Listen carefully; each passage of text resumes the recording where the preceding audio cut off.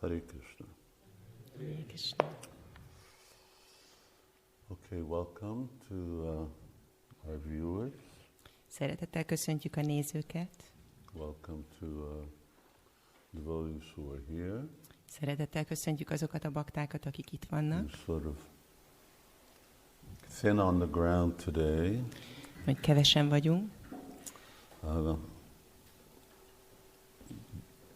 In order to avoid too many devotees from coming. Hogy ne jöjjön sok bakta. Anyway, basically the temple is locked up. A templom be van zárva. Unfortunately, and the reason is that it is the which anniversary? Hanyadik? 28. 28. It's the 28th anniversary of the installation of Dayanitai Vijay Gouranga. Ma van Dayanitai Vijay Gouranga beavatásának a 28. évfordulója. So if we're open, then there's no social distancing, there's no anything. Hogyha nyitva lennénk, akkor nem tudnánk betartani a távolságtartást és semmit. So therefore we're here less than the average Sunday. Ezért kevesebben vagyunk itt most, mint egy átlagos vasárnap. C'est la vie. That's life. Ilyen az élet.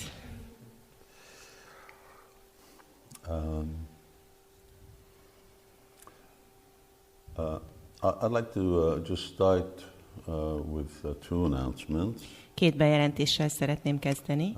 Let me start with the first one, which is just thanking devotees for Nitya Sevas. We had some Nitya Sevas coming in this week. Az első az lenne, hogy megköszönöm a baktáknak a Nitya Szévákat, ezen a héten is érkezett. Yashamati Nandan Devidasi in the UK. Angliából Yashamati Nandan Devidasi. And then we received payments from Govinda Charan and Rasika Shiromani. Govinda Charan és Rasika Shiromani is befizettek. Devotees who just bumped into on a festival and talked to them about Radhe Shyam. Bakták, akikbe csak belebotlottunk egy fesztiválon, és beszéltünk nekik Radhe Shyamról. Anyway, they were enchanted. És elvarázsolta őket. And then Radhanath Das, Danudar and family, Bhakta Shamu, they also finished their Nitya Seva payments. Ezek a bakták is befejezték a Nitya Seva fizetésüket. And very exemplary is Temple President of New Vajradham, Sripati Kundalata and the family, they finished. És nagyon példamutató módon a Krishnavölgyi templom prezident és a családja is befejezte a Nitya Széváját. Exemplary temple president. Példamutató templom prezident. And just about Nitya Seva, which viewers would like to know. És a Nitya Szévával kapcsolatban a nézők akarhatják tudni. Although in the near future we will be making a virtual report of last year's developments. A közeljövőben fogunk készíteni egy virtuális riportot az elmúlt időszakról. But the earnings last year of Radhe Shyam's investments. Egy beszámoló, de a múlt évben a Radhe Shyam befektetéseiből való bevétel have now covered 3/4 of the maintenance in New Vajradham. Lefette az új Vrajradhami fenntartás 3/4 részét. So, which is really very wonderful achievement. Ami igazából egy nagyon csodálatos eredmény. Despite the fact that we're in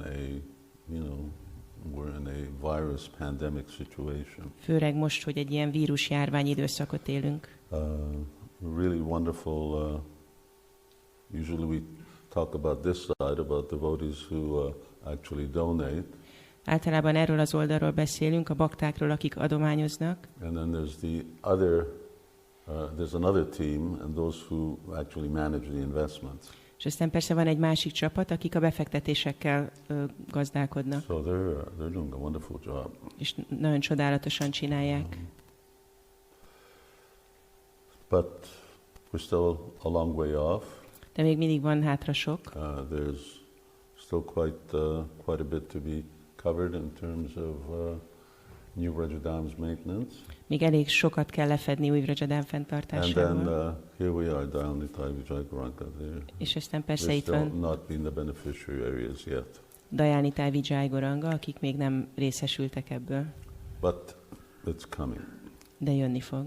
And of course, there's more than just maintenance. There's also the other aspect, which I have mentioned, which is the deity's clothes. És aztán ugye a fenntartáson túl van a murtiknak a ruhái. But I just wanted to share some very encouraging information. Majd ezzel kapcsolatban meg fogunk osztani nagyon lelkesítő információt.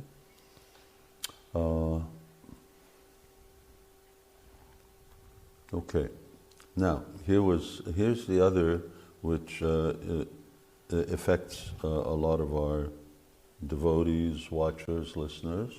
És itt van egy másik dolog, ami igazából hatással lesz a nézőkre, hallgatókra. And that is the following, which is receiving the books that you are ordering. Ami azzal kapcsolatos, hogy hogyan kapjátok meg a könyveket, amiket megrendeltetek.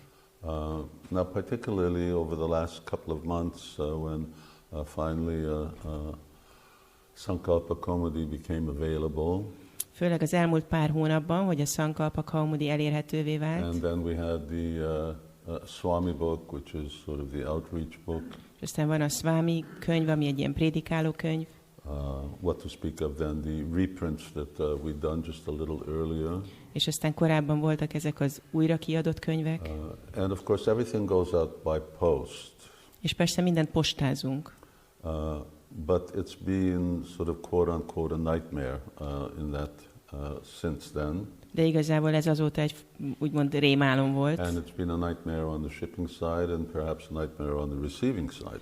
Rémálom volt a postázás oldalon, és rémálom volt a megérkezés oldalon. You know, Hungary, the postal expenses here are high. There are other places where it's cheaper. Magyarországon a postaköltség magas, vannak más helyek, ahol olcsóbb. Which we can't do very much about because we're here. Ez nem tudunk mit csinálni, mert hogy itt vagyunk.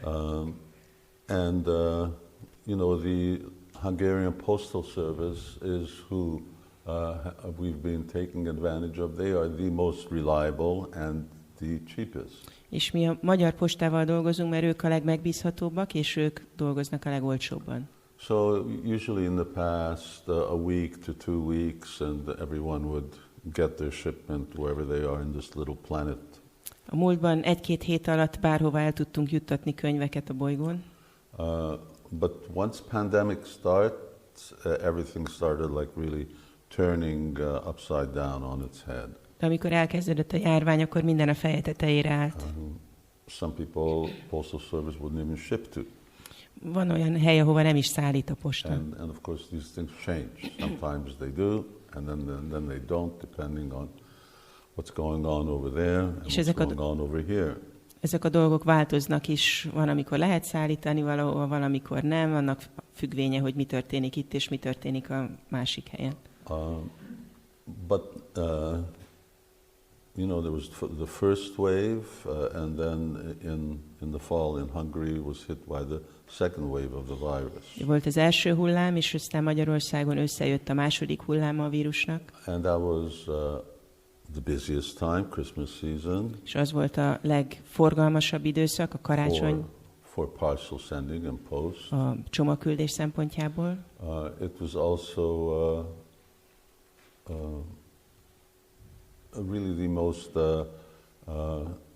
sensitive time in that the postal workers started also getting sick. És ez a legérzékenyebb időszak volt amiatt is, hogy a postások is kezdtek megbetegedni. That means that, you know, things slowed down a lot. Ami azt jelentette, hogy nagyon lelassultak a dolgok. Things have slowed down really considerably over those last 2 months. És az elmúlt 2 hónapban nagyon lelassultak a dolgok. So much though I know that Niranjan Swami Maharaj, who I sort of keep in touch with and talk to. Niranjan Maharaj, akivel kapcsolatban vagyok, és szoktam vele beszélni. I think it's been over 6 weeks that he's waiting for a sankalpa that was sent, special delivery. Több mint 6 hete vár egy sankalpa kötetet, amit elküldtünk neki ilyen gyors postával. And it's being held up by customs. És a vámon ül. So there are customs issues on this side, on that side. Vannak vám problémák ezen az oldalon és azon az oldalon. Whatever that side is. Bárhol is legyen ez a másik oldal. Particularly when that side happens to be India's side. Főleg amikor ez a másik oldal, ez India. So, you know, we've even sent by request, some devotees were willing to pay 100 euros, not for the book, just for the shipping. Voltak bakták, akik mondták, hogy hajlandóak fizetni 100 eurót a postázásért pluszba. And they're still waiting. És még mindig várnak. So, you know, there's this statement, phrase, circumstances out of our control. Ugye van ez a mondás, hogy a körülmények rajtunk kívül állnak. So, please be patient. Kérjük, hogy legyetek türelmesek. It seems that on this side things are improving. Úgy tűnik, hogy ezen az oldalon egyre jobb a helyzet. At least here in Hungary things are working better. Legalább itt Magyarországon jobban működnek a dolgok. How much better things are working in other parts of the world? Well, you know, sometimes it's up and sometimes it's down. A világ más részei mennyivel jobbak? Hát néha jobbak, néha rosszabbak. And then aside from that there's India, which is a whole different planet. És emellett meg van India, ami egy másik bolygó. And most likely I think we have no plans of even sending books to India. És nincs igazából tervünk, hogy Indiába könyveket küldjünk. Although we have a long list of devotees, once things sort of ease up, then we certainly will. Habár hosszú a listája azoknak a baktáknak, akik ezt szeretnék, majd hogyha egy kicsit javulnak a dolgok, akkor fogunk. We start hearing that the ones that have already been sent have started to arrive at a better pace. Amikor elkezdjük majd hallani, hogy legalább azok, amiket már elküldtünk, jobb tempóban érkeznek meg. So that doesn't mean that you should stop ordering. Ez nem jelenti azt, hogy most már ne rendeljetek. As I mentioned, things are better, so they're starting to move. Ahogy említettem, most jobbak a dolgok, kezdenek mozdulni. And obviously this is not just happening with Hare Krishna in Hungary. És ez persze nem csak a krisnásokkal történik Magyarországon. Or lal books. This is like vagy an international phenomenon. Ez egy nemzetközi jelenség. But, you know, shipping, post is the way in which people are accessing things nowadays, including even the food that they eat. Manapság ez a kiszállítása a módja, a postázása módja, hogy az emberek hozzájutnak dolgoknak, dolgokhoz, sokan még az ételhez is így jutnak. The world is aware that this has got to be smooth. Tehát a világnak tudatában van az, hogy ennek jól kell mennie. So by all means, please continue with the orders. One good thing is that the banking system seems to be working great. Úgyhogy kérjük, hogy továbbra is rendeljétek a könyveket. Az egyik jó dolog, hogy a bankrendszer az jól működik. You send your Nitya Seva one day, it gets here the other day. Hogyha a Nitya Seva pénzt külditek egyik nap, másnap megérkezik. No problem. Nincs probléma. And obviously, if you make payment for your book, then you can make sure that it's in the pipeline. És hogyha kifizetitek a könyvet, akkor biztosak lehettek abban, hogy elindult a folyamat. They are going. We're getting a lot of good feedback for Sankalpa. Tehát mennek ki a könyvek, és kapunk jó visszajelzéseket. Okay, I think I covered that topic. Azt hiszem, hogy ezt a témát lefettem.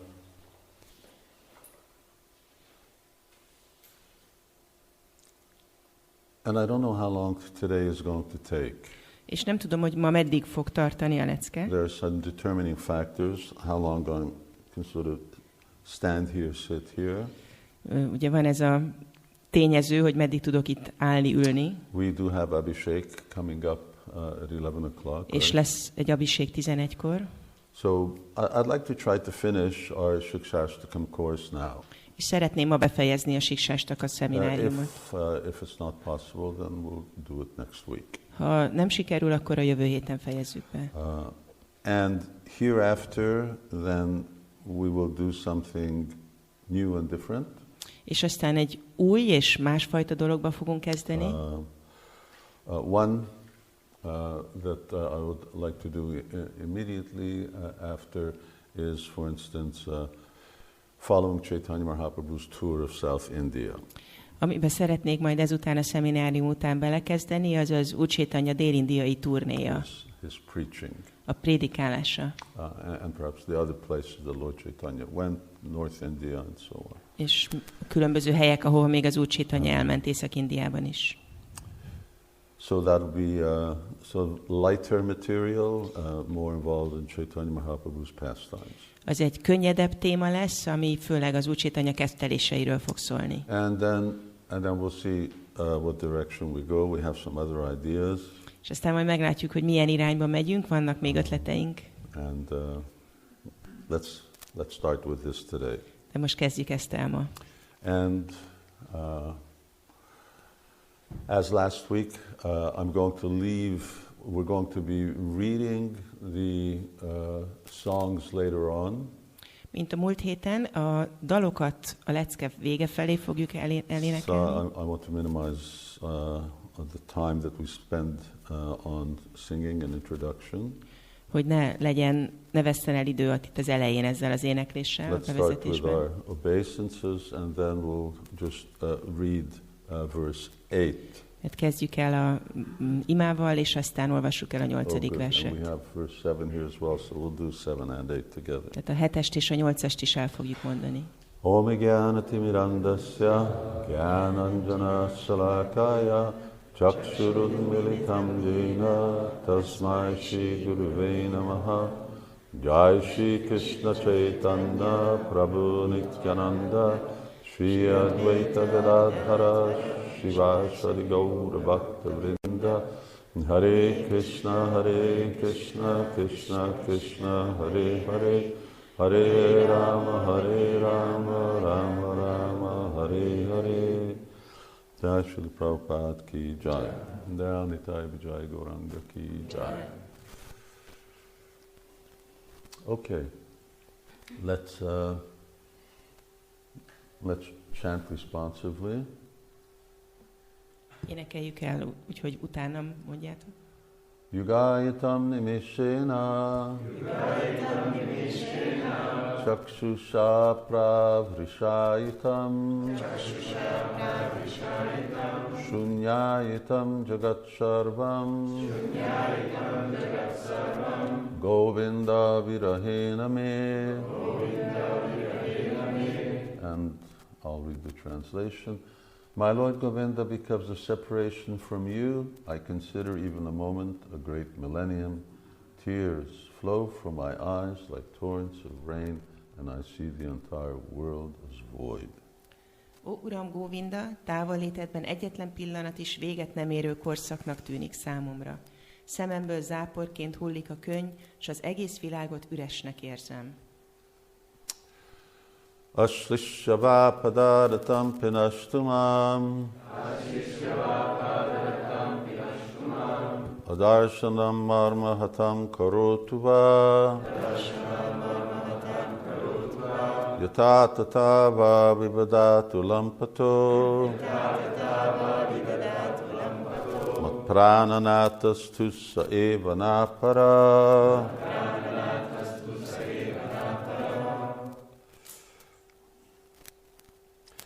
Let Krishna tightly embrace this maidservant who has fallen at his lotus feet, or let him trample me or break my heart by never being visible to me. He is a debauchee after all and can do whatever he likes, but he is still no one other than the worshipable Lord of my heart. Ölelje csak Krisna szorosan magához szolgálóját, aki lótuszlábához roskad, vagy taposson rám, s törje össze szívemet azzal, hogy sohasem jelenik meg előttem. Végtére is egy kórhelyű, aki kedvére megtehet bármit, ám mégsem más, mint szívem imádandó ura.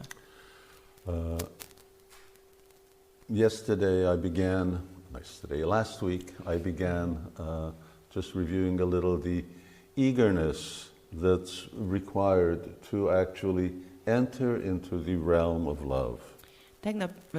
Múlt héten beszéltünk arról a lelkesedésről, vagy arról a heves vágyról, ami szükséges ahhoz, hogy valaki elérje a szeretet birodalmát. One has to want it. Az embernek ezt akarnia kell. And in my readings this week, I just came across an example that Kaviraj Goswami gives of eagerness. És ezen a héten, ahogy olvastam, találkoztam egy példával, ami Kaviraj Goswami mond erre a lelkesedésre. And this is in Chaitanya Charitamrita. Ez a Chaitanya Charitamritában van. That Chaitanya Mahaprabhu daily would go at least once, but more often on multiple occasions to see Lord Jagannath. És ez arról szól, hogy az Úr Chaitanya minden nap legalább egyszer, de volt, hogy többször is elment, hogy lássa az Úr Jagannathot. And usually when Lord Chaitanya went, then a lot of people would try to touch his feet, but devotees would be around him and protected him. És általában, amikor ment, akkor voltak bakták, akik meg akarták érinteni a lábát, de voltak másik bakták, akik meg védték őt. And here was an incident when, from the first time that Chaitanya Mahaprabhu came to Puri, he would not go beyond the Garuda Stamba inside the temple, which is at the back of the temple, traditionally back there. És onnantól kezdve, hogy Chaitanya Mahaprabhu megérkezett Puriba, az volt a szokása, hogy nem megy a templomban beljebb a Garuda Stambánál, ami úgy hátrébb volt a bejáratnál. Because he took this vow, that because he got overwhelmed with ecstasy, so he ran into the deity room. Amiatt, hogy először annyira felülkerekedett rajta az extázis, hogy beszaladt egészen az oltárig. So since that time he was always in the back of the temple room. És azóta mindig a templomnak a végében állt. And I've never been in there. És sosem voltam ott bent. And probably nobody's been here either. Valószínűleg közületek se volt bent még senki. Chaitanya Charitamrita describes, and devotees who have been tell me there's the Garuda Stamba. De azok a bakták, akik voltak, bemondják, hogy van ott a Garuda Stamba. And beside it there was, there's Chaitanya Mahaprabhu's footprint. És mellette van ott Chaitanya Mahaprabhunak egy lábnyoma. And that was from a great ecstasy that he melted the stone. Egyszer, amikor nagy extázisban volt, akkor megolvadt a talpa alatt a kő. And there's also a little ditch, Prabhupada calls it. In other words, within the stone. És van egy kis mélyedés is a kőben. And that used to be usually filled with Chaitanya Mahaprabhu's tears when he was standing there and looking at Jagannath. Ami általában megtelt Chaitanya Mahaprabhu könnyeivel, amikor ott állt és nézte Jagannathot. So Lord Chaitanya was standing sort of beside the pillar. Tehát az Úr Chaitanya úgy ott az oszlop mellett állt. And we don't know what event it was, but the temple room was packed, so it was very full. És nem tudjuk úgy a részleteket, de teli volt a templomszoba. And there was this elderly lady who was trying to get darshan, but she couldn't get forward. She was actually right behind Lord Chaitanya. És volt egy idősebb hölgy, aki nem tudott előre menni, és pont ott az Úr Chaitanya mögött állt. I said usually devotees were surrounding Lord Chaitanya, so how she got that close, that was the Lord's arrangement. Említettem, hogy általában bakták vették körül az Úr Chaitanyát, hogy ez a hölgy hogy tudott ilyen közel menni, azt az Úr elrendezése And volt. everybody must have been very, very absorbed because she climbed up on Lord Chaitanya's shoulders. És biztos, hogy mindenki nagyon el volt merülve a darsamba, mert ez a hölgy ez rámászott az Úr Chaitanya vállára. Which is it's not something you don't notice. Ami nem egy olyan dolog, amit csak úgy nem veszel észre. And how she did it, that's another thing. Hogy ezt hogy csinálta, az megint egy másik kérdés. Bengali, Oriens like Bengalis are quite small. Az orisszaiak is nagyon alacsonyak, mint a bengálik. Sort of like Mohan size. Ilyen moha méretűek. And Chaitanya Mahaprabhu was, he was like this. És Chaitanya Mahaprabhu pedig ilyen magas volt. Or maybe bigger. Vagy talán magasabb. But Saranada, she managed to get up on Lord Chaitanya's shoulders. De valahogy felmászott az Úr Chaitanya vállára. And when the devotees saw that, then they immediately got her down. És amikor a bakták észrevették, akkor gyorsan lehúzták. But Lord Chaitanya, instead of becoming upset that a woman was standing on him, de Úr Chaitanya ahelyett, hogy így kibukott volna attól, hogy egy hölgy így ráállt. Because Chaitanya Mahaprabhu didn't, ladies to take darshan, they're like far away, very far away. A hölgyek csak, hogy megpillantassák az Úr Chaitanyát, csak nagyon messziről tehették ezt. And but he said, no, you should just see how eager she is to see Lord Jagannath. De nem, azt mondta, hogy nem, nézzétek meg, hogy milyen heves vágya van, hogy lássa az Úr Jagannathot. I wish I could be that eager. És bárcsak nekem is ilyen nagy vágyam lenne. So this is a example of eagerness. Ez a példa erre a lelkesedésre, vagy heves vágyra. This is the type of eagerness that we really want to have. És mi is szert akarunk erre tenni. So, just an example to keep in mind. Ez egy példa, amire emlékezhetünk. Now I want the Samyan shloka here. Mastrinite Svanto. Yes, we stopped with this. Itt álltunk meg. And here the translation was as follows. És itt ez volt a fordítás. This is the definition of prema. Ez itt a préma definíciója.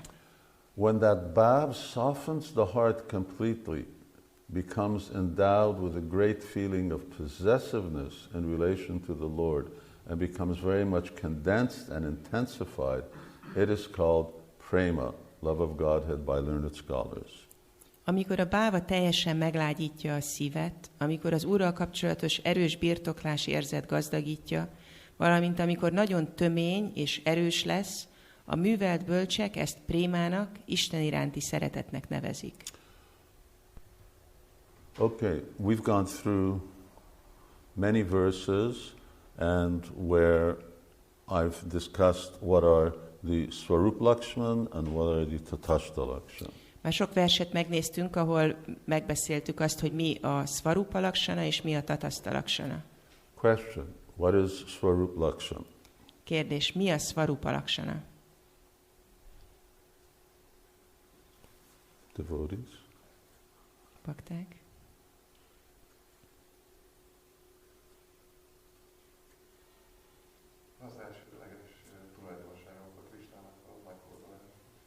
The primary quality in connection to the...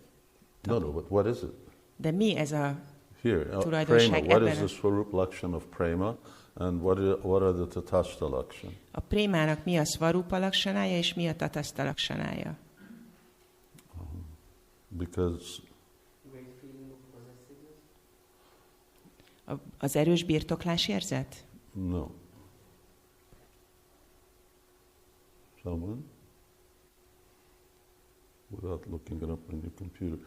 Primarily, when you're looking at Swarup, it talks about what something is. Amikor a Swarupáról beszélünk, akkor az mondja meg, hogy micsoda valami. So what is prema being described as? Tehát mi a préma, amiről itt szó van? Yes. A sűrített báva. The other things are symptoms. A többi dolog szimptóma. Now, if it was just symptoms which are being described, then you would have to see which one is primary and which one are secondary. Hogyha csak szimptomákról lenne szó, akkor ott meg kellene nézni, hogy melyik elsődleges és melyik másodlagos. But here bhava is this, the Sanskrit is bhava saeva sandratma.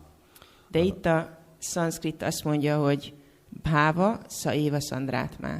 It's the condensed for bhava as it becomes condensed. Ez a bhava, ez nagyon töményé válik. So cooks think of, making burfi, and you're starting with milk, but you start to condense it. A szakácsok gondolhatnak a bőrfire, ugye, amikor elkezdjük a tejjel, és aztán besűrítjük azt. And the example is actually given in relationship to how you make sugar candy. És a példa, amit találunk, az az, hogy hogyan készül a kandiscukor. I'm not going to go through the different stages of that, because I don't know whether they exist. I don't have experience with them all. Ezt most nem fogom részletesen kifejteni, mert nincs róla tapasztalatom. I mean, they exist, but whether you can go into a shop and buy these 8 different forms of candy. Nem tudom, hogy létezik-e, de tudom, hogy létezik, mert be lehet menni egy üzletbe, és meg lehet venni a 8 különböző formáját. So, intensified state of bhava. Tehát a bávának ez a nagyon tömény állapota. And you have to keep in mind very often in Srila Prabhupada's books, when Prabhupada is actually talking about bhava, he uses the word prema. És erre fontos, hogy emlékezzetek, Prabhupada könyveiben van, amikor a báváról beszél, de a préma szót használja. Because it is prema, it's just the bud or just a little beam of prema. Mert a báva valóban préma, csak annak egy bimbója vagy egy sugara. But now this bhava, it is really the beginning of auspiciousness. De ez a báva igazából a kedvezőség kezdete. And it needs to be intensified. És ennek intenzívé kell válni. Or you could say that it's part of the unfolding process of Nitya Siddha Krishna Prema Sadhya Kabanoy, of the love that's in the heart. Vagy mondhatjuk azt, hogy ez a szívben rejlő szeretetnek a kinyílása. And secondary or tatashta lakshan, that we heard one of. És a másodlagos, vagy tatashta lakshan, amiről egyet már hallottunk, it softens the heart. Hogy meglágyítja a szívet. And what's the other one we're going to refer to? És mi a másik, amire fogunk utalni? Yes, mamata, this feeling of possessiveness. Ez a mamata, ez a birtoklási érzet. And that's it's a very significant quality. És ez egy nagyon fontos tulajdonság. So, as love becomes more and more intensified, or as bhava becomes more intensified, ahogy a szeretet vagy a báva egyre erősebbé válik, and the process of intensification is endless. és ennek az erősödésnek a folyamata végtelen. So it doesn't come to an end at any particular time. Nincs egy időpont, amikor eléri a csúcspontját. Even when you reach prema. Még akkor sem, ha elérted már a prémát. And this is sort of Krishna's one of Krishna's purposes. És Krishnának ez az egyik célja. And it's part of the purpose of pastimes. És ez a kezdtelések egyik célja. That Krishna wants to deepen love. Hogy Krishna el akarja mélyíteni a szeretetet. And this is the nature of prema is that like Krishna, it is Krishna's Swarup Shakti, his spiritual potency. És ez a Krishna Swarup Shaktiának vagy lelki energiájának a jellemzője. So it is unlimited. Hogy korlátlan. And so when Krishna tells the gopis, well, the reason that I disappeared is I wanted to intensify your love for me. Krishna azt mondja a gópiknak, hogy azért tűntem el, hogy erősítsem a szereteteteket. Now, there were sadhakas who needed that. Voltak szádakák, akiknek szüksége volt erre. But there were also siddhas there, including Srimati Radharani. De voltak ott szithák is, köztük Srimati Radharani. The development of their bhava or the development of the preliminary prema didn't require that. Az előzetes prémájuknak vagy bávájuknak a fejlődéséhez nem volt erre szükség. But here the point is that even when love comes to the stage of maturity, it continues to mature. De itt az az üzenet, hogy még hogyha el is éri a szeretet az érett állapotot, tovább tud érni. Because that's what, amongst other things, gives novelty and enriches Krishna's pastimes. It makes it ever fresh. Mert más dolgok mellett ez az, ami Krisnának a ketteléseit állandóan megújítja, mindig frissek. This way the experience becomes always new. Így módon a tapasztalat az mindig újszerű. So Krishna, everything is always new, and these exchanges of love always changing. Minden mindig új, és így ezek a szeretetteli viszonzások mindig változatosak. It's never the same, and so although something may be going on eternally with Krishna, it's always as if it's the first time. Sosem ugyanaz. Lehet, hogy vannak olyan dolgok, amik örökké történnek újra meg újra, de mindig olyan érzés, mint hogyha először történne. And one of the reasons it's the first time is because of this very intensifying of prema, the way in which prema, which is one of the ingredients of the lila, actually becomes deeper and deeper. És ennek az oka az, hogy a lilának az egyik összetevője, ez a préma, ez egyre mélyebb és mélyebbé válik.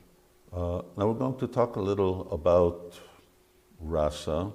Most beszélni fogunk egy kicsit a raszáról. Ingredients of rasa. A rasa összetevőiről. Something that just really sort of touching the surface. Ahogy mondtam, csak a felszínt kaparjuk. But it's not something that we talk about in Bhagavatam class every day. De nem egy olyan téma ez, amiről a napi Bhagavatam leckén szoktunk beszélni. It's not because we shouldn't be talking about it every day. It's just that it's not really a topic that regularly comes up. Nem azért, mert nem kellene erről beszélnünk, hanem azért, mert nem egy olyan téma, ami rendszeresen megjelenik. And it is technical. És egy ilyen technikai téma. Which is very interesting, because here we're talking about something that's spontaneous. És ez nagyon érdekes, mert itt egy ösztönös, spontán dologról beszélünk. But because we're talking about spontaneous loving devotion. Mert a spontán szerető odaadásról beszélünk. But just because it's spontaneous doesn't mean that it's haphazard. De azért, mert hogy spontán, az nem jelenti azt, hogy veszélyes. In fact, we see just the opposite. It becomes extremely complex and detailed. Nagyon-nagyon összetett és részletes. Or at least its understanding is. Legalábbis a megértése az. Much more detailed than sadhana bhakti. Sokkal részletesebb, mint a sadhana bhakti. And I'll explain. Usually we talk about rasa as actually being a relationship. Általában, amikor a rasa szót használjuk, akkor ez kapcsolatot jelent. But that's not exactly what it is. De nem pont ez. And you can just make a note of that. Rasa is actually the taste és ezt feljegyezhetitek, hogy a rasa az igazából a kapcsolatnak az íze. And we've already talked about Sthai Bhava. És már beszéltünk a Sthai Bháváról. Sthai Bhava is the nature of your relationship with Krishna. A Sthai Bhava az a Krishnával való kapcsolatot természete. And it will vary. És ez változatos lesz. You know, at Bhava, one is aware of one's relationship. Amikor valaki eléri a bávát, akkor már tudatában van a kapcsolatnak. But you can't enter into it. De nem tud belépni abba. Because you don't have prema. Mert még nincs prémája. And you don't have matured prema. Nincs érett préma. And you haven't actually attained rasa. És így nem érted el a rasszát. Well, anyway, we'll talk about that. Erről fogunk beszélni. But when we're talking about relationship, we're talking about two entities. De amikor kapcsolatról beszélünk, akkor két személyről beszélünk. And the dynamic that takes place between the two. És a kettőjük között zajló dinamikáról beszélünk. There's a lot here to talk about, and I'm not getting into it. Itt sok mindenről lehetne beszélni, amiben nem fogok belemenni. But two words you should know. De van két szó, amit tudnotok kell. Sanskrit words. Két szanszkrit szó. Vishaya and ashraya. Ez a visaya és az ásraja. So when we're talking about prema, amikor a prémáról beszélünk, when we're talking about love, szeretetről beszélünk, there's something that's very understood. Van egy nagyon általánosan megértett dolog. What's understood? Mi ez, ami meg van értve? When I say love for Krishna. Amikor azt mondom, hogy szeretet Krishna iránt. What's understood in that statement? Mi az, ami benne van ebben az állításban? No.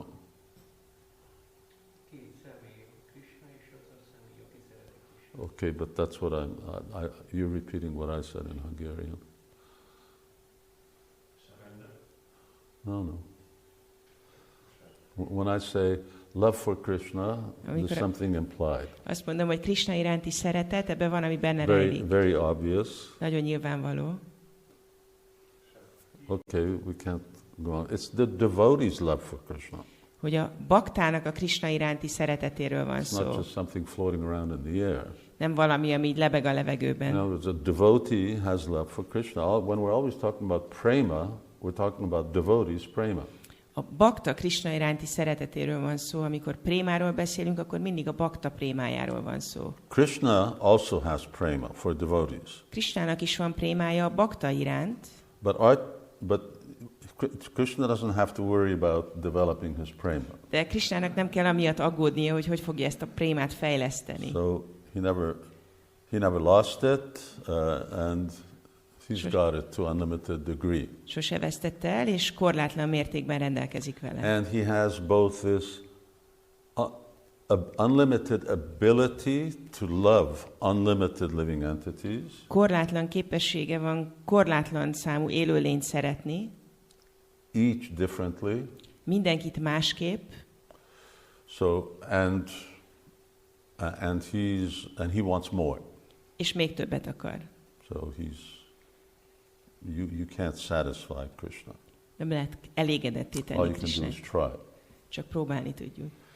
But we're exploring from the other realm. We're talking about devotees' love for Krishna. De mi a másik oldalról közelítünk, mi a bakta Krishna iránti szeretetéről beszélünk. So in terms of these two words, Vishaya and Ashraya. Tehát ami ezt a két szót illeti, hogy Vishaya és Ashraya. Ashraya means shelter. Ashraya azt jelenti, hogy menedék. And Vishaya means Vishaya Charya Sera Semajya.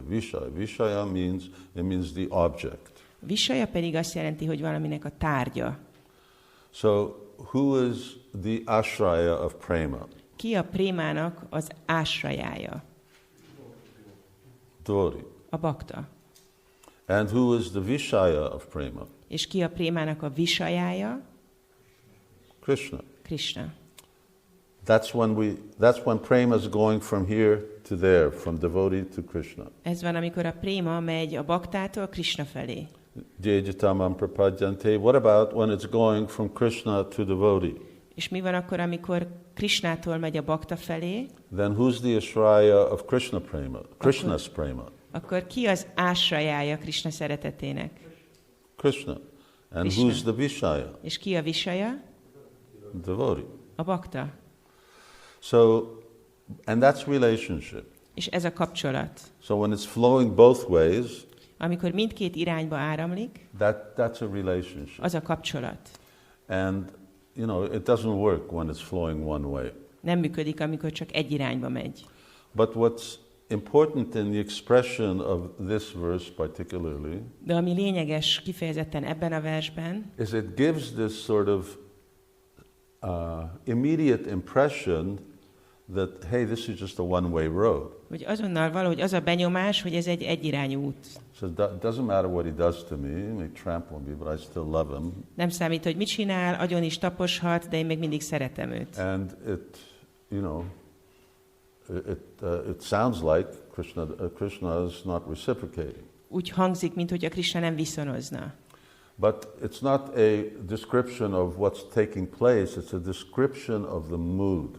De ez nem arról szól, hogy mi történik, hanem ez a hangulatról szól.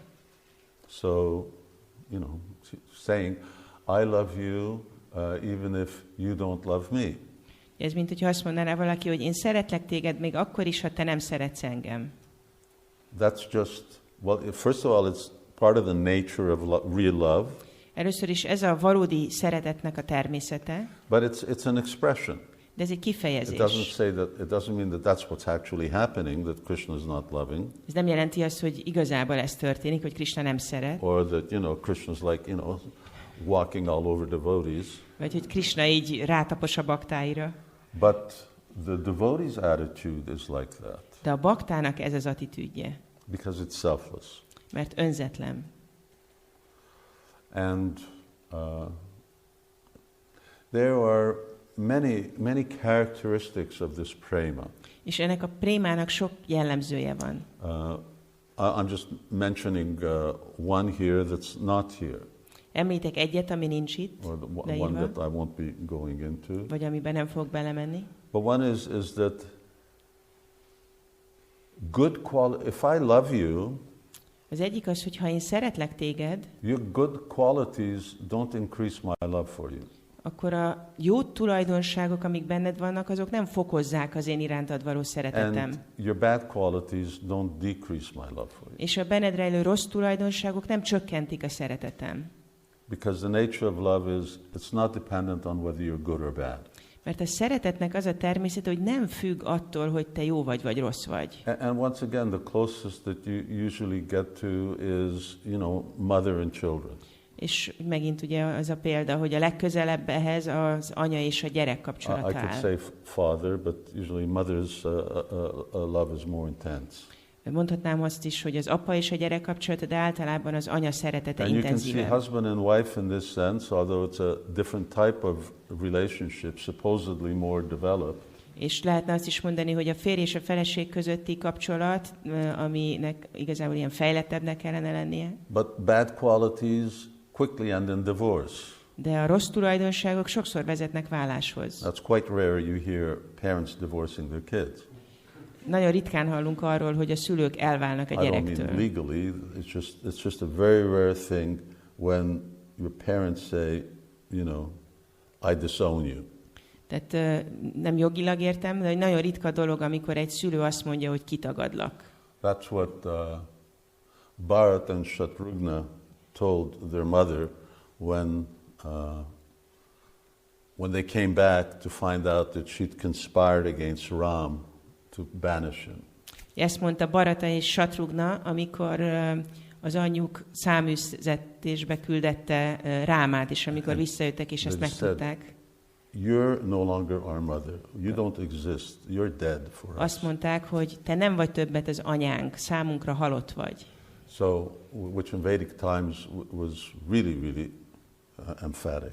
Ami a védikus korban aztán igazán egy hangsúlyos dolog volt. So love, this nature of love, it's just completely causeless. Tehát a szeretetnek a természete az az, hogy teljesen indokolatlan. And it's the devotee who's the ashraya of love for Krishna, the Vishaya. Bakta a Krishna, a Vishaya iránti szeretetnek az ásrajája, a menedéke. And I'm going to tell you something that you know. És mondok valamit, amit tudtok. That there are 5 principal relationships. Hogy 5 fő kapcsolat van. Neutrality, servitude, friendship, parental and conjugal relationship. Semleges, szolgai, baráti, szülői és szerelmi. And this neutrality one is a sort of quite a controversial position. Az a semlegesség, ez egy kicsit ilyen ellentmondásos helyzet. It's sometimes considered, sometimes not. Néha ide sorolják, néha nem. Technically, it's accepted that there's such a thing as Shantaras. Technikailag elfogadott, hogy létezik egy ilyen dolog, mint a Shantarasa. But the Shantabhaktas don't do anything, they don't serve. De a Shantabhakták nem csinálnak semmit, nem szolgálnak. So, from Chaitanya Mahaprabhu's point of view, if you're not serving, it's not a relationship. És Chaitanya Mahaprabhu szempontjából, ha nem szolgálsz, akkor nincs kapcsolat. Even if you have love, but you're not doing anything with it, then Míg ha van is szereteted, ha nem csinálsz semmit, akkor... That's something for another time. De ez egy másik téma. Although we will actually look into that briefly. Bár röviden lesz róla szó. And then there are secondary relationships. És aztán vannak másodlagos kapcsolatok. And remember, all of these things we experience here in the world. És emlékezzetek rá, hogy mindezeket a dolgokat tapasztaljuk itt a világban. But we are experiencing the material reflection. Tapasztaljuk az anyagi visszatükröződést. And as wonderful as these are in the realm of prema, És amennyire csodálatos ez a préma régiójában, so these other ones are really very painful in the realm of material love or kama. nagyon fájdalmas az anyagi szeretet vagy a káma birodalmában. Even if someone happens to have good karma in relationships, Még akkor is, hogyha valakinek jó a karmája kapcsolatok szempontjából. it ends. Véget ér. It ends with death. Véget ér a halállal. So the secondary relationships are 7 in number. 7 másodlagos kapcsolat van, And you'll see them later on the board. és később majd fogjátok látni a táblán. There is wonder, humor, pity, chivalry, anger, fear, and horror. Van ámulat, humor, lovagi hangulat, együttérzés, dühöngés, félelem és rettegés. So, friends joke. Barátok tréfálnak. That's the primary relationship is always existing. Az elsődleges kapcsolat ez mindig létezik. And the secondary relationship comes and it goes. A másodlagos kapcsolat az jön és megy. Sometimes you joke, sometimes you don't. Néha tréfálsz, néha nem tréfálsz. So sometimes someone is in you have to exhibit chivalry, and kshatriyas are on the battlefield. Valamikor ezt a lovagiasságot kell megnyilvánítanod, és a ksatriák a csatatéren vannak. But kshatriyas aren't always on the battlefield. Kshatriyas may be doing other things. De nincsenek a ksatriák mindig a csatatéren, van, amikor más dolgokat When csinálnak. they're with their children, then it's not an issue of being chivalrous. Amikor a gyerekeikkel vannak, akkor nem a lovagias hangulat jön elő. So now when you have each of these individual 5 primary relationships have different experiences with the secondary. És ennek az 5 elsődleges kapcsolatnak van kapcsolata a másodlagosokkal. So that's already 35 combination. Ez már 35 kombináció. Major combination. Fő kombináció. And that's not when the secondary ones start mixing. És aztán van, amikor a másodlagosok elkezdenek And keveredni. the primary ones also mix. És az elsődlegesek is keverednek. So the primary relationships mix. Az elsődleges is keveredhet. Lord Balaram has he's friendship relationship? Az Úr Balarám ugye baráti kapcsolatban van Krisnával. But he's also, because he's older than Krishna, therefore he has this certain parental mood. De mivel idősebb Krisnánál, ezért van ez a szülői hangulata is iránta. And everybody's Krishna's servant, so he also has a servitor mood. És mindenki Krisna szolgálja, tehát szolgáló hangulata is He van. expands himself in so many forms to serve Krishna. Annyi formába kiterjeszti magát, hogy szolgálja Krisnát. But we say he's in a mood of friendship because that's the dominant one. Azt mondjuk, hogy ő baráti hangulatban van, mert ez a fő, az More uralkodó. about that later. Erről majd később többet. So now I'm going to just go over briefly and what we're projecting here on the board. Most ezen át fogunk menni röviden, ezt most kivetítjük ide. Yes, good. And Ez van. everything is there. Yeah. And this is what we're going to be talking about. Erről fogunk beszélni.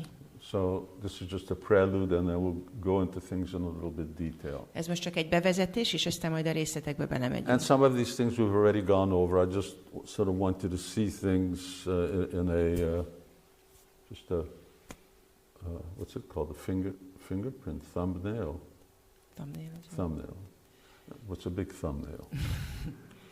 Hogy, tehát már beszéltünk erről, csak szerettem volna, hogy kicsit így menjünk át rajta. Okay, bhava, everybody's really in tune with what that is. A bávával kapcsolatban mindenki képben van, hogy ez mi is. And bhava ultimately means swarup, that one realizes one's identity with Krishna. És a báva azt jelenti, hogy valaki igazából megérti a svarupáját, hogy mi az identitása Krishnával kapcsolatban. And that is called sthai bhava. Ezt úgy nevezik, hogy sthai bhava.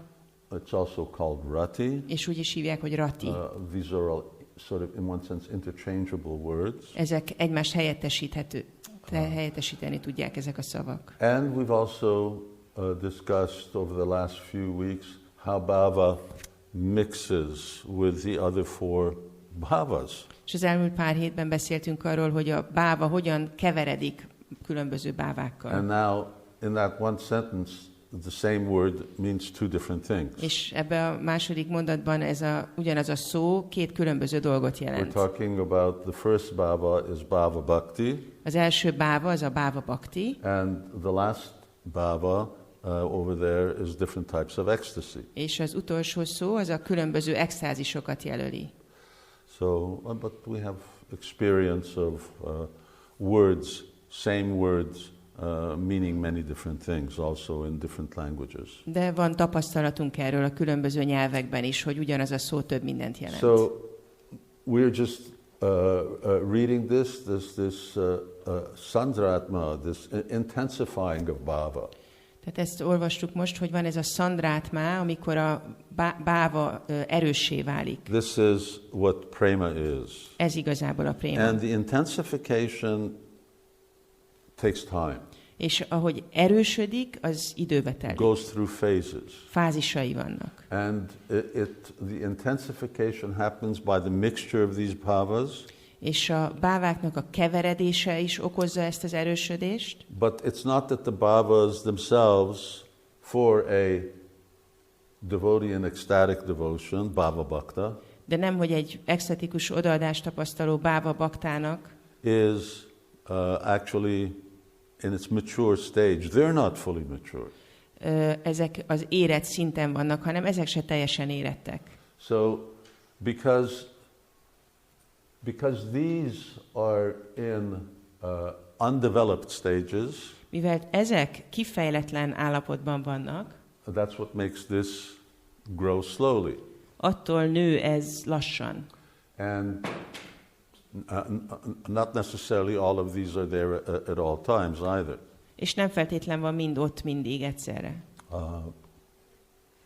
It's something like cooking. Olyan egy kicsit, mint a főzés. When you're cooking and you sort of put in ingredients, hogyha főzöl és beleteszed a hozzávalókat, the preparation's not finished just because you mix the ingredients. Akkor még nincs kész az étel, csak attól, hogy összekeverted a hozzávalókat. So, you take the spices and the ingredients, you throw them all in, and you serve it. That's called raw food. Hogyha fogod a fűszereket, és ott vannak az összetevők, és csak mindent összekeversz, és felszolgálod, az nyers étel. So it's a disaster. Az egy katasztrófa. So what happens? You're mixing, and as you're mixing, things actually start to develop their qualities. Mi történik? Elkezded keverni, és ahogy így főzöd, akkor a dolgoknak kijön a tulajdonsága. So same thing with this mixing. Ugyanez van itt ezzel a keveredéssel. And as it does, and eventually when your preparation is complete, that's called rasa. És végül, amikor elkészül az étel, azt nevezik rasának. Or rather, it's prema, and with a different type of prema, you're qualified for a rasa. Vagyis ez a préma, és aztán a különböző préma képesít egyfajta raszára. Now, prema has two effects. A prémának két hatása van. Anyway, unfortunately, not right. So prema does two things, and those are D and E over there. A préma két dolgot csinál, amit itt a D és az E pont jelöl. It increasingly purifies the heart. Egyre fokozottabban megtisztítja a szívet. And the other is that it develops a identity, gives devotee his identity. És a másik, hogy megadja a baktának az identitását. Okay, purifying the heart. Megtisztítani a szívet. Now, a Bhava Bhakta does need to have his heart purified. A báva baktának kell tisztítani a szívét, because there are still shadows of things there. mert még mindig ott vannak a dolgoknak az árnyékai. But once those are purified, purification doesn't particularly mean that there's something impure. Amikor azok kitisztulnak, az nem feltétlenül jelenti azt, hogy van ott valami tisztátalanság. Purification instead means that the different types of love, or love's different facets begin to show. A tisztulás itt azt jelenti, hogy a szeretetnek a különböző oldalai elkezdenek megnyilvánulni. So it's just like a diamond or some valuable stone. Olyan, mint hogyha van egy gyémánt, vagy egy értékes kő. However you start cutting it, it refracts light differently. Hogyha másképp vágod, akkor másképp veri a fényt vissza. So as you polish this prema, as it becomes mature, hogy fényezzük ezt a prémát, ahogy éretté válik, different features of love start to manifest. A szeretet különböző jellemzői nyilvánulnak And meg, they become deeper. és egyre mélyebbek. Now this is where English language stops. Itt ér véget az In angol other nyelv, words, this is where every language stops. vagy minden nyelv. We have one word, love. Nekünk egy szavunk van, ami a szeretet, And that corresponds to prema. ami a prémához kapcsolódik, But we have no words for the subsequent development of prema. de nincsen szavunk a préma további fejlődési szintjeire. And we will look at those.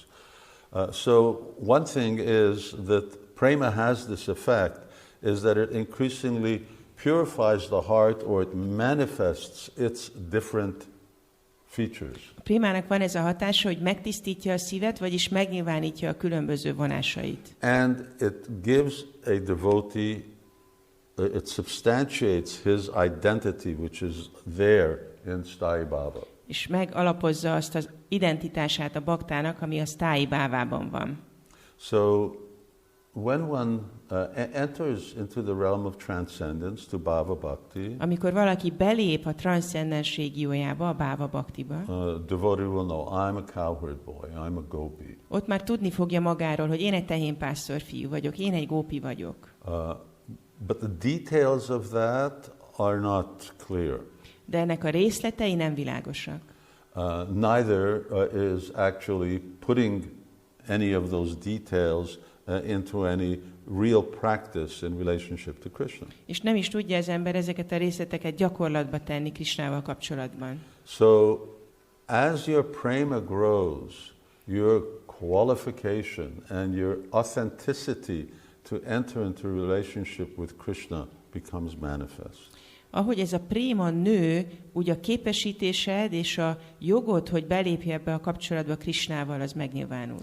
I don't just feel like a cowherd boy, I am a cowherd boy. Nem csak, hogy úgy érzem magam, mintha egy tehénpásztor fiú lennék, én egy tehénpásztor fiú vagyok. And then just to make life easy, És azért, aztán csak, hogy könnyű legyen az élet, and this is just a side mention, és ezt csak így mellékesen this megjegyzem. identity, the word for that is called abhiman. Ezt az identitást úgy hívják szanszkritul, hogy abhimána, It's defined by 11 characteristics. és 11 jellemzője van. And lo and behold, the word for them is also bhavas, 11 bhavas. Tehát 11 jellemzője van az identitásnak, és a szavak, amiket használnak erre a 11 jellemzőre, az is báva.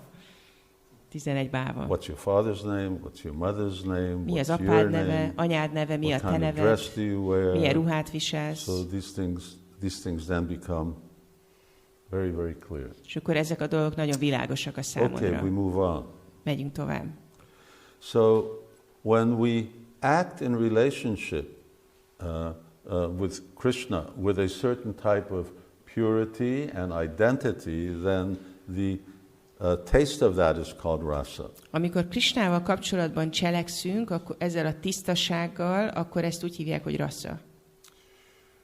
So there's bhava. Bhava gives rise to prema. Tehát van bhava, aztán jön a préma, felébred. Prema facilitates a certain identity. A préma lehetővé tesz egy bizonyos fajta identitást. And based on these identities, there are 5 different types of bhakti.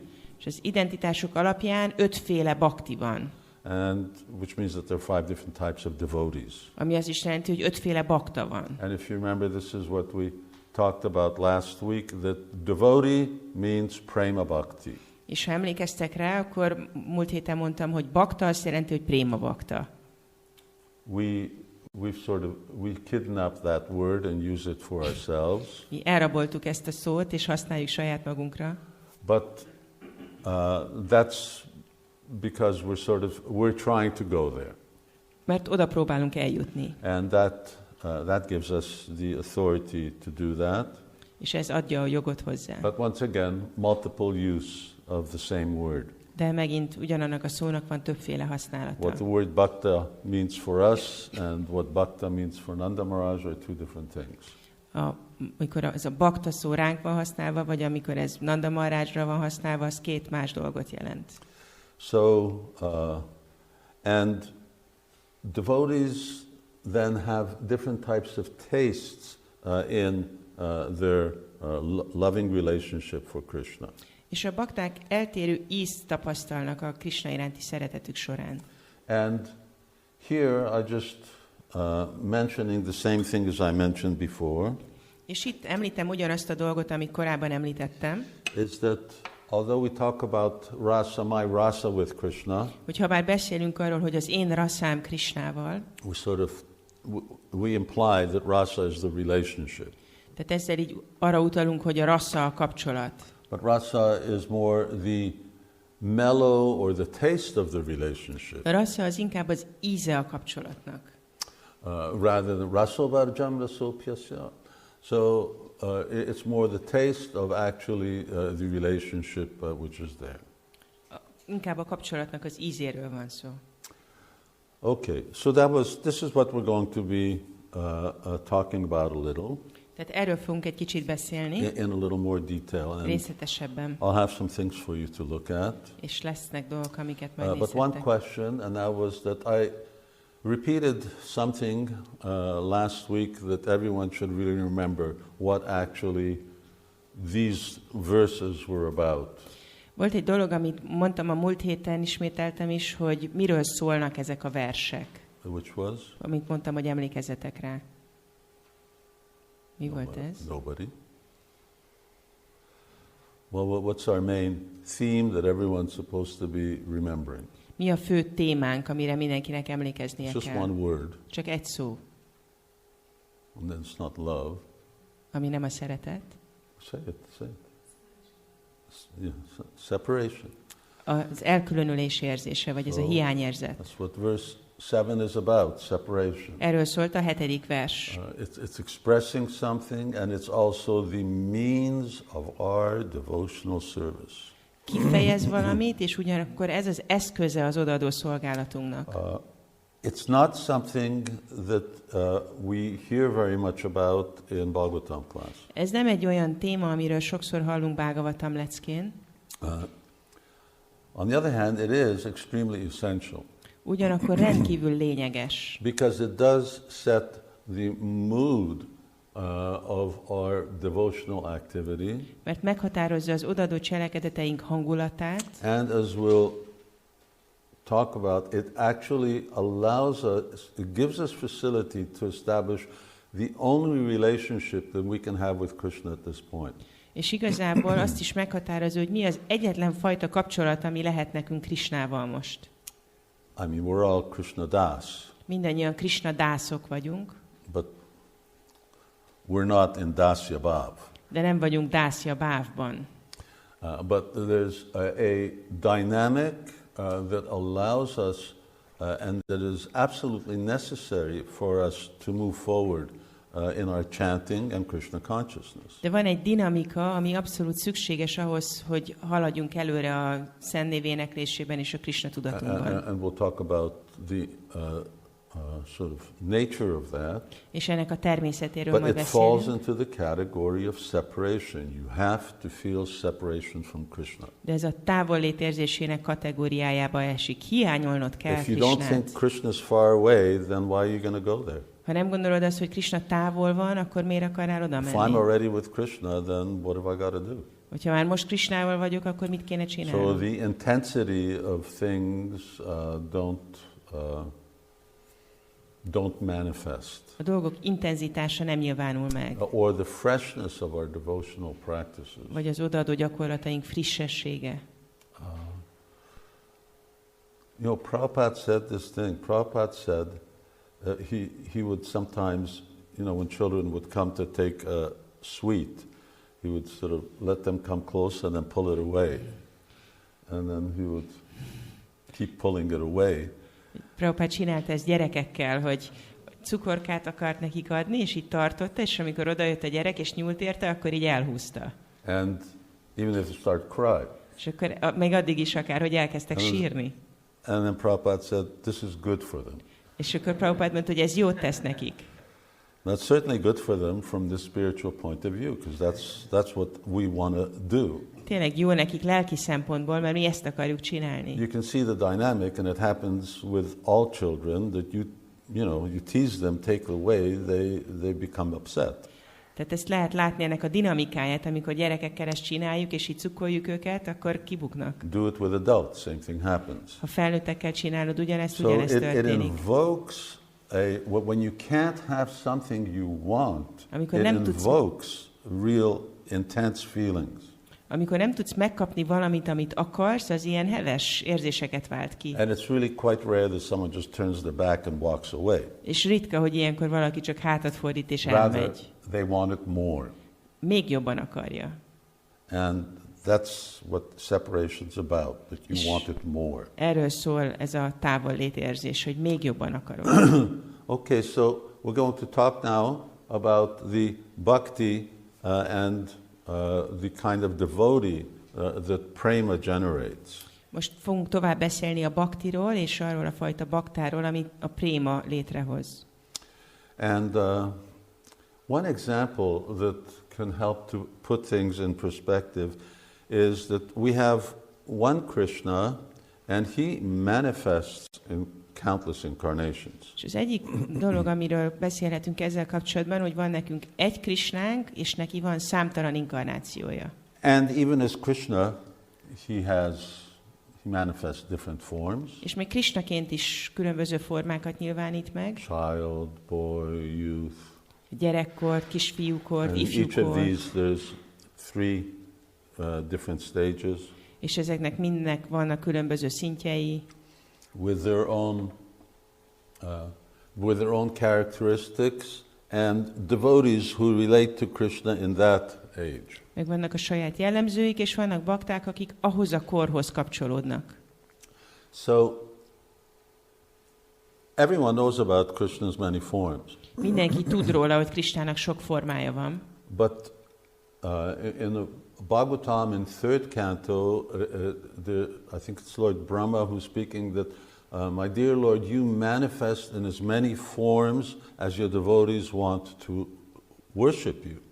Azt hiszem, hogy a 3. énekben olvashatjuk azt, hogy az Úr Brahma mondja, hogy annyi formát nyilvánítasz meg, amennyi formában a baktáid imádni akarnak. So there are literally a countless number of different types of love, Tehát igazából számtalan formája van a szeretetnek, because there are countless living entities. mert számtalan élőlény van. And they generally fall into certain categories. Általában különböző kategóriákba esnek, And then, of course, even within those, they're all individuals. és még azokon belül is persze mind egyének. So say you have these 5 relationships in Vrindavan, Tegyük fel, ez az 5 féle kapcsolat van Vrindavanban, and you have gopis, és vannak gópik, but they're all individuals, and Krishna's reciprocating with each of them differently. de mind egyének, és Krishna mindenkivel másképp So viszonyul. they all fall into one certain category, but then Krishna has individual relationships. Mindegy bizonyos kategóriába esnek, de Krishnának egyedi kapcsolata van mindannyiukkal. And then amongst the gopis there's the elder ones, and then there's the young ones. A gópi között vannak az idősebbek, és vannak a fiatalok. And of the young ones there's 5 different types of gopis. És a fiatalok között is van 5 féle gópi. Nitya Saki, Saki, Pran Saki, Param Prishta Saki. So there are different gopis, and they're in different types of love with Krishna. Vannak ezek a különböző gópi csoportok, akiknek más típusú szeretete van Krishna felé. But still, even within those groups, they're all individuals, and Krishna has individual relationships. Még ezeken a csoportokon belül is ők mind egyének, és Krishnának egyedi kapcsolata van mindannyiukkal. And they have different natures. És más-más And they természetük have van. different intensities of love. És a szeretetük intenzitása is eltérő. So, point is that love is variegated. It's like color. Lényeg az, hogy a szeretet nagyon változatos, mint ahogy a szín. So you have a few primary colors. Vannak fő alapszínek, You can mix them in unlimited variations. és korlátlan módon lehet keverni őket. So prema is also like that. A préma is ilyen. And I've mentioned these 2 qualities. És említettem ezt a 2 tulajdonságot, Increasingly purifies the heart, if you just want to know the Sanskrit. hogy fokozottan megtisztítja a szívet, hogyha akarjátok tudni ehhez a szanszkritot. Bhakta chitta, chitta means your consciousness. Ez a bhakta chitta, chitta azt jelenti, hogy tudat. Samskriya, Samskriya, like kriya, samskriya, like sankirtan, samskriya. mint hogy van ez a kriya, úgy van ez a samskriya, mint a sankirtan. So it manifests different types of love. Tehát különböző típusú szeretetet nyilvánít. And we're all individuals. És mi mind egyének vagyunk, So in all of us already that prema is developing in different ways. és mindannyiunkban ez a préma, ez már más módon fejlődik. Very, very mysterious. Nagyon rejtélyes. Of course, in the material world it's like that as well. Persze ez így van az anyagi világban You is. just, we all look different.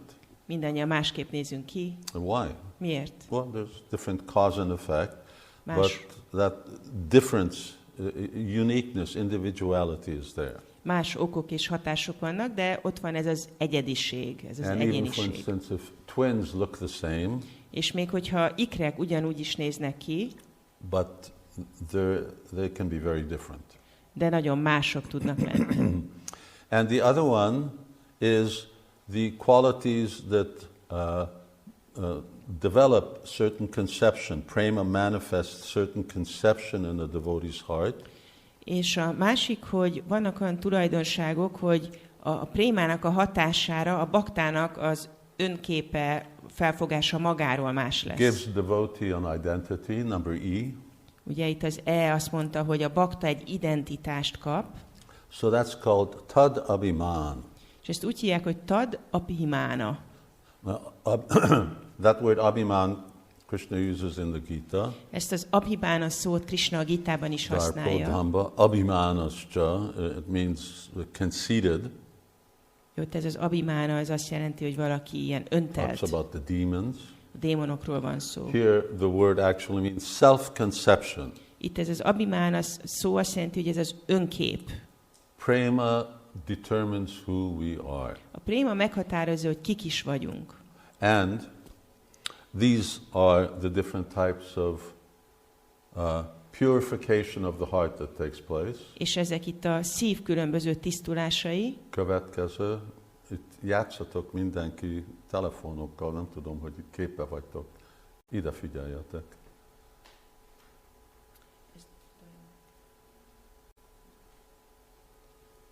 There. So this is not different types of love. This is how love develops, matures. Itt látjuk a különböző szeretet formákat, ahogy érik a szeretet. You can see Srila Prabhupada is, the first words are Prabhupada's words. Az első szavak azok Prabhupádnak a szavai. The other ones I'm trying to just give a little more perspective. A többi az, én próbálok egy kicsit jobban rávilágítani. And so you can just imagine here, Srila Prabhupada was in San Francisco, and he's doing nectar devotion, and he's trying to find corresponding words, you know. Hogy Prabhupád San Franciscóban van, és akkor ott ül, és próbál szavakat találni, itt kifejezni ezt az odaadás nektárja kapcsán. I don't know, you know, like explaining to fish what running is. Ez olyan, mint hogyha egy halnak valahogy megpróbálnád elmagyarázni, hogy mit jelent a futás. How are they going to relate to it? Hogy tudja ezt elképzelni? You know, at least to humans you can talk about swimming, but fish running is something else. Egy embernek még lehet beszélni az úszásról, de egy halnak a futásról az egy másik dolog. So, and of course that's another topic, but it shows how shallow material culture is. Ez persze egy másik téma, de megmutatja azt, hogy mennyire sekélyes az anyagi kultúra. Because ultimately culture is very much related to emotion. Mert végső soron a kultúra az nagyon szoros kapcsolatban áll az érzelmekkel. And the ultimate emotion is love. És a végső érzelem az a szeretet. So when your concept of love is just this thin band, your culture is really very limited. És hogyha a szeretetről való elképzelésed csak ennyire szűkös, akkor nagyon limitált a kultúrád. So here it goes on, and they have subdivisions also. És akkor itt van ez a felsorolás, de mindezeknek vannak ilyen alfelosztásai is. So prema is the basic. A préma az alap. And the next stage of development, these are increasing development, becomes more and more intense. Ez itt fokozódik ez a fejlődés, itt az intenzitás az nő. We'll try to go into that somewhat. Ebben majd egy kicsit belemegyünk, próbálunk. According to the type of love that you have, you are entitled to that type of relationship. És az szerint, hogy milyen fajta szereteted van, egy bizonyos fajta kapcsolathoz van jogod. Of the 5 primary relationships, they have a defined upper limit. Az 5 alapkapcsolatnak van egy meghatározott végső korlátja. You'll see that later. Ezt majd később látjátok. So sneha is the next one. It's called affection. Tehát a következő az a sneha, ami gyengétséget jelent. In the English language, affection is below love. Az angol nyelvben ez a szó, hogy gyengétség, ez a szeretet alatt van. So this is loving affection. This is even more. Ez itt már több. And it means a type of melting. The heart is beginning to melt. Azt jelenti, hogy a szív elkezd megolvadni. And then it develops to what Prabhupada called abhorrence. És aztán ez fejlődik odáig, amit Prabhupada gyűlöletnek nevezett. Which really means peak. If you know what peak means, it means a loving anger. Ami egyfajta sértődöttséget jelent. Ez egy ilyen szeretetteli düh. The next stage, Prabhupada uses the word love again. A következő szintre Prabhupada megint ezt a szeretet szót használja. But it becomes pranaya. Ez a pranaya. And it's very intimate. És ez egy nagyon bensőséges szeretet. Formalities are really like gone. Eltűnnek a formalitások. When that becomes stronger, then you get attachment. Amikor ez erősödik, akkor jön a ragaszkodás. Rag. Ez a rága. And when that becomes stronger, then further attachment. És amikor ez erősödik, akkor ez a további ragaszkodás. Prabhupada sort of given up on trying to find something creative. Prabhupada feladta, hogy valami kreatív szót találjon. Anurag, then bhava. És akkor jön a báva. Now this is another type of bhava. Ez egy másik fajta báva so today megint. we already spoke about 5 different uses of the word bhava. Már eddig beszéltünk 5 féle különböző használatáról a báva szónak. And this is Sanskrit, which is a very specific language, very exacting language. Ami egy nagyon precíz nyelv. So, but this is ecstasy. De ez itt az extázis. But this is not the same bhava bhakti. De ez nem ugyanaz a báva, mint a báva bhakti. This is prema's bhava. Ez itt a prémán belül a báva. This is very mature. Nagyon érett. Very rare. Nagyon ritka. And then the peak of that is called Mahabhava. És aztán a csúcsát ennek úgy hívják, hogy Mahabhava. Great ecstasy. Nagy extázis. So these are the different types of prema that we have. This is different types of love. Ez a prémának, a szeretetnek a különböző típusai ezek. And Bhakti Rasamrita Sindhu, Nectar of Devotion, Srila Prabhupada, this has really gone into all of these things in depth for us. És a Bhakti Rasamrita Sindhuban, az odaadás nektárjában Srila Prabhupada a kedvünkért részletesen belement ezekbe. Okay, let me just define some of these things. Most hagyd definiáljuk ezek közül Or néhányat. go into just a little depth. Egy kicsit belemegyünk a mélyére. Don't have too much time. Nincs túl sok Or idő. at least, we can't go in, spend too much time on them. Tehát nem tudunk ezzel túl sok időt tölteni. Okay, so we're starting with Bhava Bhakti. We start with Rati. Elkezdjük a Bhava Bhaktival, a Ratival. And I'm repeating myself, but I think it's helpful. És most ismétlem magam, de azt gondolom, hogy hasznos. So when the devotee, from sadhana bhakti, we finally come to the stage of transcendence. Amikor a Sadhana Bhaktitól végre elérjük a transzcendenst, Shuddha Sattva Visheshatmas, one gets the blessings of Krishna's internal potency. megkapjuk Krishna belső energiájának az áldását, Somehow it's coming. valahogy elér minket, Then devotees really know what bliss is. akkor a bakták igazából tudják, hogy mi a boldogság. They enter into a different realm. It's like going to a different planet. Egy új régióba kerülnek, ez olyan, mintha egy másik bolygón lennénk. Externally, things may look the same from someone else's perspective. Egy kívülről szemlélő számára lehet, hogy úgy néz ki, hogy hát minden ugyanolyan. But literally speaking, a devotee is living in a different dimension, in a different energy. De szó szerint a bakta egy másik dimenzióban, egy másik energiában él. Whole body and his whole being, his soul, is now saturated by Krishna's internal potency. Az egész testét és lényét átitatja Krishnának a belső energiája, Instead of the external potency. ahelyett, hogy a külső energia itatná át. Now our bodies are made of the external potency. Most a testünk a külső potenciából áll, And although we're spiritual by nature, but we're really struggling with the effects of the external potency. és ha bár lelki természetűek vagyunk, küzdünk a külső energia hatásával. That's all gone. És ez mind eltűnik.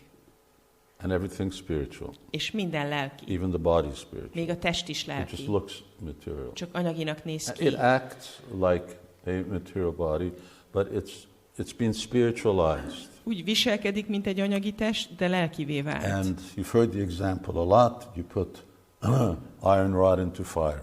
It becomes fire. Sokszor hallottátok már a példát, hogy amikor egy vasrudat beleteszel a tűzbe, akkor olyan lesz, mint a tűz. But it is the bud of prema, De a prémának a bimbója, or it is just a ray of the sun of love. vagy a napnak egy sugara. So in relationship to that definition that we had of prema, Tehát a préma definíciójával kapcsolatban it does not have mamata. It does not have the sense of possessiveness nincs még ott ez a mamatá, ez a birtoklás érzet, that Krishna is mine. hogy Krishna az enyém. There's love for Krishna, Van but Krishna iránti szeretet, it's yet to mature. de még éretté kell válnia. And as I mentioned, even though the swarup may now actually become factual, És ahogy említettem, a svarupa itt már valóságossá válik, tényszerű, but it's not detailed de nem részletes, and it's not applicable. You can't enter into it. és nem alkalmazható, nem tudsz belelépni.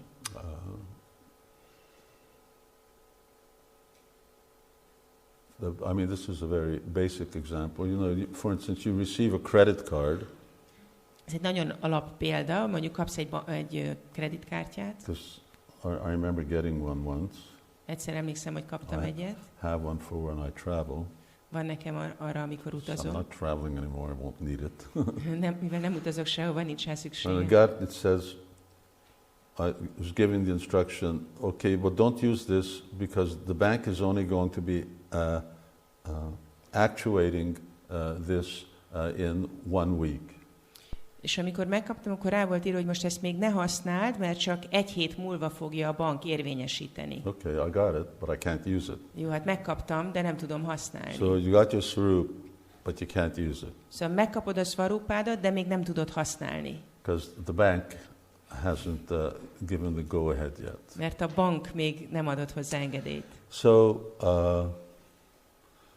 these are the two things that are missing. The relationship or the sense of identity, as we pointed out. Tehát ez a 2 dolog, ami még hiányzik a kapcsolatban, ez az identitás érzet. It's very foggy. Ez az identitás érzet nagyon ködös. And the mood of possessiveness, in other words, the most basic ingredient of prema is missing. És ez a birtoklás érzet, ami a prémának egy nagyon alapvető összetevője, ez hiányzik. Then the next stage is prema. És aztán a következő szint az a préma. Now this mood is Krishna is mine. Itt már ott van ez a hangulat, hogy Krishna az enyém. And we all have experience of things when we really have this sense of feeling something is mine. És mindannyiunknak van tapasztalat erről az érzetről, Or amikor azt gondolom, hogy someone valami is az mine. enyém, vagy This valaki az enyém. This is my children, this is my house. Ez az én gyerekem, az én házam. So if you try to relate to not the object itself, not the vishaya, but what was that emotion, that sense of possessiveness? És akkor itt nem a visajához viszonyulunk, hanem ahhoz, hogy mi volt ez az érzés, amikor úgy éreztem, hogy valami az én birtokom. Because you have a relationship with something, so that's the sense of mineness. The mineness is not just solely that, it's my property, no one else touch it. It's the essence of a certain, or it's a part of that relationship, and it's this possessiveness that's there. Tehát itt, amikor erről a birtoklási érzetről beszélünk, akkor nem csak arról van szó, hogy ez az enyém, és senki más ne nyúljon hozzá, hanem van egy lényege ennek a kapcsolatnak, ennek az eszenciája. And that's very much connected to me. In other words, I really feel that relationship. Yes, I identify with this thing. És ez nagyon erősen hozzám tartozik, és azonosítom magam ezzel a dologgal. Now, some of the symptoms of prema is that the nature of this love is that it actually establishes a relationship. The relationship now gets clearer. És ennek a prémának ez az egyik jellemzője, hogy letisztul az, hogy mi is ez a kapcsolat. Picture, someone walking to you from a distance. Képzeld el, hogy valaki sétál feléd egy távolságból. From far away, people can just look like a dot practically. Messziről valaki úgy is kinézhet, mint egy kutya. And as they come closer, things become clearer and clearer. De ahogy jönnek közelebb, akkor úgy egyre világosabb és világosabb, hogy kik ők. The color of their clothes, a ruhájuk színe, their gender, a nemük, their facial features. Az arcvonásaik. So the closer they get, the more you get to know. Minél közelebb jönnek, annál többet tudunk So with prema, it's also like that. A prémával is így van ez. Prema gets close. Ahogy a préma közeledik, as prema gets close, Krishna gets close. Krishna közeledik. So, Dyajatamam prapadyanti. Now, one of the features of, another feature of this prema is that it will not decrease. Ennek a prémának az egyik jellemzője az, hogy nem csökken. It's there for good. Ott van örökre. Can a devotee do something in which he will lose his prema? Tud csinálni valamit a bakta, amitől el fogja veszteni a prémáját? Generally the answer is that a devotee who has attained prema cannot do anything by which he will lose prema. Általában az a válasz, hogy egy bakta, aki elérte a prémát, nem tud semmi olyat tenni, amitől elvesztheti ezt a prémát. But can you do Vaishnava aparad? Tudsz csinálni Vaishnava aparádot? Prema bhaktas don't do Vaishnava aparad. Préma bakták nem csinálnak Vaishnava aparádot. They can't fall down. Nem tudnak leesni. Bhava bhaktas can. A bhava bakták még igen. They can do both of those things. Ők mind a kettőt tudják. Because of still the trace of the past is there. Mert a múltnak a nyomai még ott vannak. But here, one is that nothing can lessen prema. De itt arról van szó, hogy semmi sem tudja már csökkenteni ezt a prémát. And the other is that nothing can ahoitiki apratihata. Nothing can stand in its way. It overcomes everything. És a másik, hogy semmi nem tudja akadályozni. Mindenen átmegy. We have experience. Van tapasztalatunk. We're sick, and when we're sick, does it affect our Krishna consciousness? Mikor betegek vagyunk, ez hatással van a Krishna tudatunkra? Okay, everyone knows what happens. Mindenki tudja, hogy mi történik. What to speak of when we're sleeping. Nem beszélve arról, amikor alszunk. These things don't exist in prema. Prémában ezek nem léteznek. Nothing gets in the way. Semmi nem állhat az útjába. So it may appear like that externally to somebody. Kívülről lehet, hogy úgy néz ki, but it's not. De nem. And prema is a perpetual motion machine. És a préma egy önmagát hajtó gép. But it's more than a perpetual egy örök mozgó.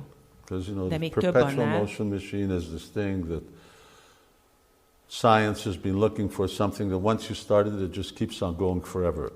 De ez az örök mozgó, ez, amit a tudomány próbál így kitalálni, hogy valami, amit elindítasz, és aztán örökké megy. So, but the nature of prema is that not only it keeps on going, De a prémának az a természet, hogy nem csak, hogy folyamatosan megy tovább, it keeps going faster and faster. hanem egyre gyorsabban megy. So it builds in, just the opposite of material. Pont az ellentéte az anyaginak. Material means that, okay, no matter how fast something is, sooner or later it's slowing down and stopping. Az anyagi az úgy működik, hogy nem számít, hogy valami milyen gyorsan megy, idővel lelassul és So here megáll. we're living in a world where everything just, once you start it goes forever and it increases, keeps increasing. De itt meg már egy olyan világban vagyunk, ahol ha valami elindul, akkor az utána csak fokozódik. And as this prema is nourishing itself, És ahogy ez a préma táplálja magát, then comes sneha. jön a snéha. It comes to the stage where the heart melts. Jön ez az állapot, hogy megolvad a szív. Obviously, this is an allegorical statement. Nyilván ez egy ilyen kifejezés csak. You know, the heart is not melting. Nem, hogy a szívszerv az megolvad. First of all, you know, in the spiritual world, it's a real question of what the heart is, since there's no inside and outside. Ugye a lelki világban ez is egy kérdés, hogy mi is a szív, mert ugye nincs kívül és belül. But you get the idea is that we have that experience when you just you melt. De értitek, hogy van ez a tapasztalat, hogy találkoztatok. So when love becomes more intense, so it melts the heart. Amikor a szeretet intenzívebbé válik, akkor megolvasztja a szívet. Next developed stage. And anything that, any udipan, this is another sort of technical term. És ez az uddipana, ez egy másik ilyen szakkifejezés. Something that reminds you of Krishna is called an udipan. Uddipanának nevezik azt, ami Krishnára emlékeztet. A peacock feather is obvious. Nyilvánvaló egy pávatoll. But you see a cloud. De van, amikor az ember meglát egy felhőt. And we have unlimited description that Krishna's bodily complexion is like a cloud. Rengeteg leírás van arról, hogy Krishnának a színe olyan, mint a felhőjé. So, you know, a devotee at this stage of devotion has problem going out on a cloudy day. A baktának, amikor ilyen érzelmei vannak, akkor nehézséget okoz az, hogy egy felhős napon kimenjen. If he's not controlling that emotion, then he may not get very far. Hogyha ezt az érzelmet nem tudja kontrollálni, akkor nem fog messzire jutni. He just get overwhelmed. Just seeing a cloud immediately becomes overwhelmed by ecstasy. Amint megpillant egy felhőt, teljesen így felülkerekedik rajta az extázis. And it may not even take something so obvious. És lehet, hogy nem is valamilyen nyilvánvaló dologról van szó. Someone may just, you know, rub their fingers, see, oh, here's some dust. Lehet, hogy valaki csak így végighúzza az ujját valami, és itt van egy kis por. All of a sudden they think of the dust of Krishna's feet. És akkor hirtelen Krishna lótuszlábán lévő porra gondol. And they get into ecstasy. És extázisba esik. And meanwhile, the people are thinking, boy, he's really upset about the dirt in this place. És közben mások meg azt gondolják, hogy hát ki van bukva, hogy milyen poros itt minden. So anything, any kind of, they immediately invokes, brings up some of these other four bhavas.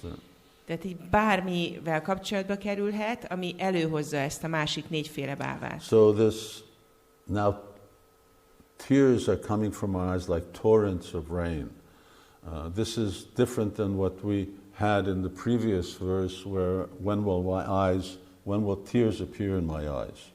Ja, itt arról van szó, hogy szakadnak a könnyek a szeméből, mint egy zápor. Az előző versben csak arról volt szó, hogy valakinek így könnybe lábad a szeme. So symptoms of ecstasy, some of which you know, but there are, 33 vyabhichari bhavas.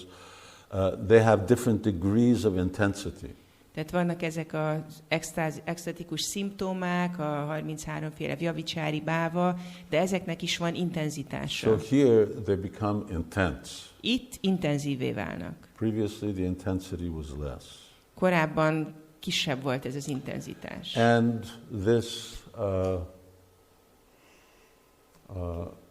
this mamata, this possessiveness starts to actually become more defined.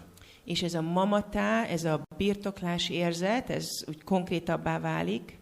So there's what's called tadiya and madiya. Van ez a kétféle kifejezés, hogy tvadiya és madiya. I belong to him, and the other is that he belongs to me. Az egyik az, hogy én az övé vagyok, a másik az, hogy ő az enyém. I'm his, he's mine. Én az övé vagyok, ő az enyém. Now both have the same basic possessiveness. Mind a kettőben ott van ez a birtoklás érzet. It's just a question of where the directional identity goes. Kérdés csak az, hogy mi ennek az iránya. So, well, in one sense, the identity is the same because its possessiveness means that it's mine. Az identitás az ugyanaz, mert a birtoklás érzet az azt jelenti, hogy az enyém. But Krishna is mine because he loves me. De Krishna az enyém, mert ő szeret engem. Or Krishna is mine because I love him. Vagy Krishna az enyém, mert én szeretem őt. So both are mine, both are mamata, but a little different. Mind a kettő az enyém, mind a kettő mamatá, de van köztük különbség. And another word, one is called gritasneha. Az egyiket úgy nevezik, hogy gritasneha. And one is called madhusneha. A másikat meg úgy, hogy madhusneha.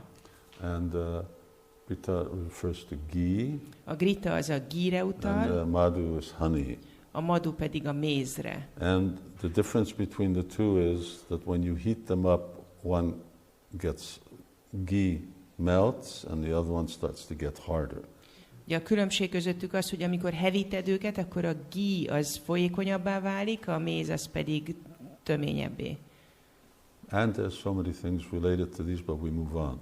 És sok dolog van ezekkel kapcsolatban, de most tovább megyünk. Now, when this melting overflows. Amikor ez az olvadás, ez így túl csordul. So, you're cooking on the stove and it starts to overflow. Tehát amikor mondjuk főzöl, és valami elkezd It kifutni. has certain symptoms like it's bubbling and boiling. Vannak ennek jellemzői, hogy elkezd buborékolni. So we're on sneha. Tehát most a sneháról.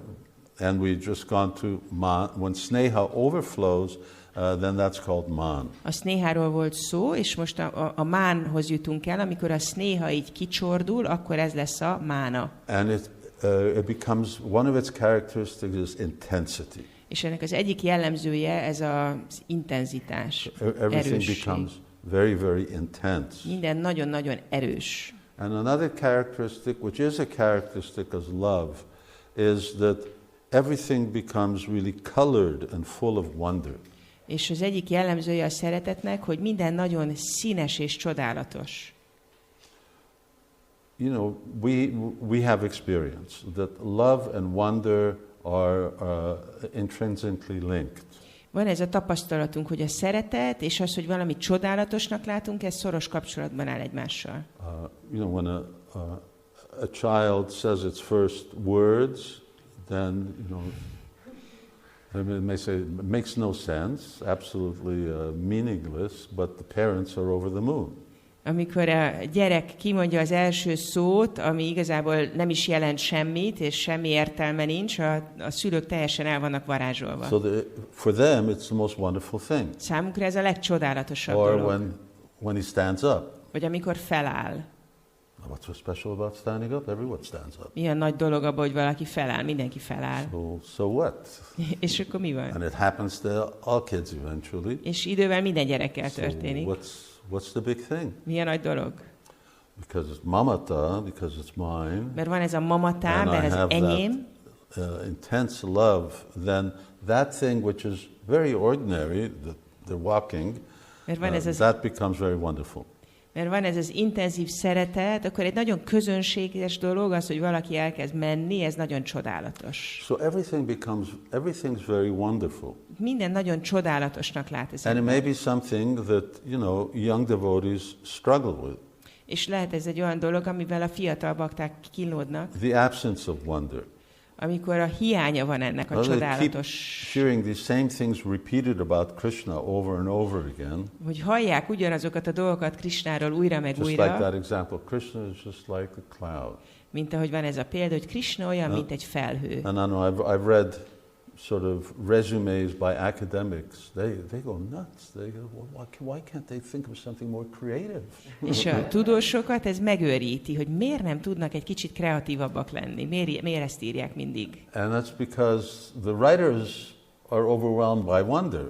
És ez azért van, mert a szerzők, akik írnak, őket lenyűgözi ez a csodálatos látás. Fortunately, the readers may not be overwhelmed by wonder. Sajnos az olvasók lehet, hogy nem így látnak. But they are when they develop man.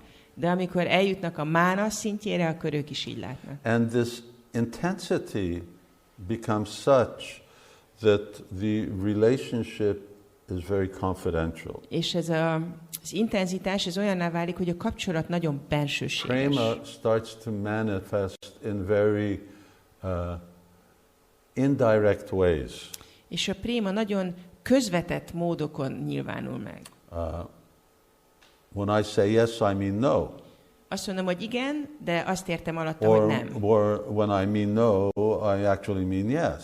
Vagy amikor nemet mondok, akkor igazából igent értem alatta.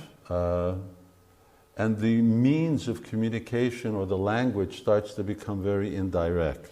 És a kommunikációnak a módszere az nagyon közvetetté kezd válni. So one then has to start reading between the lines. What do they actually mean? És el kell tudni kezdeni olvasni a sorok között, hogy megértsük, hogy a másik mit is akar mondani. Now, for instance, I think I've mentioned this before. Azt hiszem, hogy ezt említettem korábban. We're talking so much about love. Nagyon sokat beszélünk a szeretetről. I've read a lot of books. Sok könyvet olvastam. I don't think I've ever read anything where, for instance, Srimati Radharani tells Krishna, I love you. De nem emlékszem, hogy valahol olvashattam volna olyat, hogy Srimati Radharani azt mondja Krishnának, hogy szeretlek. She says it in many, many ways. Nagyon sokféle módon kifejezi ezt. Here's one. Itt van egy. But generally, in terms of the dealings, they become a lot more crooked. De ami az egymással való viszonzást, vagy ahogy bánnak egymással, azt illeti, ez nagyon ilyen gírbegurva. This crookedness is man. Ez a gírbegurvaság, ez a mána. And, you know, contrast that with the world that we live in. És hogyha ezt kontrasztba állítod a mai világgal, everything is love. Mindenki csak mondogatja, hogy szeretet, szeretet, szeretet. It becomes, why? Because when you keep using something, then it becomes very cheap. If something's really valuable, then you keep it secretive. Amikor valamit nagyon sokat használsz, akkor elveszti az értékét. Hogyha valami igazából értékes, azt titokban tartod. So even when they express this, I love you, it's done in a different language. Még amikor ki is fejezik ezt, hogy én szeretlek téged, akkor ezt egy más nyelven teszik. Because when you're speaking in the realm of love, then it's understood. Mert amikor a szeretet régiójában beszélsz, akkor ez meg van értve. You don't have to put it in this explicit way. All the other not so explicit means says the same thing better, nicer. Nem kell ilyen explicit módon, nagyon nyilvánvalóan kifejezni, hanem amikor nem fejezed ki ilyen nyilvánvalóan, akkor sokkal jobban mondod. And this anger or man, what it actually does, the stage of man, is that it can instill fear in Krishna. És ez a mána, vagy ez a düh, ez igazából félelmet tud kelteni Krishnában. So when someone's upset with you, then you can actually become afraid of them. Hogyha valaki haragszik rád, akkor van, hogy elkezdesz félni tőle. Now the nature of these different stages of love A szeretet különböző szintjeinek a természete is that with every stage, az, hogy minden szinten Krishna's beauty, his sweetness, his qualities become increased. Krishna szépsége, édessége, a tulajdonságai fokozódnak. Krishna's beauty increases. Krishna szépsége fokozódik. Because beauty is in the eyes of the beholder. Mert a szépség az a szemlélőnek a szemében van. We find beauty in the material world, even just when things are not so beautiful. Mi láttunk szépnek dolgokat az anyagi világban is, még akkor is, hogyha nem olyan szépek. Krishna is actually the form of beauty, and he's the origin of beauty. Krishna valójában a szépség formája és a szépség eredete.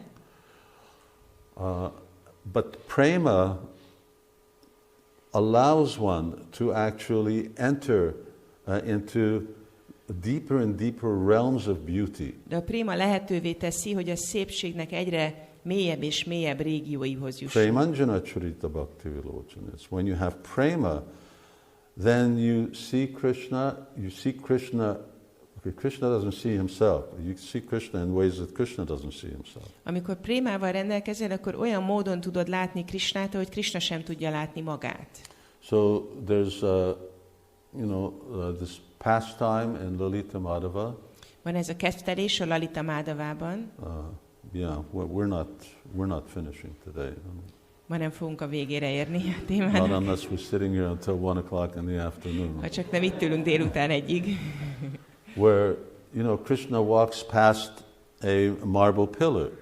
Van, amikor Krishna elmegy egy márvány oszlop mellett. And he walks past the pillar and he looks and he stops. És meglátja magát benne, és megáll. And, he's looking, he says, who is that? És így nézegeti, hogy hát ez kicsoda. And aparikalita purvakas chamatkarat chari. Here's this chamatkar. And he becomes overwhelmed with wonder. És akkor van ez a csamatkára, hogy akkor így le van nyűgözve. Who's this person? I've never seen him before. Ki ez? Sose láttam még. But just awakens in me the desire to embrace him like Radharani would. De felébred bennem a vágy, hogy megöleljem, ahogy Radharani ölelne. Anyway, but there's already a Radharani, so Krishna can't do that. De mivel már van egy Radharani, ezért Krishna ezt nem tudja csinálni. But, Chaitanya Mahaprabhu, that he can appear. Yes. De Chaitanya Mahaprabhu meg tud jelenni. So, and then Krishna's sweetness. És aztán van Krishna édessége. We hear this word sweetness in relationship to Krishna. Halljuk ezt az édesség szót Krishnával kapcsolatban. In fact, Kaviraj Goswami says that Vrindavan is saturated with sweetness. Hogy Kaviraj Goswami azt mondja, hogy Vrindávant áthatja ez az édesség. And it doesn't mean it's like sugars everywhere. És ez nem olyan, hogy cukrok vannak elszórva mindenfelé. But by contrast, what's not there it's not there in Vaikuntha, but what is in Vaikuntha is this majesty. De ez kontrasztba állítva Vaikuntában ez nincs ott, Vaikuntában ez a fenség van. So we use that in English to say, oh, he's so sweet, she's so sweet. Van ez a kifejezés, hogy ó, olyan édes. Hungarians say, oh, cuki. Magyarok azt mondják, hogy olyan cuki. What does it mean? Well, you know what it means because you feel it. Mit jelent? Hát tudod, hogy mit jelent, mert érzed. Now this is spiritual sweetness, unlimited sweetness. Lelki édesség és határtalan édesség. And Krishna's sweetness, obviously it all is coming from Krishna. És persze mind Krishnából jön. And Krishna's exchange with his devotees. És abból, ahogy Krishna viszonyul a So baktáival. a devotee is tasting this sweetness. I've never tasted anything like this before. A bakták egy olyan édességet ízlelnek meg, amit még soha nem ízleltek korábban. So that's man. Ez a mána. And pranaya. A következő a pranaya. The stage of man, after one actually experiences man, then, you know, when anger subsides, then comes this pranaya. Amikor ez a düh, ez alább hagy, akkor jön ez a pranaya. And it's a very intense intimacy between Krishna and the devotee. Ez egy nagyon intenzív intimitás Krishna és a bakta között. So much so that when they're together, they may actually get confused as to who's who. Annyira, hogy amikor együtt vannak, akkor lehet, hogy megzavarodnak azzal kapcsolatban, hogy ki kicsoda. Krishna may think that he's the devotee, and the devotee may think that he's Krishna. Lehet, hogy Krishna azt gondolja, hogy ő a bakta, és a bakta meg azt gondolja, hogy ő Krishna. So and there's no shyness between them. És nincs közöttük szégyenlőség. So just like that, of course, that lady, she just climbed on Lord Chaitanya's shoulder. Mint ez a hölgy, aki csak úgy felmászott az Úr Chaitanya vállára. The cowherd boys, they do it. They climb on Krishna's shoulder, they wrestle with him, they defeat him. A tehénpásztor fiúk felmásznak Krishna vállára, birkóznak vele, legyőzik őt. So there's no hesitation whatsoever. Nem hezitálnak. Love is so great, and then they really think we're better than you. Olyan nagy a szeretetük, hogy tényleg azt gondolják, hogy én jobb vagyok nálad. They really don't think that Krishna was the one who lifted up Govardhan Hill. Igazából nem gondolják azt, hogy Krishna emelte fel a Govardhan hegyet. Govardhan Hill is special, and mountains flew in the past, so the fact that he just goes up a little, so what is? Govardhan hegy az, ami különleges. Ugye a múltban repültek a hegyek, hát most csak az, hogy egy kicsit így megemelkedett, hát mi ebben a különleges? And typical to Krishna, he always wants to take credit for things. És persze ez Krishnára jellemző, hogy mindig azt gondolja, hogy az övé az érdem. So they're not shy, and they're not shy but it's all in love. Szóval ők nem szégyenlősek, de mindennek az alapja a szeretet. So prema vivarta, these are all different exchanges of love.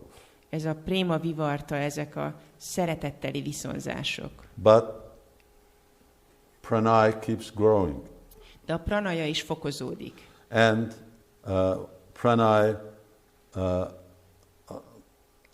comes to a peak. Eléri a csúcspontját. And it also overflows. És az is így kicsordul. The sense of intimacy overflows. Túlcsordul a belsőségesség. I'm so connected and identifying with this person that I can't live without them. Olyan erős a kapcsolatom ezzel a másik személlyel, és annyira azonosítom magam vele, hogy nem tudok nélküle élni. So literally that experience that I just can't live without them. Van ez a kifejezés, hogy nem tudok valaki nélkül élni. And sometimes, from the material point of view, we feel like that. És anyagi szempontból van, amikor így érzünk. Boys and girls fall in love. I can't live without you. Fiúk és lányok egymásba szeretnek, és azt mondják, hogy nem tudok nélküled élni. Later, they're saying the same thing to somebody else. Aztán eltelik pár év, és valaki másnak mondják ugyanezt. But here it's different. De itt más. So literally that feeling, and these feelings compound. They all stay. És ezek az érzések így összeadódnak, mindegyik megmarad. So this is something I should point out here, is when sneha goes to man, tehát erre itt rá kell mutassak, hogy amikor a sneha eléri a mánát, sneha remains part of man. A sneha az a mána része marad. When they go up It isn't that you come to Mahabhav and all the others have disappeared. Tehát nem arról van szó, hogy amikor eléred a Mahabhávát, akkor az összes többi az eltűnik. They're also all there. Ők is mind ott vannak. So they're all within that. Mind ott vannak azon belül. So this concept of not being able to live without someone. Tehát ez az elképzelés, hogy nem tudok valaki nélkül élni, But it has a certain intensity. de van egy bizonyos intenzitás. And the intensity is such that being with them actually causes suffering. És az a tapasztalat, hogy amikor valakivel akarok lenni, az igazából szenvedést okoz. And being separated is actually a source of happiness. És amikor távol vagyok tőle, az igazából a boldogság forrása. Anyway, when you're with them, amikor vele vagy, because I can't live without you, mert nem tudok nélküled élni, therefore, this is just one aspect, there's lots to it. ez csak egy aspektus, sok része van. He's not going to stay with me, he's going to leave sooner or later. De előbb-utóbb el fog menni. So therefore, I'm suffering. És ezért szenvedek. All this time I waited to be with him, now when I'm with him, I'm suffering because I'm just thinking he's going to go. Annyit vártam, hogy vele lehessek, és most, hogy együtt vagyunk, attól szenvedek, hogy el fog valamikor menni. And when he's gone, well, he came back before, so he's going to come back soon. És amikor elment, akkor meg hát már valamikor máskor is visszajött, ha vissza fog jönni.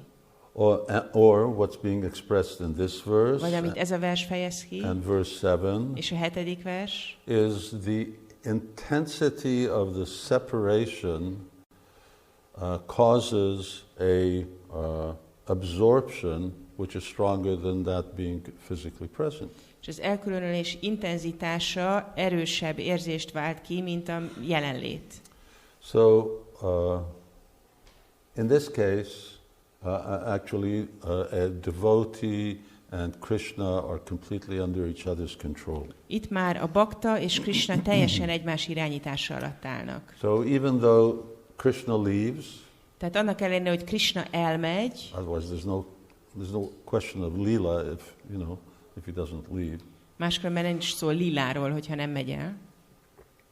But still, he can't stand to be separated too long. De nem bírja elviselni, hogy túl sokáig távol van from the devotee, a baktától. And he can't stand the concept that the devotees are going to cry. És nem bírja elviselni ezt, hogy a bakták sírjanak. So devotees are a devotee and Krishna under each other's control. Szóval itt már a bakta és Krishna egymás irányítása alatt áll.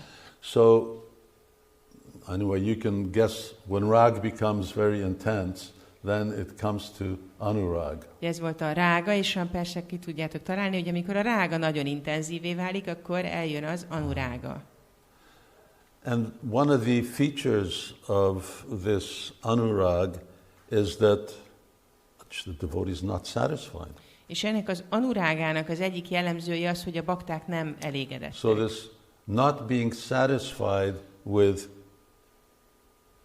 being close enough to Krishna, valaki nem elégedett azzal, hogy Krishnához elég közel van, service that he's rendering to Krishna or she's rendering to szolgálattal, Krishna. amit végez Krishnának. So this sense of dissatisfaction really causes an anxiety. Ez az elégedetlenség érzet, ez igazi aggodalmat ébreszt. And in relationship to this dissatisfaction is that look at Krishna. Previously I mentioned that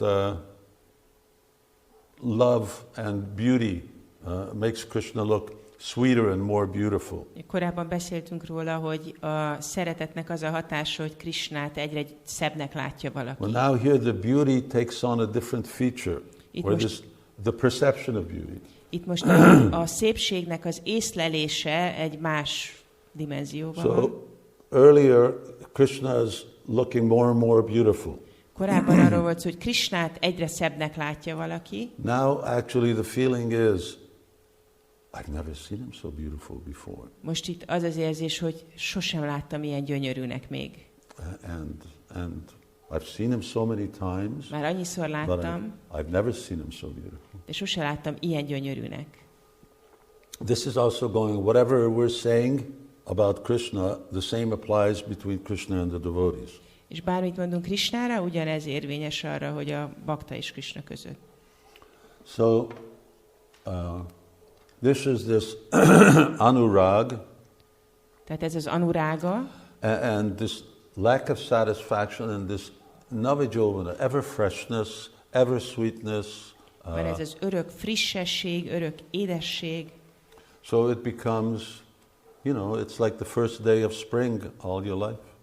Olyan ez, mintha a tavasz első napja lenne az egész életed. So that feeling when it's finally spring. Az az érzés, amikor végre itt a tavasz. So it's like that. And that's how cowherd boys feel, or that's how gopis feel Ilyen when is. Így éreznek a see Krishna. tehénpásztor fiúk, a gópik, amikor meglátják Krisnát. Like they've never really seen him before. Mint hogyha még korábban soha nem látták. And bhava is this similar to anurag. És ez a báva, ez hasonlít az anurágára. But these internal feelings become manifest externally in very intense ways. De ezek a belső érzések megnyilvánulnak külsődlegesen, nagyon intenzív módon. And when that bhava then gets very extreme, then that is called mahabhava. És amikor ez a báva, ez nagyon extrémé válik, ez a mahabáva. And that's when gopis are condemning Brahma because their eyes blink. És ez az az állapot, amikor a gópik megvetik Brahmát, amiatt, hogy pislognak. Jugayatam nimishena.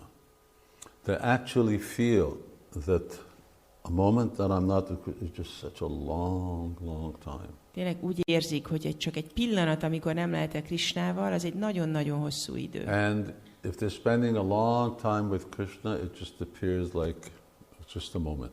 És ha hosszú időt töltenek Krisnával, az úgy tűnik, mintha csak egy pillanat telt volna. We're just going to read something here on the board that summarizes the last three.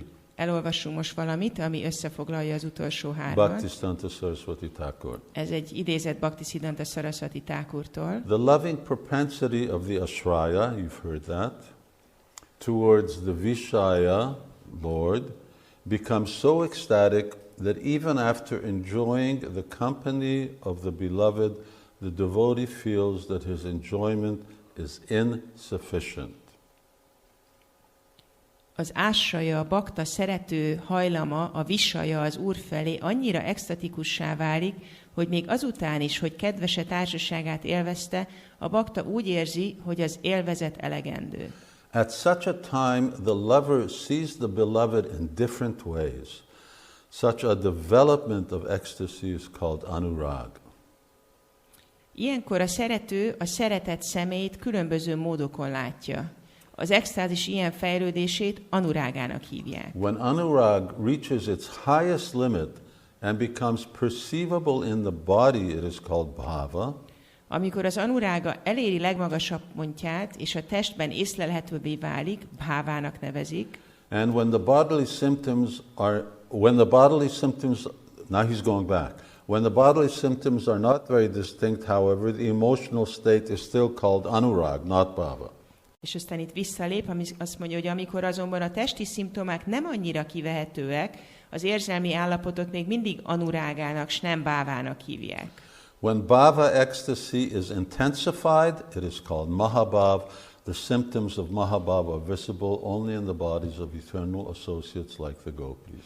Amikor a báva extázis fokozódik, mahabháva a neve. A mahabháva szimptomái kizárólag az olyan örök társak testén láthatóak, mint a gópik.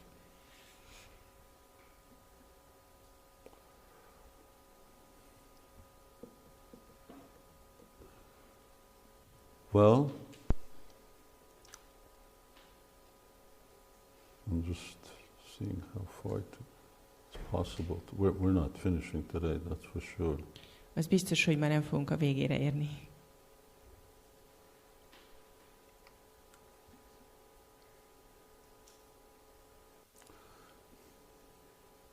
Okay. But we're going to go until 10:30 probably. Körülbelül 10:30-ig fogunk Everyone's doing beszélni. good. Few devotees are sort of sleepy, but it's sort of understood. If it's get warm, just open more windows. Nagyon ügyesek a bakták, vannak egy páran, akik már ugye elálmosodtak, lehet, hogy segít, hogyha ez érthető, és lehet, hogy segít, ha egy kis ablakot nyitunk. Okay, now up to now, we've talked about the purification that prema affects within the heart of the devotee. Mostanáig a tisztulásról beszéltünk, ami a prémának a következménye a bakta szívében. These are the different facets in which prema manifests. Ezek a különböző vonások, amiket a préma megnyilvánít. How does all this take place? Hogy történik mindez? Just as a refresher what we're talking about. How does it all take place? Csak egy kis frissítő, hogy miről is beszélünk. How does it take place? What are we talking about? Hogyan történik? Miről is beszélünk? Separation. With grace. Chanting Hare Krishna. A Hare Krishna éneklése Remember? segítségével. Siksastakam. We're talking Emlékeztek rá, a about chanting Hare Krishna. Siksástakáról van szó. So, yeah, no, those were questions were okay, answers were okay, but Jó remember we're válaszokat talking about mondtatok, chanting Hare de ne Krishna. felejtsük el, hogy most a Hare Krishna énekléséről All of beszélünk. this is about chanting Hare Krishna. Az egész téma az a Hare Krishna énekléséről szól. Without chanting Hare Krishna, it's just electronics on the board. A Hare Krishna éneklése nélkül csak kivettítük a táblára. Yeah, that's all. Ennyi. So we talked about the development of prema. Now let's talk about the actual identity that prema impresses. These were the two things, Tehát remember? beszéltünk a préma fejlődési szintjeiről, de most beszéljünk egy kicsit az identitásokról, amiket a préma ki tud And fejleszteni. there's just 5 different identities, És van 5-féle identitás, 5 types of devotees. 5-féle bakta. The other things are the different types of bhakti and or really prema. And here we're talking about the type of devotees, a devotee identity that one gets. Tehát eddig a préma különböző típusairól beszéltünk, most pedig a különböző identitásokról lesz szó, amiket egy bakta megél. So Shantaras, Az első az a sántarassa, or this Shanta, because we're not at the stage of ras yet, we're just at the stage of identity. This is a sthai bhava. vagy inkább azt mondjuk csak, hogy sánta, mert még nem vagyunk a rasszánál, most még csak itt a bávánál tartunk. And you could say that these are actually gyani bhaktis Mondhatjuk azt, hogy ők igazából gyáni bakták, in one sense. valamilyen értelemben. Now they have prema. We're talking about prema now because there's other type of gyanis. Nekik van prémájuk, most a préma baktákról beszélünk, mert vannak másfajta gyánik, But their prema it's called ordinary. de a prémájukat úgy nevezik, hogy közönséges. The word sometimes is used as tatashta. Néha azt a szót használják, hogy tataszta. They could go here or they can go there. Mozdulhatnak erre vagy arra. In other words, here means they're in action, and they could, by proper association, get into the realm of service. Tehát az egyik oldal azt jelenti, hogy tétlenek, a másik oldal pedig azt jelenti, hogy a jó társulás hatására szolgálatba foghatnak. So it's also called samanya prema. Úgy is nevezik, hogy számánya préma. It's just ordinary love. Közönséges szeretet. And what makes it ordinary is that they don't do anything. És attól közönséges, hogy nem csinálnak semmit. Excuse me, I'm using the word love. We're not talking about love here. We're talking about identity. We're talking about the abhiman or the identity that love imposes. Tehát most elnézést, hogy újra megértsétek jobban, hogy itt nem a prémáról beszélünk, vagy a szeretetről, hanem az identitásról, ami ennek a szeretet hatásába felébred a baktában. The Kumaras are example. A kumárák példák erre. They're incarnations of Krishna. Krishna inkarnációi, But they not engaged in any service. De nem végeznek semmilyen szolgálatot. They have love, and they also have a sense of identity of Krishna's majesty. Van szeretetük, és viszonyulnak Krishnának a fenségéhez, vagy tudatában vannak. Different types of shanta. És többféle sánta van. This is what we're talking right now, is sort of the bottom of the ladder. Amiről most beszélünk, az a létre legalacsonyabb foka. Now Prabhupada says the cows in Vrindavan are in Shantaras. Prabhupada azt mondja, hogy a vrindávani tehenek is sántaraszában vannak. A fuvola is sántaraszában van. And anyone who cannot initiate service is in Shantaras. Aki nem tud szolgálatot kezdeményezni, az sántaraszában van. But although they cannot initiate service, they do service. De még ha nem is tudnak szolgálatot kezdeményezni, még mindig végeznek szolgálatot. Because the cows give their milk. Mert a tehenek adják a tejüket. And the flute plays. És a fuvola meg szól. And they're also mixed with other types of rasas. És keverednek másfajta raszákkal is. Cows also have a parental mood. A teheneknek van egy szülői hangulata is. Mixed with that neutrality. Ami keveredik ezzel a semlegességgel. It makes it much different. Amitől egész másmilyen. And so that's a different type of shantaras. Ez egy másfajta sántarasza. The trees are there and they can't go to Krishna, but when Krishna comes they bend down and offer their fruits. Ott vannak a fák, amik nem tudnak oda menni Krishnához, de amikor Krishna oda megy hozzájuk, akkor lehajlanak és a gyümölcsüket odaadják So neki. Bhagavatam describes how the trees are bending down and offering their fruits to Krishna. A Bhagavatam leírja, hogy hogyan hajlanak meg a fák és ajánlják fel a gyümölcseiket Krishnának. And then Goloka Vrindavan is also, Kaviraj Goswami says, it's made soft by Madhurya Ras. És Krishnadas Kaviraj Goswami magyarázza, hogy Goloka Vrindávant hogyan lágyítja meg a Madhurya Rasa. So, what's a kunj? Mi egy kunj? A kunj is trees. A kunj az fákból áll. But Radha and Krishna are meeting in the kunjas. De Radha és Krishna a kunjban találkoznak. So, Jai Radha Madhava Kunja Vihari.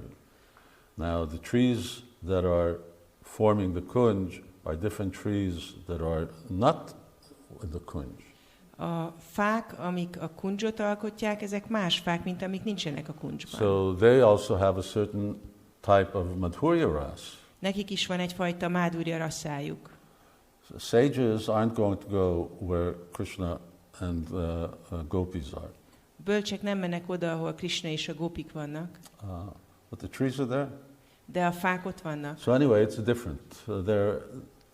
We're not going to get into the details, but the overall identity they have is this sense of neutrality, this sense of identity, shantaras, passive love. Nem fogunk belemenni a részletekbe, de ez az általános hangulat, ez a semlegesség, ez a passzív szeretet. And then the other impression is dasya. Aztán a másik önkép, ez a dászja. And that is when someone is actually serving. Ez amikor valaki már konkrétan szolgálatot végez. But the servant's relationship emotionally is a little distant because he's a master. De a szolgai kapcsolat érzelmileg egy kicsit távolságtartó, mert Krishna a mester. Now in Vrindavan, the master doesn't mean that he's supreme personality of Godhead. Vrindavanban az, hogy mester, az nem azt jelenti, hogy ő az Istenség legfelsőbb személyisége. But he's still the prince. Ő a herceg. And I'm a servant. The mood is of that of a subordinate. Én a szolgája vagyok, a hangulat az, hogy én az ő alárendeltje vagyok. So these devotees are. Can I go back to the previous slide? These devotees taste prema. Ezek a bakták a prémát ízlelik meg. And a little more developed prema.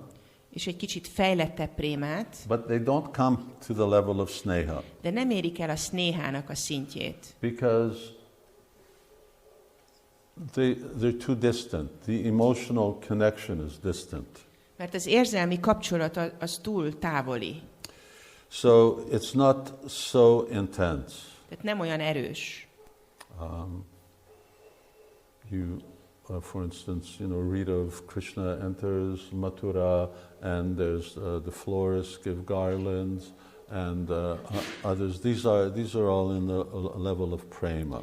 Krishna belép Mathurába, és akkor ott van ez a virágkereskedő, és ők mind ezen a prémának ezen a szintjén vannak. The non-family members of Krishna in Dwarka.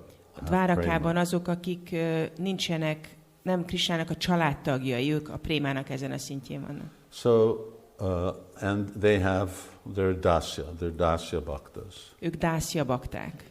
And for most part, everyone in Dwarka is in that dasya mood. És Dvárakában gyakorlatilag mindenki ebben a dászya hangulatban van. Balaram is in a dasya mood. Balarám is ebben a dászya hangulatban van. In Dwarka. Dvárakában. In Vrindavan, he's a friend.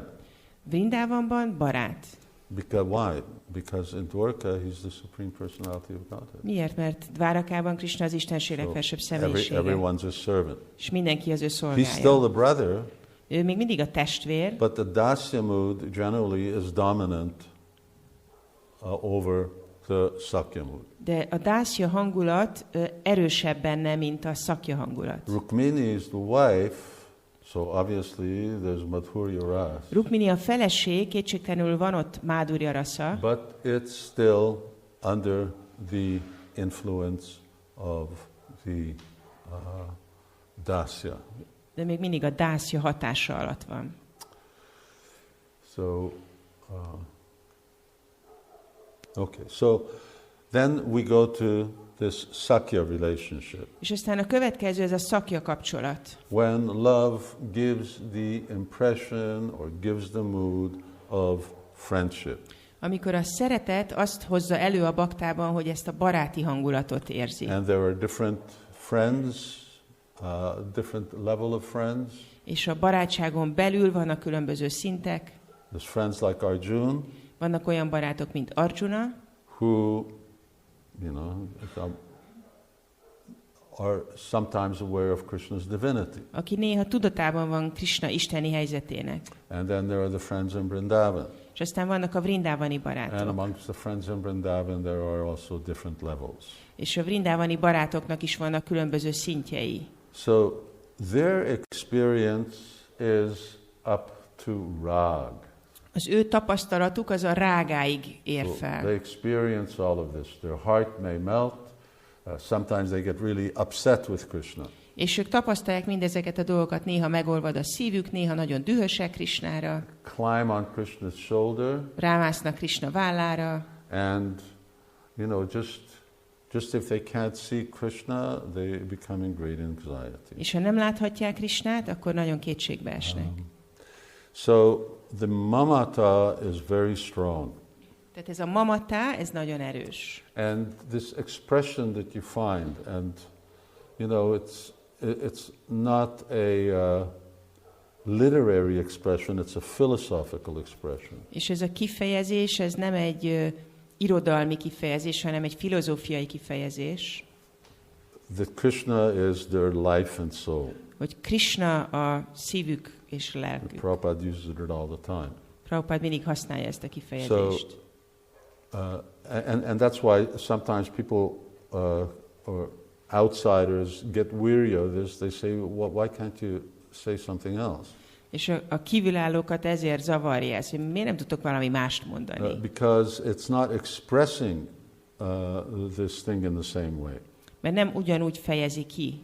So when someone else is your life, ha valaki más a te életed, and it says willing to die, és hajlandó vagy meghalni, so willing to die for that person, to give hajlandó up vagy their life. meghalni azért a másik személyért. So that mamata is very strong. Ez a mamata, ez nagyon erős. And Jiva Goswami gives this interesting comparison. És Jiva Goswami ezt az érdekes hasonlatot mondja. He compares Sakya Ras with Madhurya Ras. Összehasonlítja a Sakya Rasát a Mádurja Rasával. And particularly because of the very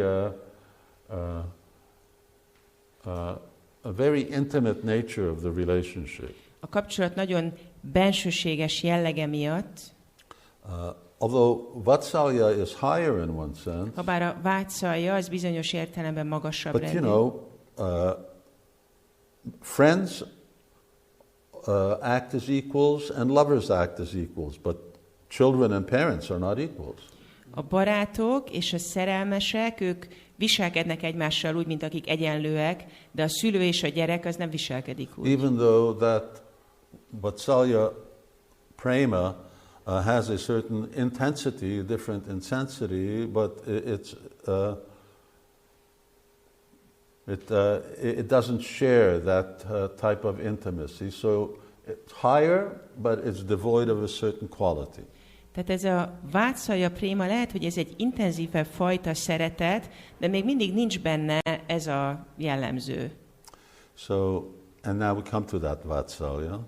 És most eljutunk a Vatsaljáig. What does Vatsa mean? Mit jelent ez a szó, hogy Vatsa?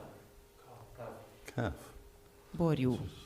Sanskrit word. This is like a cow to the calf. Mint ahogy egy tehén viszonyul a borjához. So you can see that, this is in Vedic culture, cow protection permeates everything, even up to prema. A védikus kultúrában a tehénvédelem mindent áthat egészen a prémáig. So relationships, everything. Kapcsolatokat, like minden. Defined like that. Így van a kapcsolat meghatározva. So it also goes to rag. Ez is a rágáig ér el. But stronger rag than the cowherd boys. De itt erősebb a rága, mint a tehénpásztor fiúknál. So the pranaya is weaker, but the rag is stronger. A pranaya gyengébb, de a rága erősebb benne.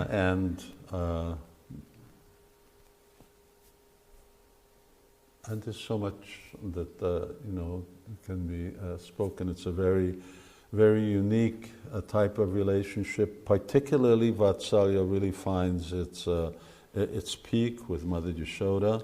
Egy nagyon egyedi kapcsolat, és ez a Vatsalya szeretet, ez Yashoda anyában éri el a csúcspontját. And by her association and her and Nanda Maharaj, others also have that similar type of love. És az ő társaságában és Nanda Maharaj társaságában mások is szert tesznek egy hasonló fajta szeretetre. Then comes the last final identity or abhiman. Aztán jön az utolsó fajta identitás vagy abhimana. And here's a new word for you. It's called kanta. Új szó a számotokra, ezt úgy nevezik, hogy kanta. May not be new to you, but in terms of usage, this is what Jiva Goswami uses. Lehet, hogy nem új a szó a számotokra, de a használata szempontjából ez az a szó, amit Jiva Goswami használ. Sometimes we use Shringaras, Madhurya-ras, but here is used as kanta, as the lover or beloved. Néha ezt a kifejezést használják, hogy Singára rassza, vagy Mádurja rassza, de ő ezt használja, hogy kánta, vagyis a szerető. And this is the loving devotion that Sri Chaitanya Mahaprabhu came to give. És ez az a szerető odaadás, amit adni akart nekünk Chaitanya Mahaprabhu, amiért jött. Én most Adridanben vagyok a képe, hogy itt szórakozom. And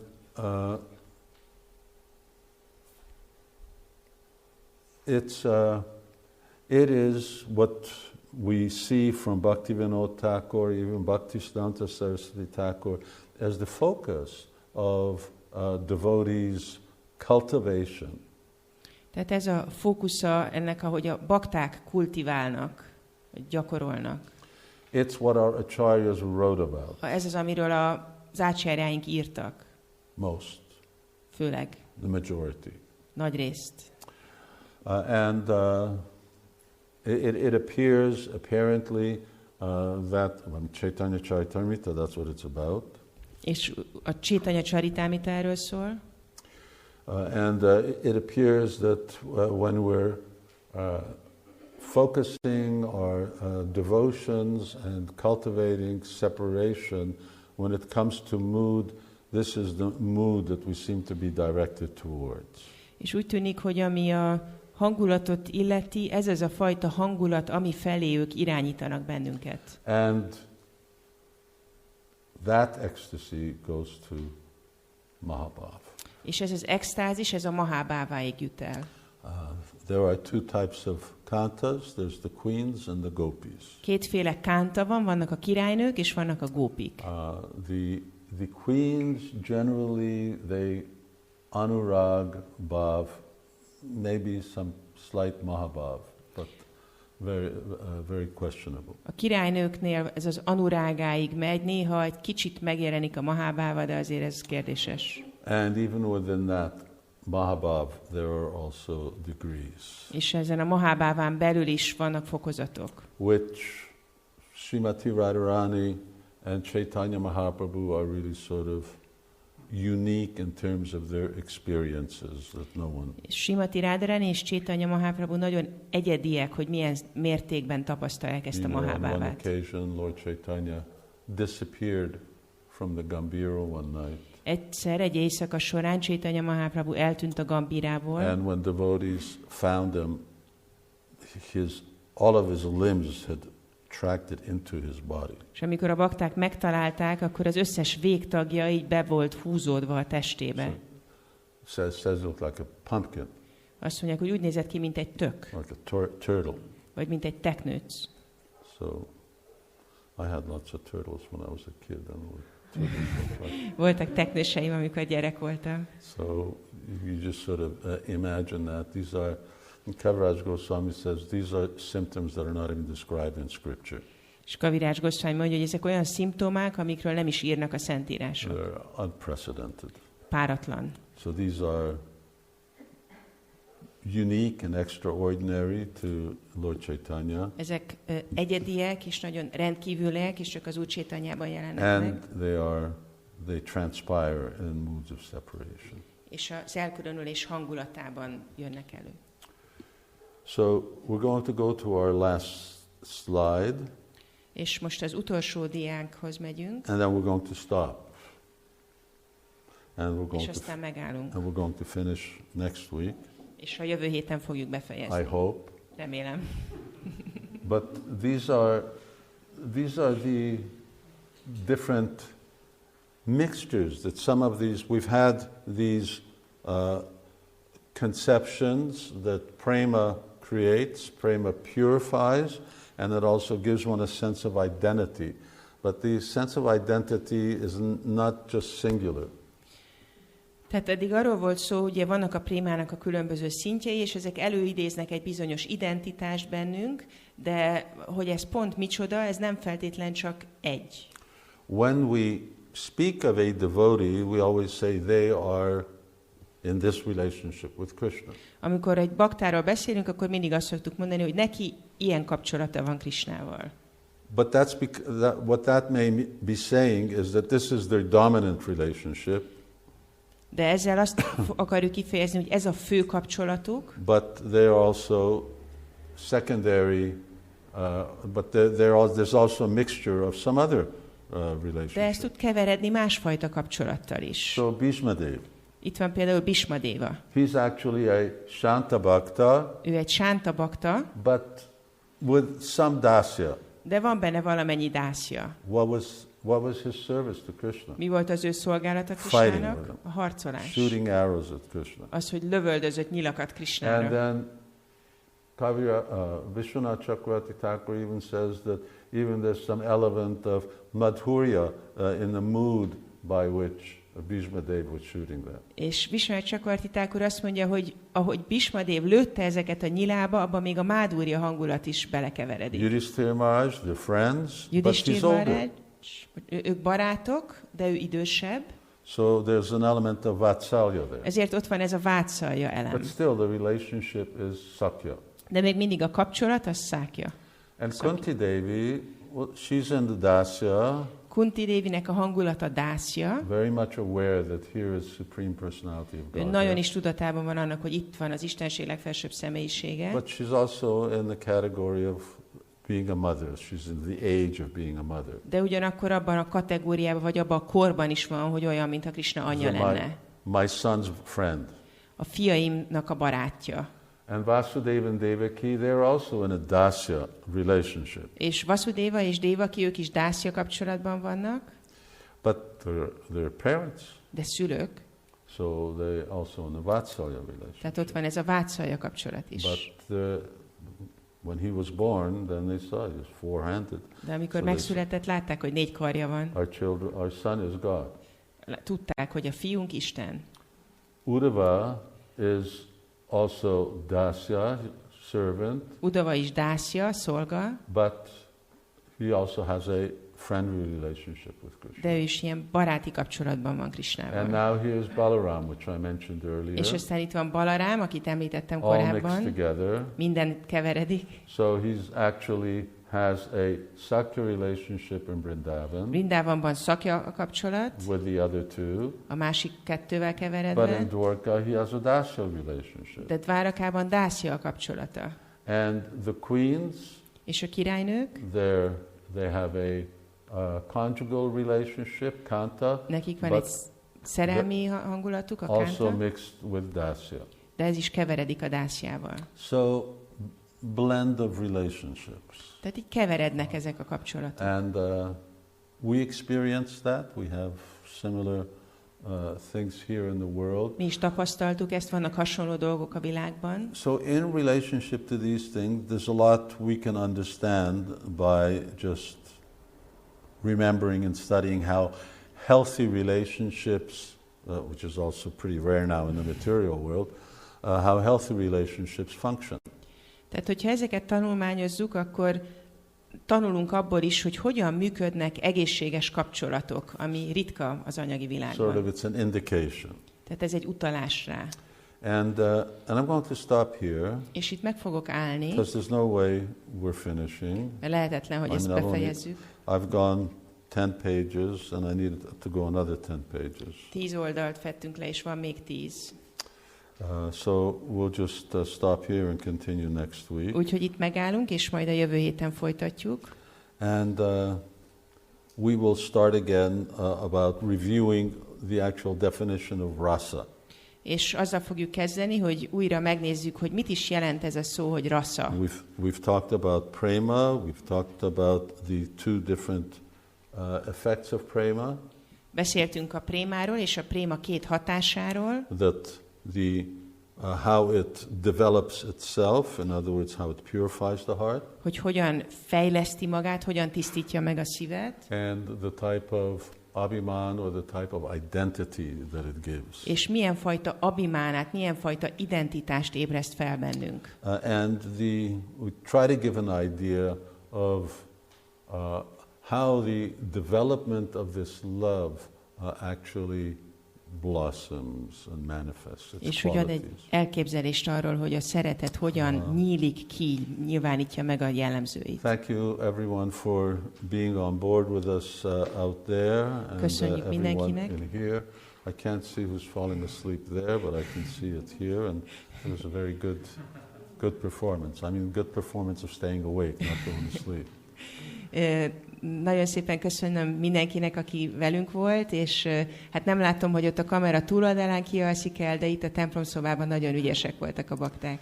And in closing, és zárszóul, I'm going to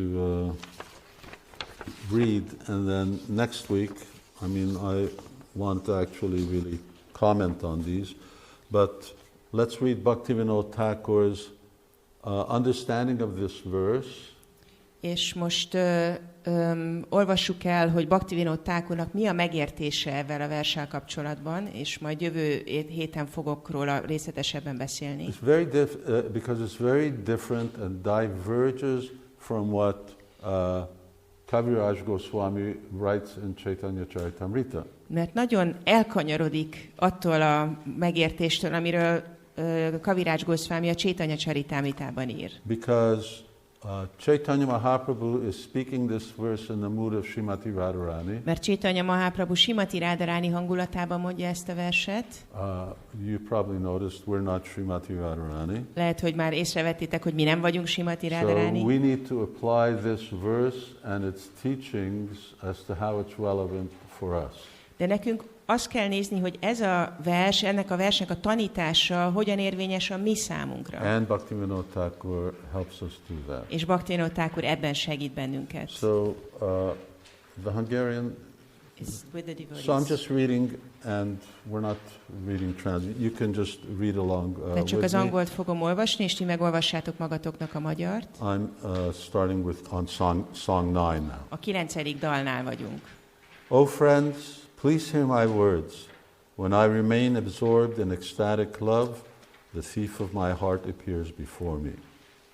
When I want to see him more closely, he suddenly becomes invisible. Because of not seeing him, I again cry pathetically. As a result, there's no end to my distress. Sometimes the Lord of the universe takes me along with him. Wherever he decides to keep me, he is always the Lord of my life. By giving ecstatic darshan, the treasure of my life awards me immense pleasure. He speaks to me with love and affection, then suddenly he disappears from sight and almost kills me by burning my life and soul with separation. My happiness lies in his happiness. I'm not concerned about my own happiness and distress. I treat them equally. In meeting or in separation, Bhaktivinoda accepts him as the Lord of his life. He feels happy when he gives happiness to Krishna because the Lord of his life and soul, and never, because the Lord is his life and soul and never an outsider. Song 10. I offer my life and soul at the lotus feet of the flute player Krishna, who attracts the hearts of all living entities through the universe and who enjoys pastimes with Sri Radha surrounded by the 8 gopis at the yoga pit within the Kadamba forest of Vrindavan. I serve the divine young couple under the order of my superior Saki. I consider myself a dependent maidservant of their lordships, and I always meditate upon their lotus feet. Sometimes they mercifully hold my hands and speak sweet words to me. Sometimes they take betel nuts from me, and sometimes they happily accept flower garlands that are offered by me. On some pretext or another, they suddenly disappear, and by not seeing them, my whole body burns due to separation. Let them stay wherever they please. I'm simply a maidservant at their lotus feet. I treat both the happiness derived from meeting them and the distress of their separation as equal. In my life and at the time of death, Shri Radha Krishna are always my life and soul. Let them remain happy either by saving me or by killing me. Bhaktivinoda does not care for anything else.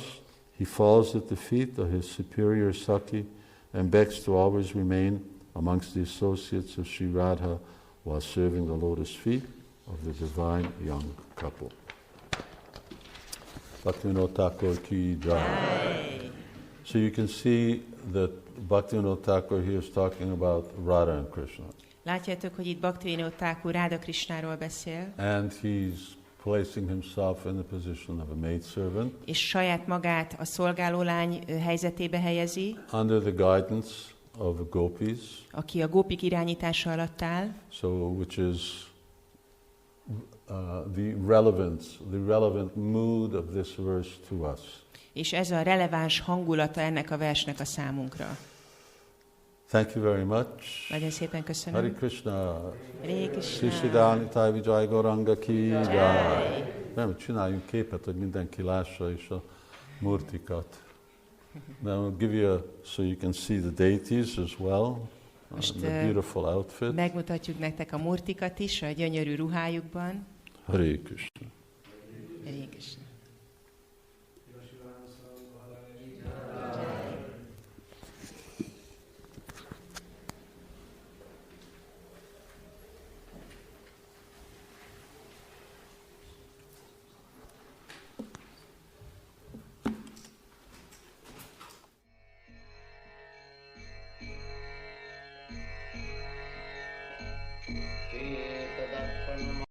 nincs hangosítva, csak a videóban hallatszik. Okay.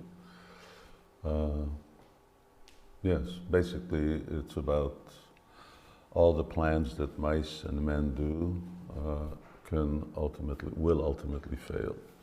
Hát a lényeg az, hogy tervezhetnek az egerek és az emberek, de ezek a tervek, ezek kudarcot fognak vallani. And that's why Krishna consciousness means we do Krishna's plan rather than our plan. Ezért a Krishna tudat azt jelenti, hogy Krishna terveit hajtjuk végre, nem a sajátunkat.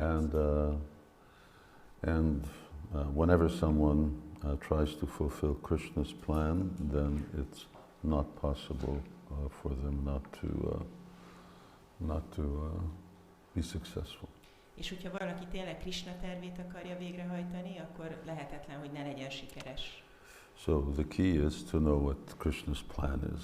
Tehát a kulcs az, hogy tudnunk kell, hogy mi Krishna terve. And to have great faith in Krishna's plan. És hogy legyen nagy hitünk Krishna tervében.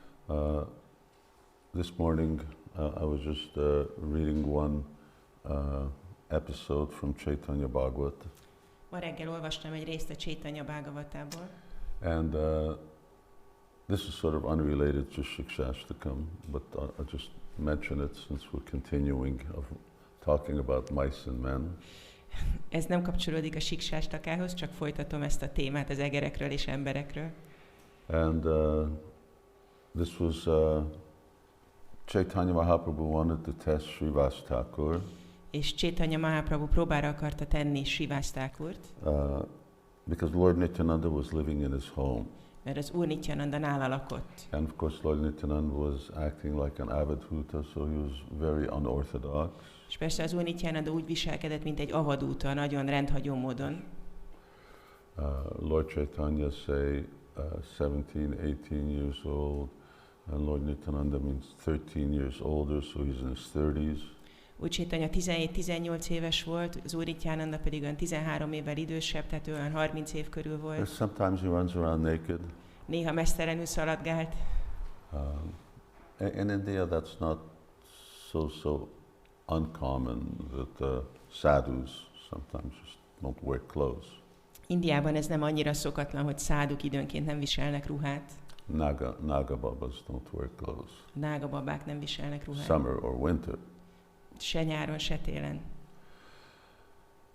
And in the Himalayas either. És a Himalájában sem. So and he acts in different ways. És sokféleképpen viselkedik. Sometimes in the mood of, Balaram, he starts running after neighbors' daughters. Néha Balaram hangulatában a szomszédok lányai után szalad. Or he behaves like a little boy and he's sort of playing in the dirt. Vagy úgy viselkedik, mint egy kisfiú, és játszik a homokban. So Lord Chaitanya said, you're a very reputable Brahmin. Az Úr Chaitanya mondta, hogy te egy nagyon tiszteletre méltó brámana vagy. You're a leader of Vaishnavas here in Mayapur anyway. A Mayapuri Vaisnavák vezetője vagy. And having a person like this living in your home is not really good for your reputation. És hogy egy ilyen személy lakik az otthonodban, ez nem igazán tesz jót a hírnevednek. Don't you think you should sort of move him on? Nem gondolod, hogy ki kéne költöztetned?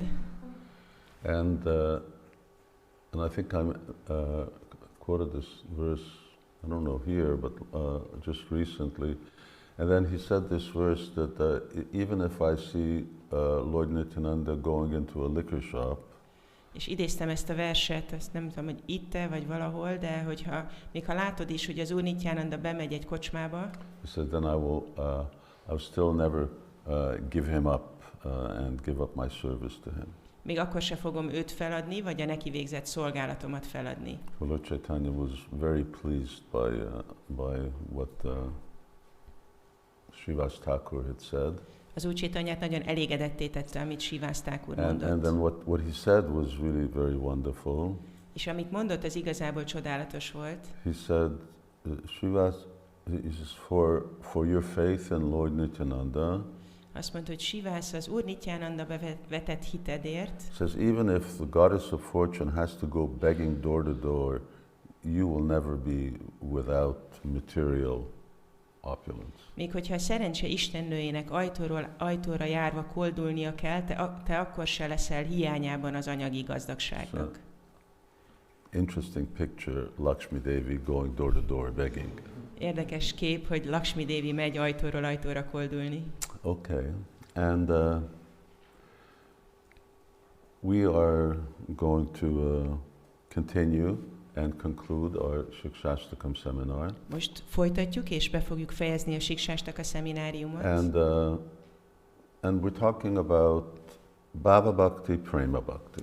És a Bhava Bhaktiról és a Prema Bhaktiról van szó. And so I just, some days back there was another pastime that I wanted to tell, which is now directly relevant to getting Bhava Bhakti and Prema Bhakti. Néhány nappal ezelőtt olvastam egy másik keftelésről, ami közvetlenül kapcsolódik a Bhava Bhakti megszerzéséről és a Bhava Bhaktihoz. And how important getting the mercy of Sri Chaitanya Mahaprabhu and Lord Nityananda is. És hogy mennyire fontos megkapni Sri Chaitanya Mahaprabhu és az Úr Nityananda kegyét. And how easy it can be. És hogy ez mennyire könnyű tud lenni. This is again happening at Srivas Thakur's home. Ez is Srivas Thakur otthonában történt. I mean, a lot of things happened there. It is the home of the Sankirtan movement. Ott nagyon sok minden történt, ez volt ugye a Sankirtan mozgalom otthona. And the author, he says that just like Krishna was born to Vasudev in Mathura, but actually he grew up as the son of Nanda Maharaj in Vrindavan. Azt mondja, hogy ugyanúgy, ahogy Krishna Vasudeva fiaként született meg Mathurában, de Nanda Maharaj otthonában nőtt fel Vrindavanban. So he was in Vrindavan all the time. Mindig Vrindavanban volt. So the same way that although Chaitanya Mahaprabhu was born at the Yoga Pit in the house of Jagannath Mishra, ugyanígy bár Chaitanya Mahaprabhu Yoga Pitnál született Jagannath Mishra házában, but he spent all his time in the house of Srivas Thakur. De minden idejét Srivas Thakur házában töltötte. So this was sort of right at the very beginning when Lord Chaitanya is revealing his divinity.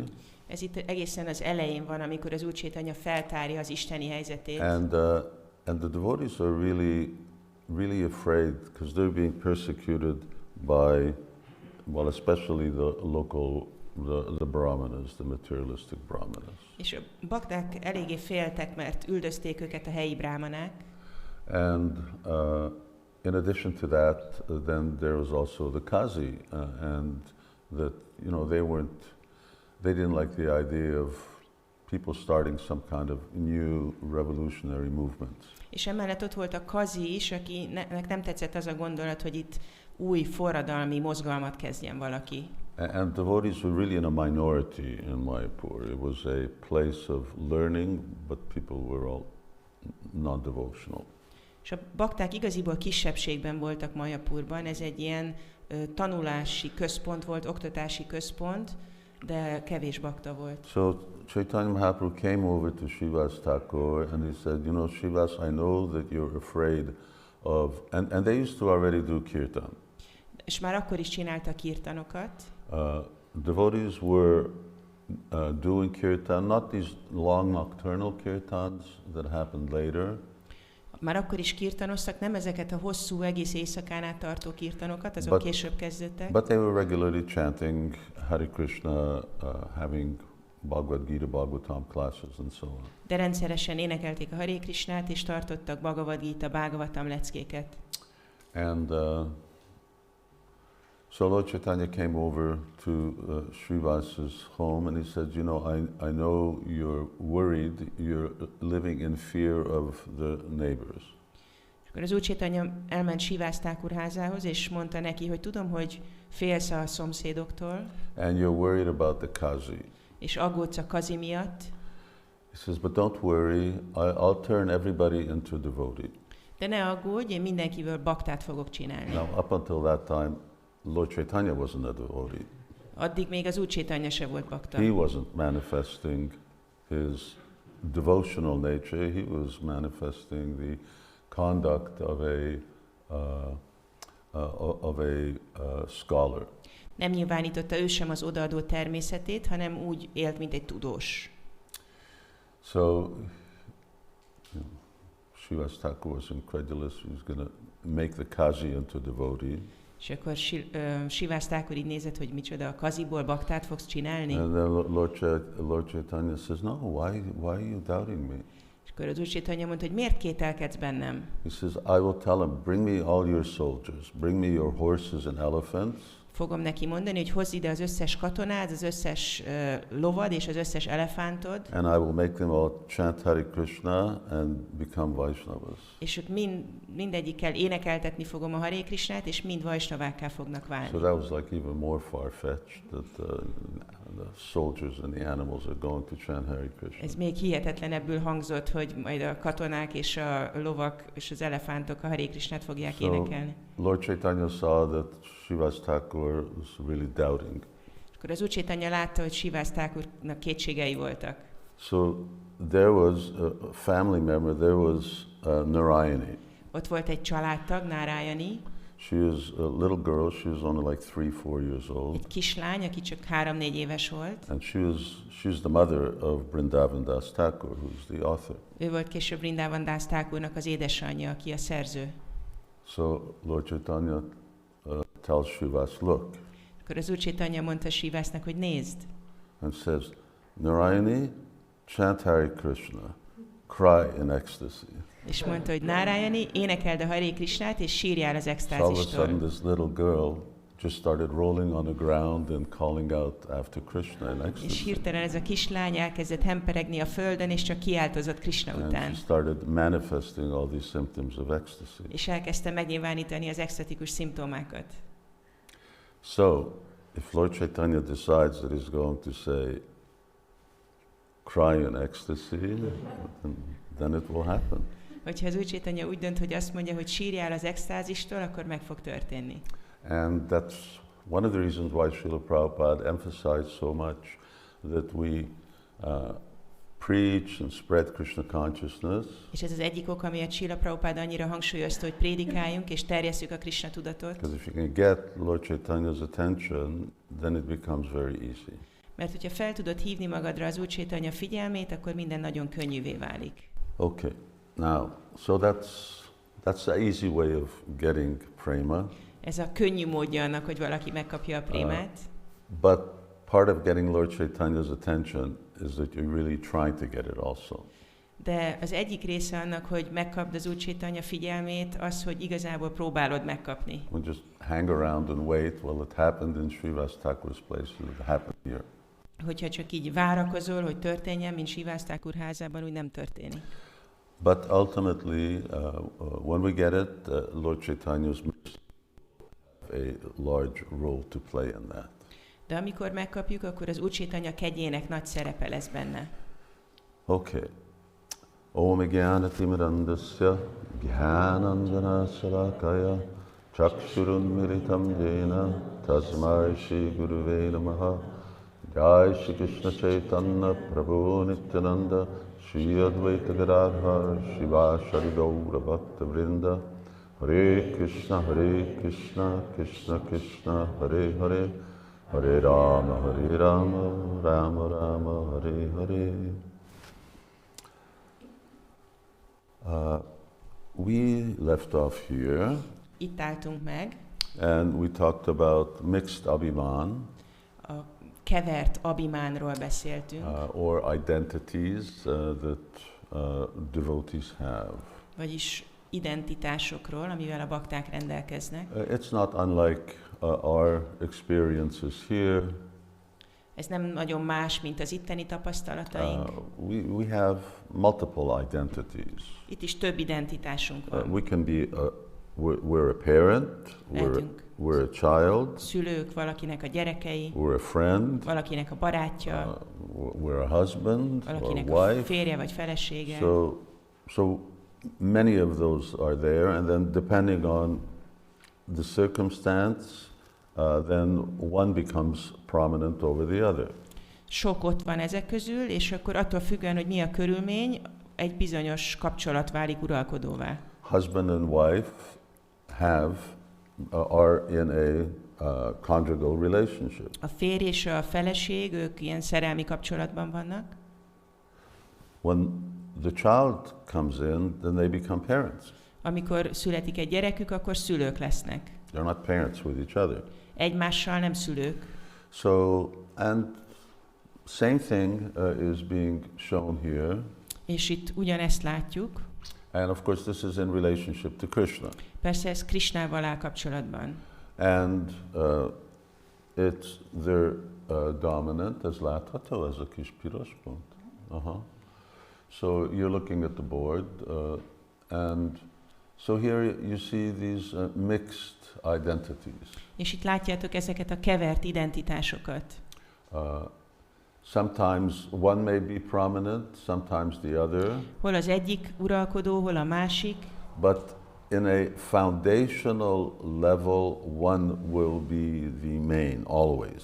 De lesz egy, ami mindig az alap és a legfőbb. So something will be for Bhishma Dev, then, or say, I don't know, Kunti Devi. She is always in this Dasya Bhav. Hogyha nézzük Kunti Devit, ő mindig ebben a Dasya Bhavban So van. Dasya Bhav is her primary Sthai Bhava. Ez az ő elsődleges Sthai bhávája. But that Vatsalya comes out in relation to Krishna, particularly because they have a relationship. They actually have a family relationship. De ez a vátszalja is előjön, mert kapcsolatban áll Krishnával, családi kapcsolatban. So Krishna is Kunti Devi's nephew. Krishna Kunti Devinek az unokaöccse. And so on. És így tovább.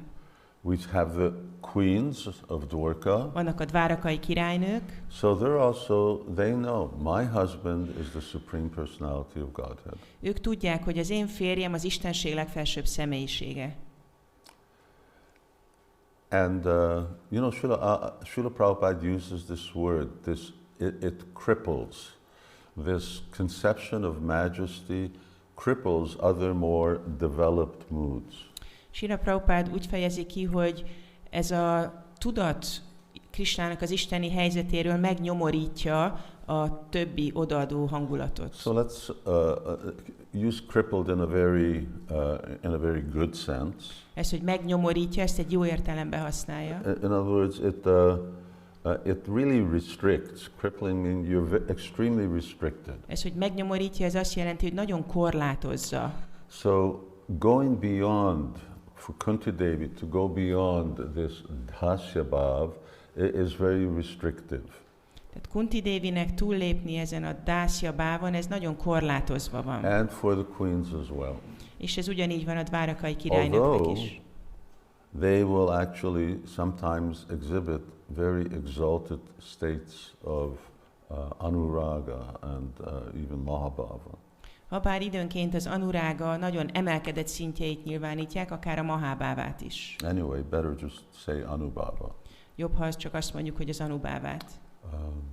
So it's a complex science. We're just touching the shore of that ocean. Ez egy komplex tudomány, és mi igazából csak megérintjük a partját ennek az óceánnak. I haven't mentioned anything about Nitya Sevas because there was really nothing to mention this week. Nem említettem a Nitya Sévát, mert most nem volt mit említeni ezen a héten. So we'll do so next week. Majd a jövő héten tesszük. Of course, that all depends on devotees out there. Mert az meg mind a baktákon függ, akik ott vannak. And now let's talk about what happens when what is this rasa that we talk a lot about and use the word.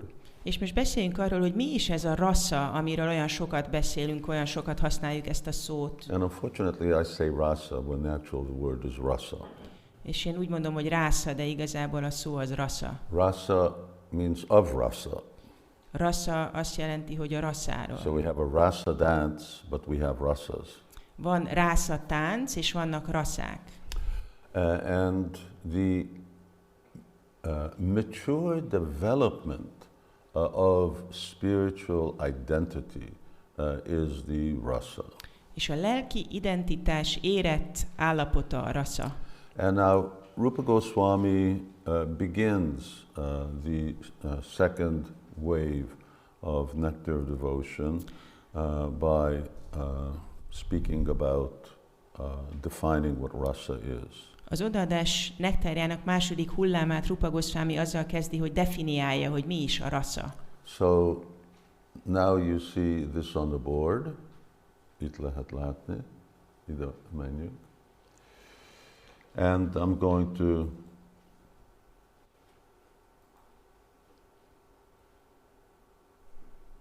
I'm just looking at my Sanskrit because it has 5 lines. It has 5 lines, the Sanskrit. Yes. Does? I didn't check. Atasya Keshavaratir Lakshita Nigadyati. So, Samagri Pariposhina Paramarasa Rupata Vibhavi Ranubhavascha Satvikar Vyabhicharabhi Svadhyatvam Ridi Bhaktanam Anita Shavanadibi Esha Krishna Ratistayo Bhavo Bhakti Rasobhavet, which is translated as follows. És ez a fordítás. Love for Krishna, Keshava, as previously described, reaches the supreme state of being composed of mellows. This is what rasa means. When its ingredients are fulfilled by means of vibhav, anubhav, sattvika, and vyabhichari, hearing and chanting are activated, and the devotee is able to taste love for Krishna. Then attachment for Krishna, or permanent ecstasy, sthayi becomes the mellow of devotional service, bhakti rasa. Ahogy korábban elmondtuk, a Krishna, Késava iránti szeretet akkor éri el a legfelsőbb szintjét, amelyet transzcendentális ízek alkotják, amikor alkotó részei beteljesednek. A vibháva, anubháva, szátvika és jabicsári által a hallás és az éneklés hatékonnyá válik, és a bakta képes megízlelni a Krishna iránti szeretetet. Ekkor a Krishna iránti ragaszkodás, vagyis az állandó extázis, szthayi bháva, válik az odaadó szolgálat ízévé, bhakti rasa. Okay, now if you're having difficulty understanding this in English, hogyha ezt nehéz értenetek angolul, it's not surprising. Ez nem meglepő. Because it's a very condensed definition. Mert ez egy nagyon tömény megfogalmazás, vagy definíció. And let's just go back here again. And let's look at what is being described. És nézzük meg, hogy miről is van itt szó. So, mellows, this is what we're talking about, rasa. Ízekről beszélünk, raszáról. Love, prema, becomes transformed or matures to rasa or mellows.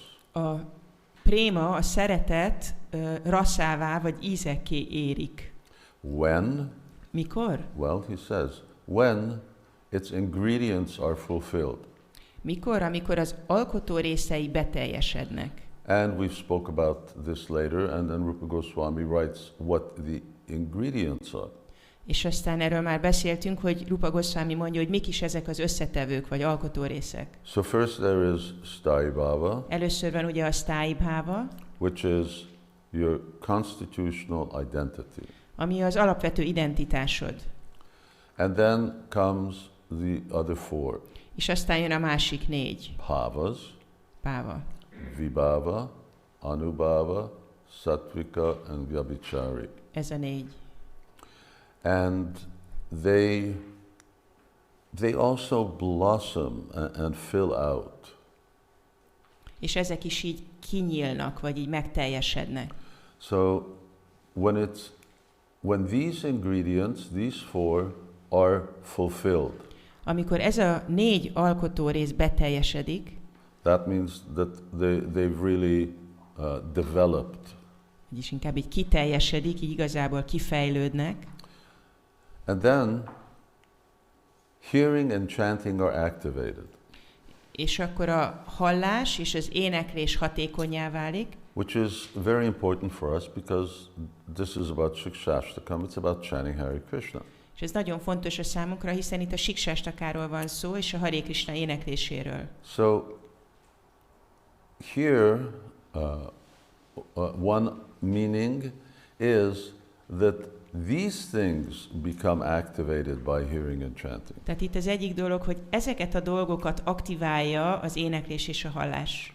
Prema is developed by chanting Hare Krishna. A préma a Hare Krishna éneklése által fejlődik. Prema is achieved by chanting Hare Krishna. És a prémát a Hare Krishna éneklésével lehet elérni. All the development that we talk about is Harinama eva kevalam, is by chanting. Minden fejlődés az éneklés által érhető el. So the hearing and chanting matures these things. Tehát a hallás és az éneklés által válik éretté mindez. Now, conversely, these things, the development of these things also transform hearing and chanting into a different type of experience. És aztán vissza is hatnak ezek a dolgok, és ezeknek a hatására a hallás és az éneklés egy másfajta tapasztalat lesz. So this then becomes this really circular phenomenon where these things are matured by chanting, and these things mature the chanting. És akkor egy ilyen körkörös dolgot fogunk látni, hogy ezek a dolgok érlelik az éneklés érleli ezeket a dolgokat. But it's not a circle like this, like I'm drawing here, which is always the same size. De nem egy ilyen kör, aminek mindig ugyanaz a mérete. But because everything's increasing, therefore the circle gets bigger and bigger and bigger and bigger. Hanem azért, mert minden fokozódik, akkor ez a kör ez egyre nagyobb és nagyobb és nagyobb. So the effect of this type of circular phenomenon, ennek a körkörös jelenségnek a hatása, the devotee is able to taste love of Krishna. hogy a bakta meg tudja ízlelni a Krishna iránti szeretetet. So here love is already there. Itt a szeretet már ott van, But tasting love is another thing. de a szeretet megízlelése az egy másik dolog. Now, some of the devotees here have had COVID. Vannak itt olyan bakták, akik elkapták ezt a Covidot, And as a result of the COVID, they can put some sweet in their mouth and they can't taste it. és a Covid egyik következménye az volt, hogy lehet, hogy valami édes dolgot teszel a szádban, de nem érzed az ízét. Now, love is always relishable. A szeretet az mindig ízletes. But it becomes increasingly relishable by these things. De ezektől a dolgoktól fokozottan ízletes lesz. And that increase in relish, that is rasa. És ez a fokozott íz, ez a rasa. And the taste is not just the touch of the senses with the sense object. És ez az íz, ez nem csak abból fakad, hogy az érzéktárgyak érintik az érzékeket, But part of the sense object is Krishna. hanem az érzéktárgy része Krishna. So a devotee's connection with Krishna increases in all ways. Egy bakta kapcsolata Krishnával mindenféle módon fokozódik. And he says, then this sthai bhava, which manifests at the stage of ecstatic devotion, bhava, És aztán azt mondja, hogy ez a sztái báva, ami az extatikus odaadás szintjén, a báva szintjén nyilvánul meg, it matures to the mellow of bhakti rasa. éretté válik az odaadó szolgálat ízében, a bhakti rasszában. So identity blossoms. Tehát az identitás az így kinyílik. Ide vissza lehet jönni. So it is only with the attainment of rasa that actually your swarup becomes fully manifest. Tehát csak is a rasszát elérve fog a svarupát teljes mértékben megnyilvánulni. And conversely, the manifestation of Swarup is connected to rasa. És a Svarupának a megnyilvánulása meg ugyanígy kapcsolatban áll a rasszával. Again, there's a lot to be said about this existential phenomenon. Nagyon sok mindent lehetne mondani erről az egzisztenciális jelenségről. Because this is reality. Mert ez a valóság. Now we got tons of libraries about this, which is called illusion. Nagyon sok könyvtár van teli mindenféle leírással erről a helyről, amit illúziónak nevezünk. You can Google it. It's everywhere. We've got so much knowledge about nothing. Tudunk a Google-ban keresni róla, és végtelen sok tudásunk van a semmiről. Now, this is about something. De most a valamiről beszélünk. And this is the reality. Ez a valóság. So yes, there's no limit to how much that can be explored. És igazából határtalan, hogy ezt mennyire lehet felfedezni. But along with exploring it, we want to actually taste it. De azzal együtt, hogy próbáljuk felfedezni, meg is akarjuk ízlelni. So we want to know what is the rasa of rasa. Akarjuk tudni, hogy mi a rassza a rasszában. Don't just want to hear about it and read about it. Nem csak hallani és olvasni akarunk róla. And this is our business. This is where we want to go. És ez a dolgunk, hogy ez az, ahova el akarunk menni. Tamasema jyoti gama. We want to come out of darkness.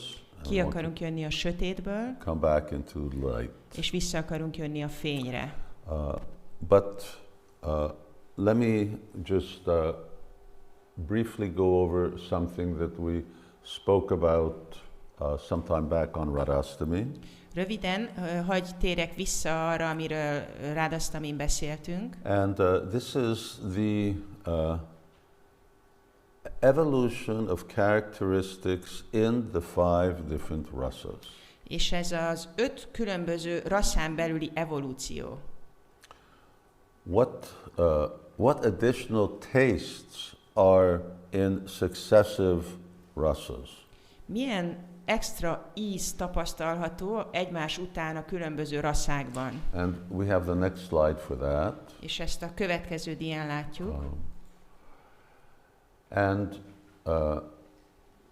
So we're all clear. We go from Santa to Madhurya.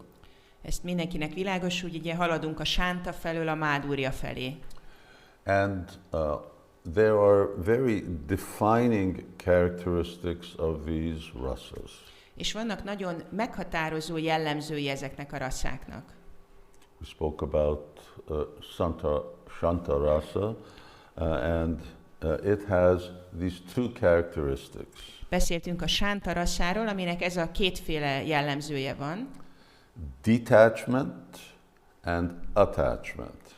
Elkülönülés és ragaszkodás. Detachment from material things. Elkülönülés az anyagi dolgoktól. And attachment to Krishna. És ragaszkodás Krishnához. As the progress continues here, the qualities keep adding. Ahogy tovább fejlődünk, egyre több tulajdonság van. But they also develop. De ezek is fejlődnek.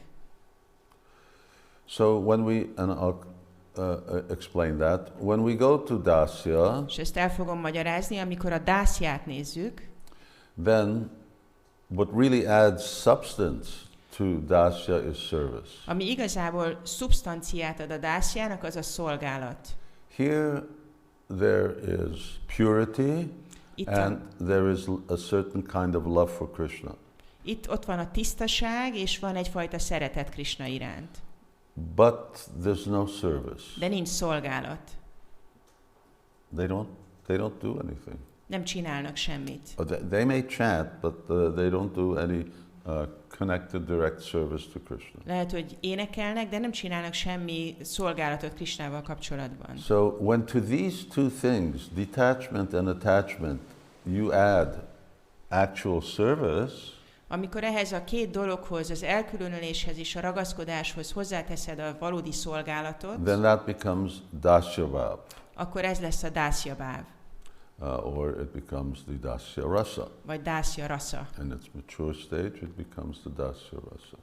Az érett állapotában ez a dászja rasa. And when you come to the stage of sakya, És amikor eléred a szakja szintet, friendship, vagyis a barátságot, then you have detachment, attachment, service, but now there's a real sense of intimacy.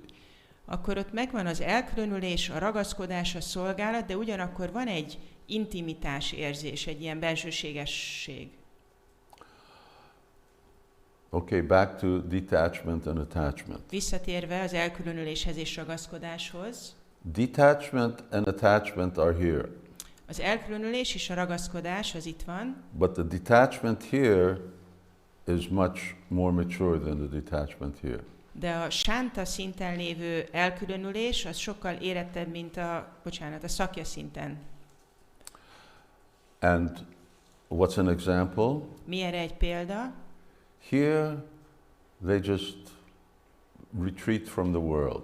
Itt csak visszavonulnak a világtól a sánta szinten, But here, they use everything in Krishna's service. de a szakja szinten mindent Krishna szolgálatában használnak. So this is yukta vairagya. Ez itt yukta vajrágja. And this is just vairagya. Ez meg csak sima vajrágja. Oh, it's a different quality. And that continues. És ez folytatódik. It continues here to Madhurya, Folytatódik a mádurjáig, where the detachment is such that they give up dharma. ahol az elkülönülés olyan, hogy még a dharmát is feladják. They go against the Vedas. A védák ellen mennek. Here, Mother Yashoda is trying to teach Krishna how to be moral and how to be well behaved. A Vátszalja szinten próbálja tanítani Jasoda anya Krisnának, hogy legyen erkölcsös, hogy viselkedjen megfelelően. Here they give up morality, behavior, scripture, everything. De a Mádurja szinten feladják a moralitást, a szentírásokat, mindent. Just to please Krishna. Csak azért, hogy elégedetté tegyék So Krisnát. you can see that the detachment develops, Tehát látjuk, hogy az elkülönülés az fejlődik, but it's always there. de mindig ott van. So detachment, attachment to Krishna, and now we had and service is added. Tehát volt az elkülönülés, a Krisnához való ragaszkodás, és aztán hozzájött a szolgálat. And then confidentiality, which is what makes a friendship, is that the sense of equality. És aztán jön ez a bensőségesség, amitől barátság egy barátság, amikor ott van ez az érzet, hogy mi egyenlők vagyunk. And then added to that is this mood of maintenance. És aztán ehhez hozzáadódik ez a hangulat, hogy én fenntartalak. And that's what parents do. They take care of their children. És ezt teszik a szülők, gondoskodnak a gyerekeikről. But they also have a very intimate relationship. De ott is van nagyon bensőséges kapcsolat. They're rendering all kinds of services. Mindenféle szolgálatot végeznek. They're really attached to Krishna. Nagyon ragaszkodnak Krishnához. And of course they have no attachment to the material realm. És persze nem ragaszkodnak az anyagi világhoz. Attachment here, and of course that's one of the more significant things, attachment really develops. A ragaszkodás itt fokozatosan egyre jobban fejlődik. So there's prema here, but it's actually called marginal. Tehát itt a sántánál van préma, de ezt úgy hívják, hogy határ. Interestingly, I was just listening to a conversation Prabhupada was talking with some scholars.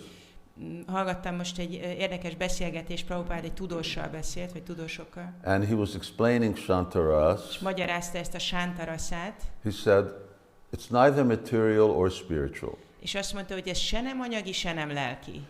So it's really sort of marginal in terms of its position. Igazából így ilyen határhelyzetben van. Because where there's no service, then even love becomes questionable.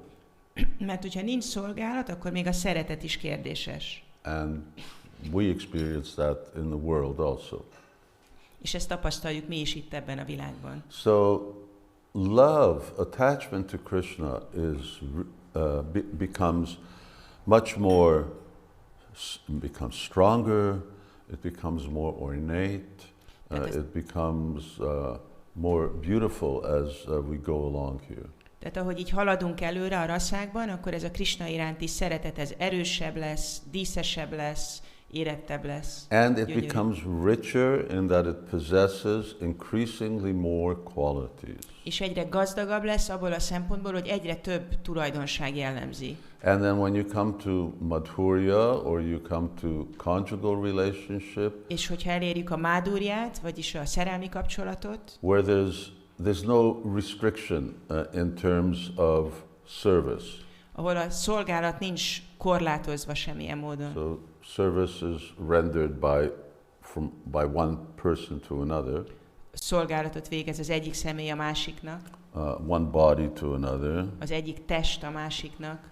All of these have certain levels of limitations. És ezeknek mindegyiknek van egy bizonyos korlátja. Here, there's no limitation. A mádurjánál már nincsen korlát. And I'm not now just talking of something that's sensual or sexual, but just the whole expressions are unlimited. És itt nem egy érzéki vagy szexuális dologról beszélek, hanem ez a kifejezésnek a módja, ez korlátlan. A szeretet kifejezésének. Here we see the enrichment of the rasas. Tehát itt látjuk, hogy gazdagodnak a rasszák. Generally in times past. Általában a múltban. Jó, most ide lehet jönni.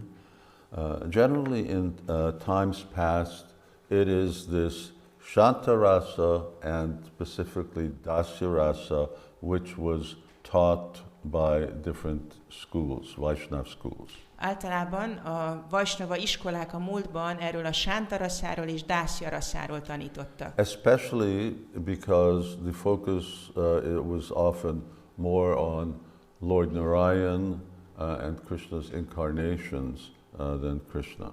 Főleg azért, mert a fókusz az inkább az Úr Nárájánon volt, nem pedig Krishnán. These other relationships beginning with Sakya are really only possible when Krishna's Krishna and not Lord Narayan, when he's a human being. Tehát ez a többi kapcsolat, ez a Sakyától, ez igazából akkor lehetséges, amikor Krishnáról van szó, nem pedig amikor az Úr Nárajáról, vagyis amikor ő egy ilyen emberi formában van. And I think this is a topic that devotees are quite familiar with. És ez egy olyan téma, amit jól ismernek a bakták. And that is that relationships become confidential when this supremacy and the Aishwarya or the godhood of Krishna retreats into the background. És ez az, hogy ez a bensőségesség, ez akkor tud megnyilvánulni, amikor ez az elképzelés, hogy Krishna Isten, vagy az ő fenségével kapcsolatos elképzelések, azok háttérbe szorulnak. So this is the development of rasa. Tehát így fejlődik a rasa. And for us, Chaitanya Mahaprabhu had brought Braja Bhakti to the world. És Chaitanya Mahaprabhu elhozta nekünk a Braja Bhaktit a világba. Krishna brought it. Krishna elhozta. But very few people really understood de nagyon kevesen értették meg. What his real intention was. Azt, hogy mi is volt a szándéka. And so for at least future generations, there needed to be further clarification and facilitation, how to actually take advantage of this. És a jövő generációk számára fontos volt ezt érthetővé tenni és elérhetővé tenni. So Chaitanya Mahaprabhu came as a devotee. És Chaitanya Mahaprabhu eljött mint egy bakta. To show us how to put into practice what Krishna taught. Hogy megmutassa, hogy hogyan tehetjük gyakorlatba azt, amit Krishna tanított. And what Krishna lived. És ahogy Krishna élt. So Krishna brought the spiritual world into the material world. Krishna elhozta a lelki világot az anyagi világba. So we would know what the result of bhakti yoga is and chanting Hare Krishna is. Hogy tudjuk, hogy mi a bhakti jogának és a Hare Krishna éneklésének az eredménye. So we could see it, hear about it, think about it. Hogy lássuk, halljuk, tudjunk gondolkodni rajta. And Chaitanya Mahaprabhu then gave us a process of how we can actually go back home, back to Godhead. És Chaitanya Mahaprabhu adott a számunkra egy folyamatot, hogy hogyan tudunk visszamenni And Istenhez. of course that's Siksastakam, at least it's condensed for us in Siksastakam. És ez bele van sűrítve a Siksastakába. And although these are very confidential relationships, És habár ezek nagyon bensőséges kapcsolatok, the means to attain them is easy. a módszer, ahogy elérhetjük, könnyű. I was going to say made easy, Úgy akartam kifejezni, hogy könnyűvé lett téve, but that sounds like there's something difficult that's been made easy. de akkor az úgy hangozna, mintha lenne egy nehéz dolog, ami könnyűvé lett téve. So Goloke Premadana Harinam Sankirtan, this is what they do in the spiritual world. Ez az, amit csinálnak a lelki világban. They chant and hear about Krishna. Énekelnek és hallanak Krishnáról. So Chaitanya Mahaprabhu just brought that chanting and hearing here. Chaitanya Mahaprabhu pusztán elhozta ezt a hallást és éneklést ide. And he gave us one Maha Mantra to begin with, És adott nekünk egy Mahamantrát kezdetnek, which is the Hare Krishna Maha Mantra. ami a Hare Krishna Mahamantra. But there are so many songs of the Acharyas Az ácsáryáknak olyan sok dala van, with which we glorify Krishna's names and qualities and pastimes and form. amelyekkel dicsőítjük Krishnának a nevét, a tulajdonságait, a formáját. So the Sakya, Vatsalya, Madhurya, Rasas, these are really the gift of Sri Chaitanya Mahaprabhu. Tehát ez a szakja, vátszalja, mádurja, rassza, ez igazából Chaitanya Mahaprabhu ajándéka. And you know, when if you're going to give somebody a gift, then it's usually good to give the best.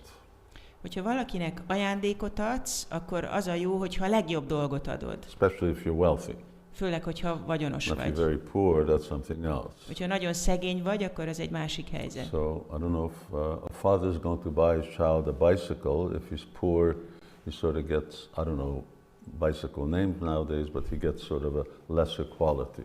Hogyha az apa a fiának akar venni egy biciklit, hogyha szegény, akkor hát nem vagyok olyan jártas a bicikli márkákban, de akkor egy nem olyan szuper biciklit vesz. But if he's very wealthy, then you get the best. De ha nagyon vagyonos, akkor a legjobbat fogja megvenni. So we have this saying. He says, "This is just the best for you, only the best."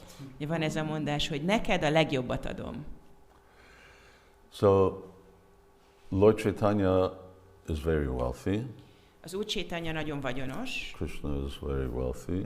Krishna nagyon gazdag, So when he came, he wanted us to have the best.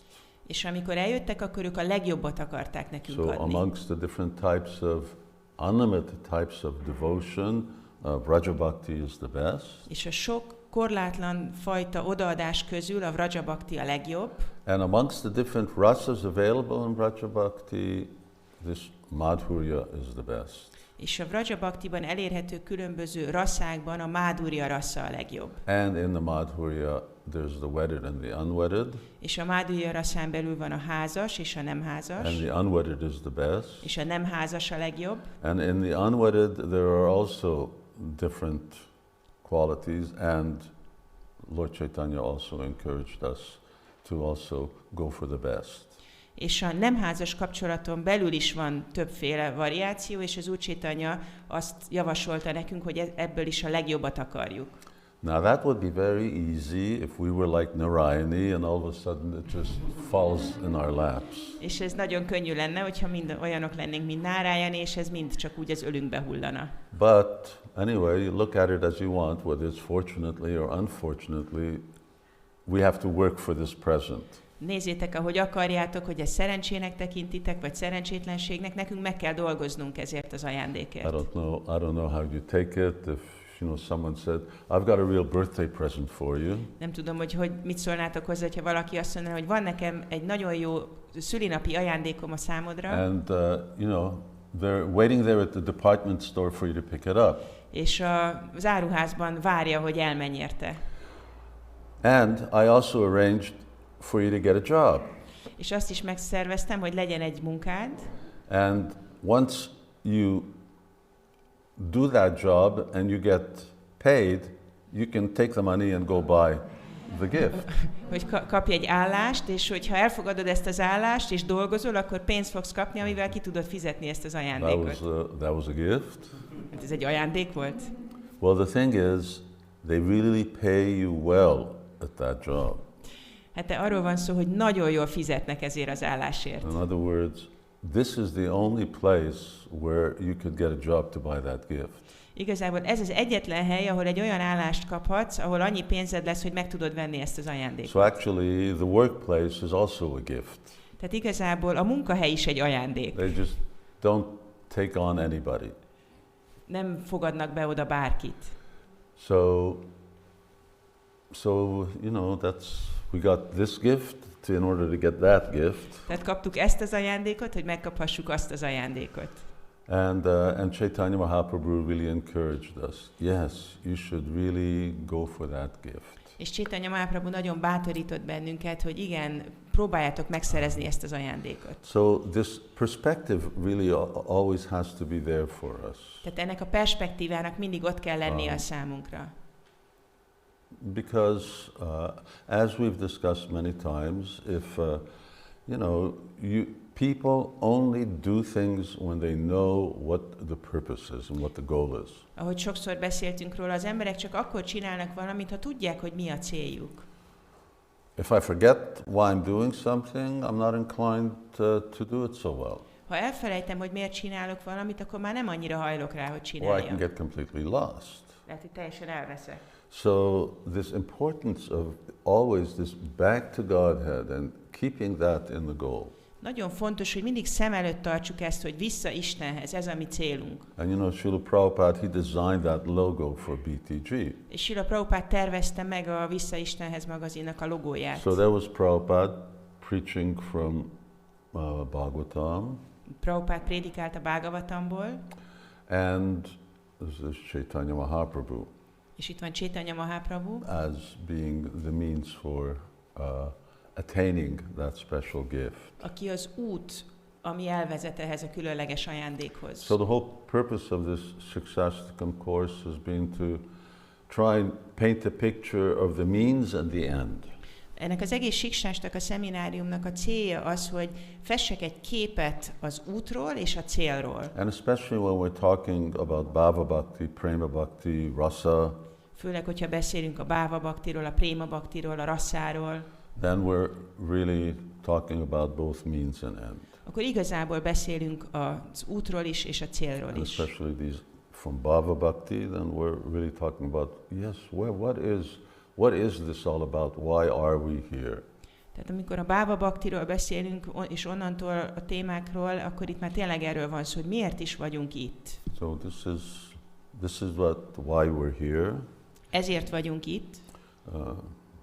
Here's the workplace that we actually get the paycheck for which we can actually purchase our gift. Ez a munkahely, ahol megkapjuk azt a fizetést, amivel meg tudjuk venni az ajándékot. Now we're not going to project this, but earlier I did have this same projection, which was just reminding everyone of the development of the 8 stages of love.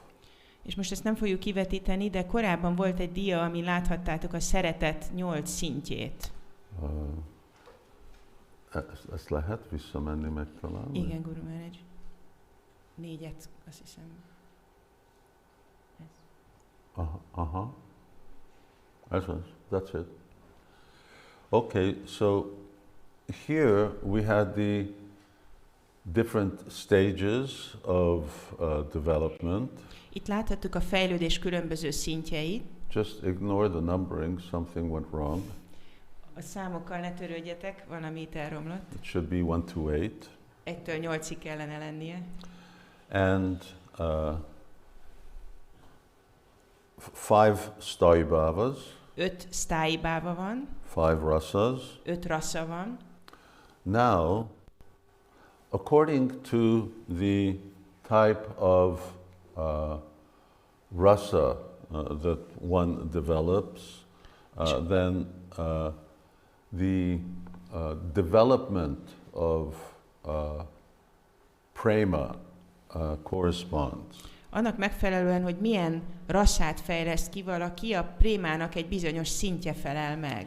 So remember, these were the different types of premas.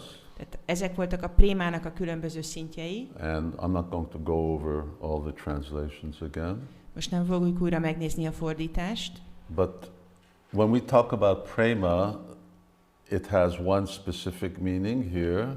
De amikor a prémáról beszélünk, akkor annak van egy konkrét jelentése. And that's sort of the beginning stage of love. És ez a szeretetnek igazából a kezdő szintje. And then these are also prema. És aztán ezek is a préma, But they're more developed stages of love. de ezek fejlettebb szintjei a szeretetnek. So, prema sneha man, pranay, rag, anurag, bhav, mahabhav. And there are certain minor opinions by acharyas about how these overlap. Vannak az ácsárjáknak különböző véleményei azzal kapcsolatban, hogy ezek hogy fednek át. Our primary target is to actually get the premamsu, to actually get just a ray of this. Nekünk az elsődleges célunk az, hogy csak megkapjuk valahogy ezt a prémámsút, ennek a prémának a sugarát. So we want the bud of the flower of prema, which is bhava bhakti. Akarjuk a préma virágjának a bimbóját, ami a bhava bhakti. We want mahabhav, Szeretnénk a mahabhavát, but you have to go in stages. de át kell menni a So szinteken. you go up a staircase one step at a time. A lépcsőn úgy mész fel, hogy haladsz egyik lépcsőfokról a másikra. Okay, so now the correspondence between rasa and the different levels of prema is to be seen in the next slide. Ish? Igen. Következő, that's it.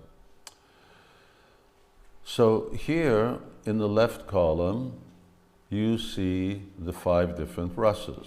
Itt a bal oldalon az 5 fajta rasszát látjátok, And here in the right, you see the level of prema to which that type of rasa takes you. a jobb oldalon pedig azt, hogy ez az adott rassza a prémának melyik szintjéig viszel. And as I've mentioned before, prema becomes richer and richer and richer. És ahogy korábban említettem, a préma az egyre gazdagabb és gazdagabb és gazdagabb. And as it becomes richer, then the qualification for rasas develops. És ahogy gazdagodik, a képesítés a rasszára fejlődik. Now you may ask, why? Why can't everyone just be at Mahabhav? És felmerülhet a kérdés, hogy hát miért nem lehet mindenki a mahabhava szinten? Well, one is that Krishna likes variety. Az egyik oka ennek az, hogy Krishna szereti a változatosságot. We all like variety. Mi is szeretjük a változatosságot. The problem that a condition brings up with that is that, well, I don't want anything less than the best. A feltételekhez kötött lélekben felmerül ez a dolog, hogy de hát én csak a legjobbat akarom, nem akarok annál kevesebbet. And the wonderful thing about prema is that whatever prema you have, it's the best.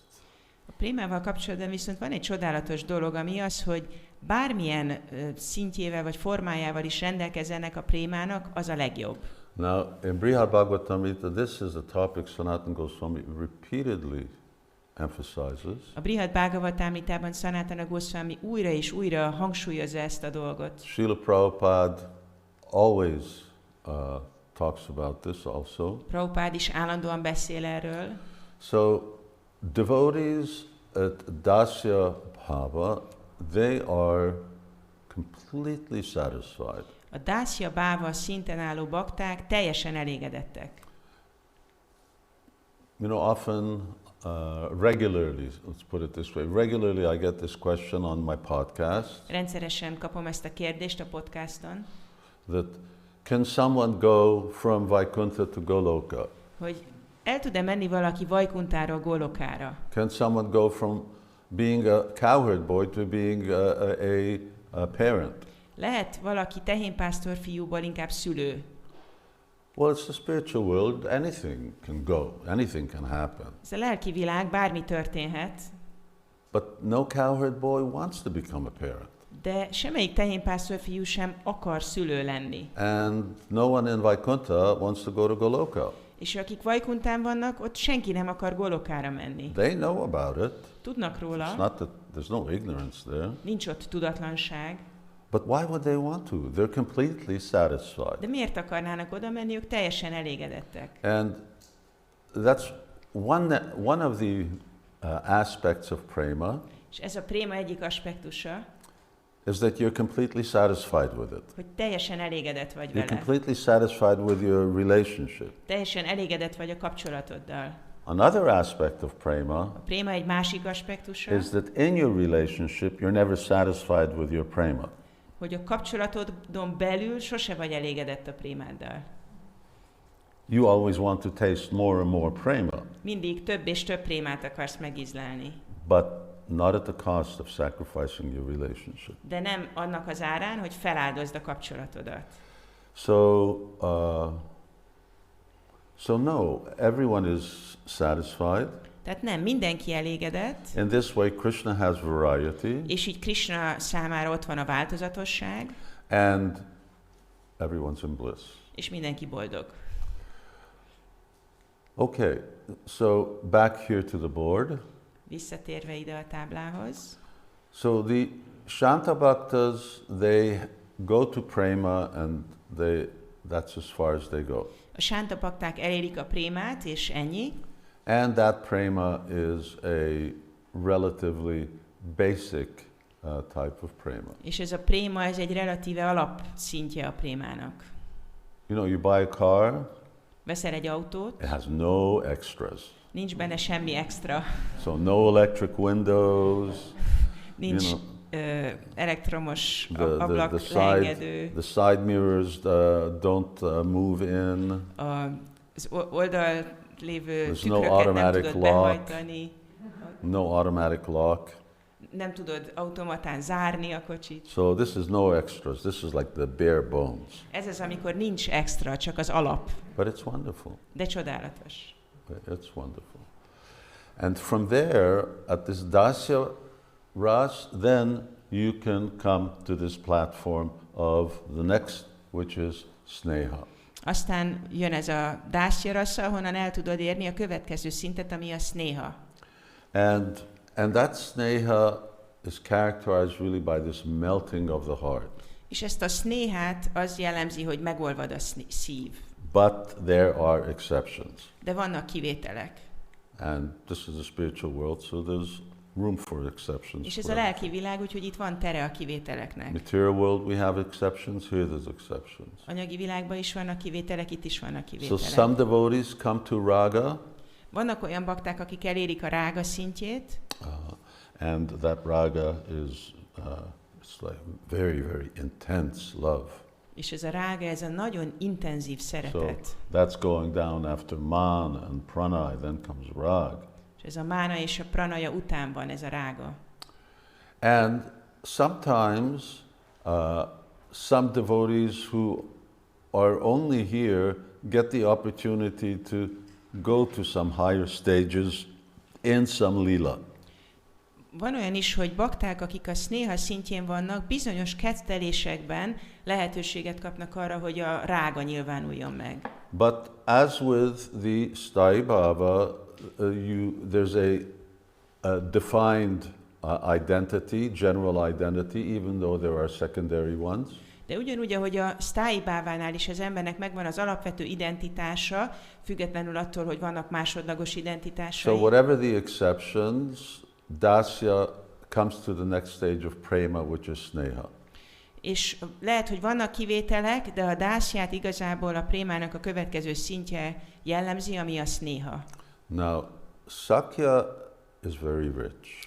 A szakja az nagyon gazdag. Prema, sneha, rag, and even pranaya. Ott megnyilvánul a préma, a snéha, a rága és még a pranaja is. So it develops to different stages. Tehát más szintekig fejlődik. It depends on the type of friend. Attól függ, hogy milyen barát vagy. So generally friends will come to the stage of pranaya. Általában a barátok elérik a pranaja szintjét. Here actually rag should be after pranaya. A rágának igazából a pranaja után kellene állnia. Some other friends will come to the stage of rag. És másik barátok pedig a rága szintjét érik el. Some friends can actually come to touch Mahabhav. És vannak olyan barátok is, akik érinteni tudják a Mahabhavát. Subal. Mint például Subal. So Subal on occasion can be in Krishna's pastimes with the gopis. Subala bizonyos alkalmakkor részt tud venni Krisnának a gópikkal való kezdteléseiben. In Bhagavatam we read that when Arjuna and Krishna, they were actually in Dwarka and they were playing, they were doing a type of Holi, they were actually in the water. A Bhagavatamban olvassuk, hogy amikor Arjuna és Krishna a vízben játszottak egyfajta holi kezdtelést, and they were using syringes and squirting water on each other. És spriccelték egymást ilyen fecskendőkkel. So Arjuna was there with his wives. És ott volt Arjuna a Krishna was feleségeivel. there with the queens. Ott volt Krishna a királynőkkel. So it's a very descriptive passage. Ez egy nagyon részletesen leírt történet. So this was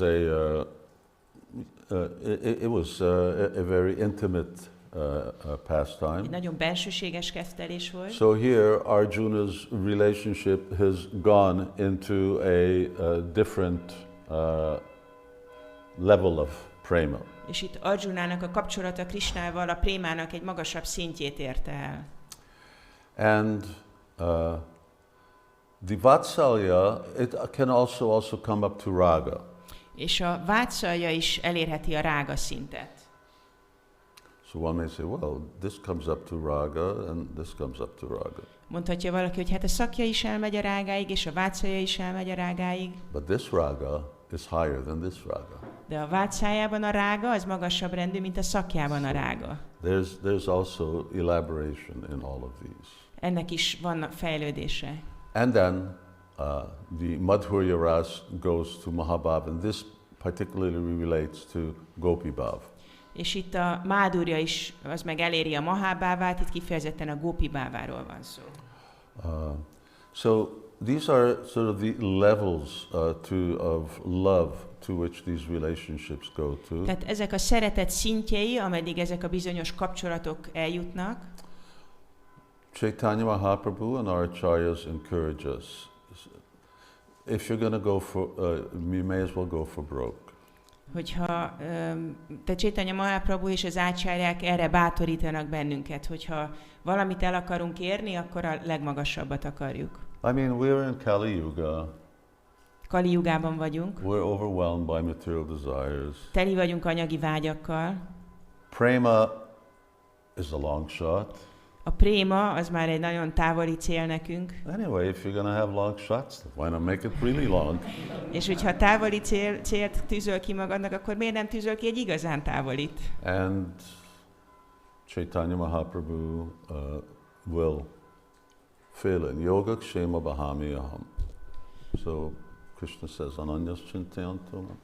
He says, but if you make the effort, then I'll bridge things over. És Chaitanya Mahaprabhu segíteni fog. Ugye Krishna mondja, hogy ha te megteszed az erőfeszítést, akkor én át fogom hidalni azt, ami hiányzik. Okay, now what we studied this week, last week, and the week before was an introduction. Amit ezen a héten és a múlt héten és az előtti héten tanultunk, ez volt a bevezetés. In this case, the introduction was longer than the content. Ebben az esetben a bevezetés hosszabb volt, mint maga a dolog. But it was necessary so that we know what are we talking about when we're speaking about prema, rasa. De fontos volt ahhoz, hogy tudjuk, hogy miről is beszélünk, amikor a prémáról és a rasszáról beszélünk. And now we're going to go to verse 7. És most megnézzük a 7. verset. Although we have verse 8 on the board. Habár ezen a táblán a 8. vers Who van. knows verse 7? Ki tudja a 7. verset? Okay.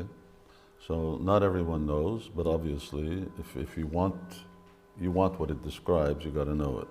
Nem mindenki tudja, hát hogyha el akarod érni azt, amiről szól, akkor legalább tudnod kell, hogy mi a vers. Let's say it together.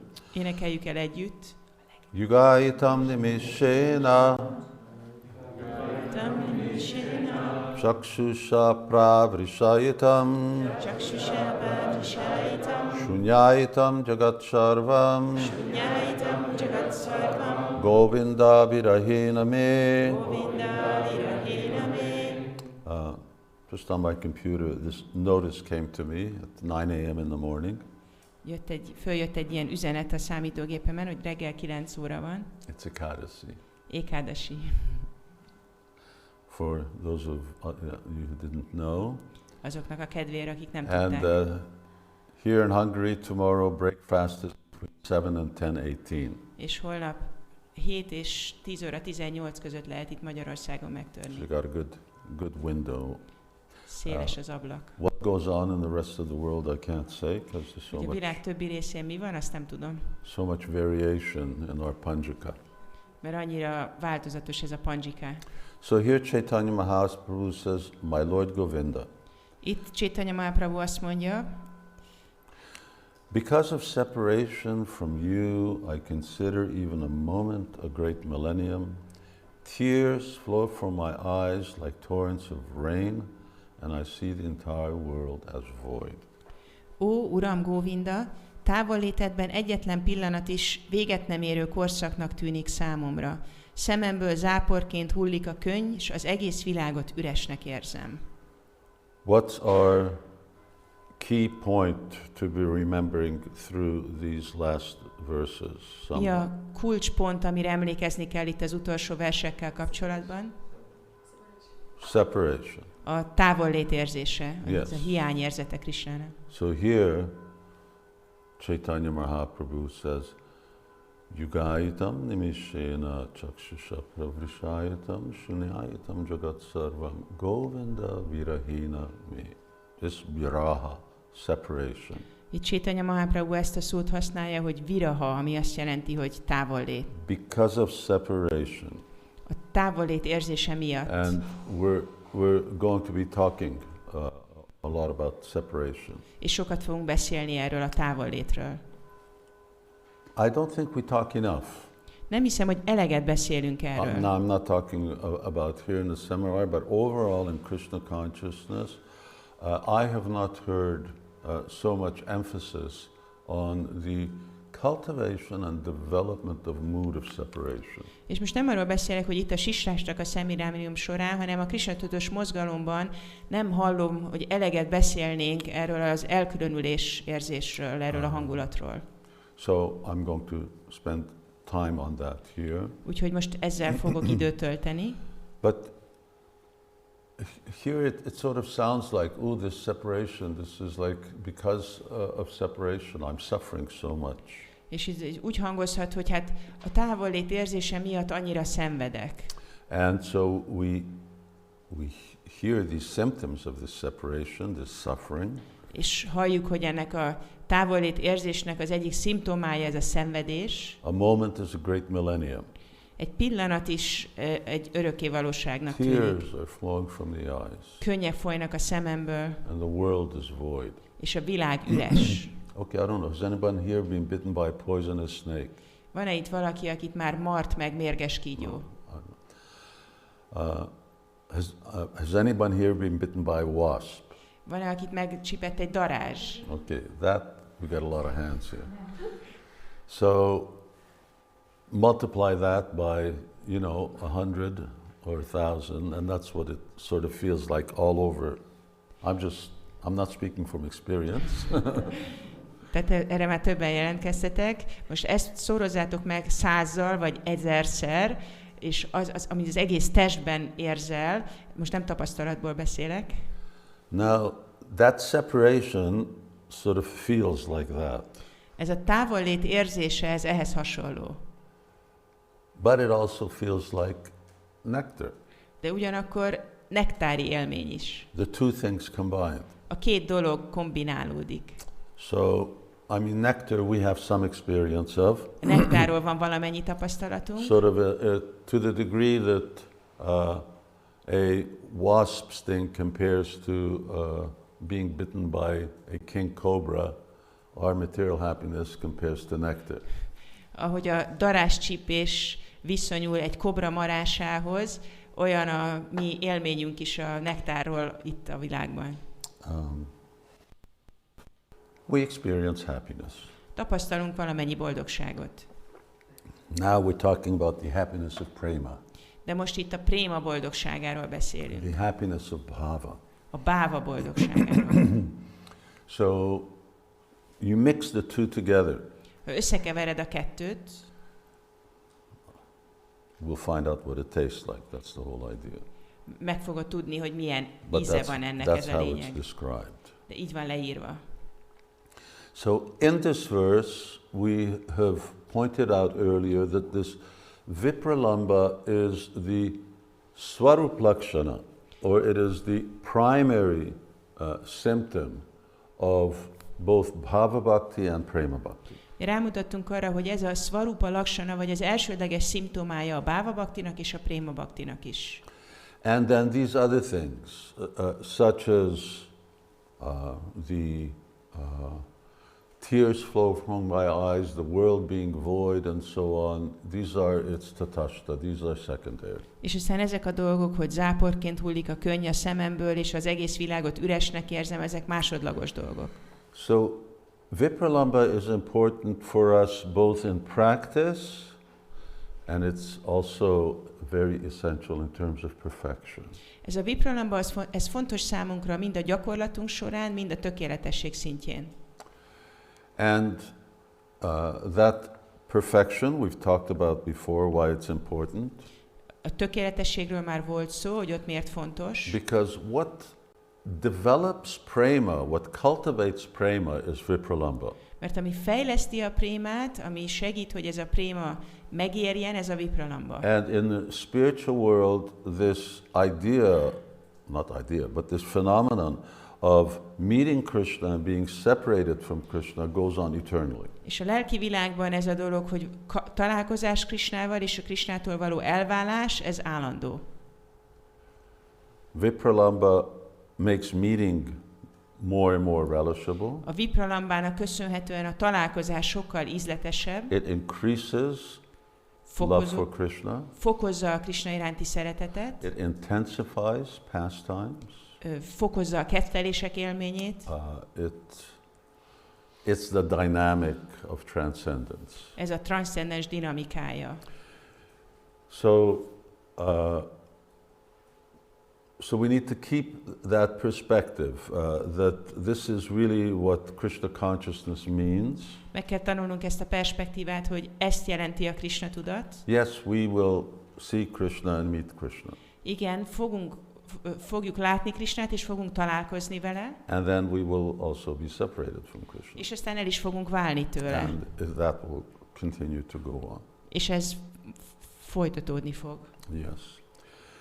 So, vipralamba in the spiritual world, or vipralamba, which is a manifestation of prema, is of three different types. A vipralamba a lelki világban három módon nyilvánul meg. And we're not so keen on getting into all the details of those. És most nem fogunk ezekkel kapcsolatban belemenni a részletekbe. But they are relevant to us as to how we can actually cultivate vipralamba here. De fontos a számunkra azzal kapcsolatban, hogy itt hogyan tudjuk magunkban kultiválni ezt az érzést. Because we don't have prema.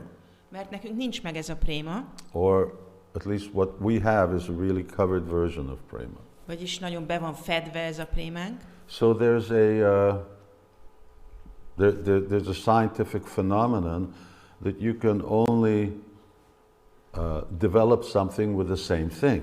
Van egy tudományos jelenség, hogy egy bizonyos dolgot csak ugyanaz a dolog tud kifejleszteni.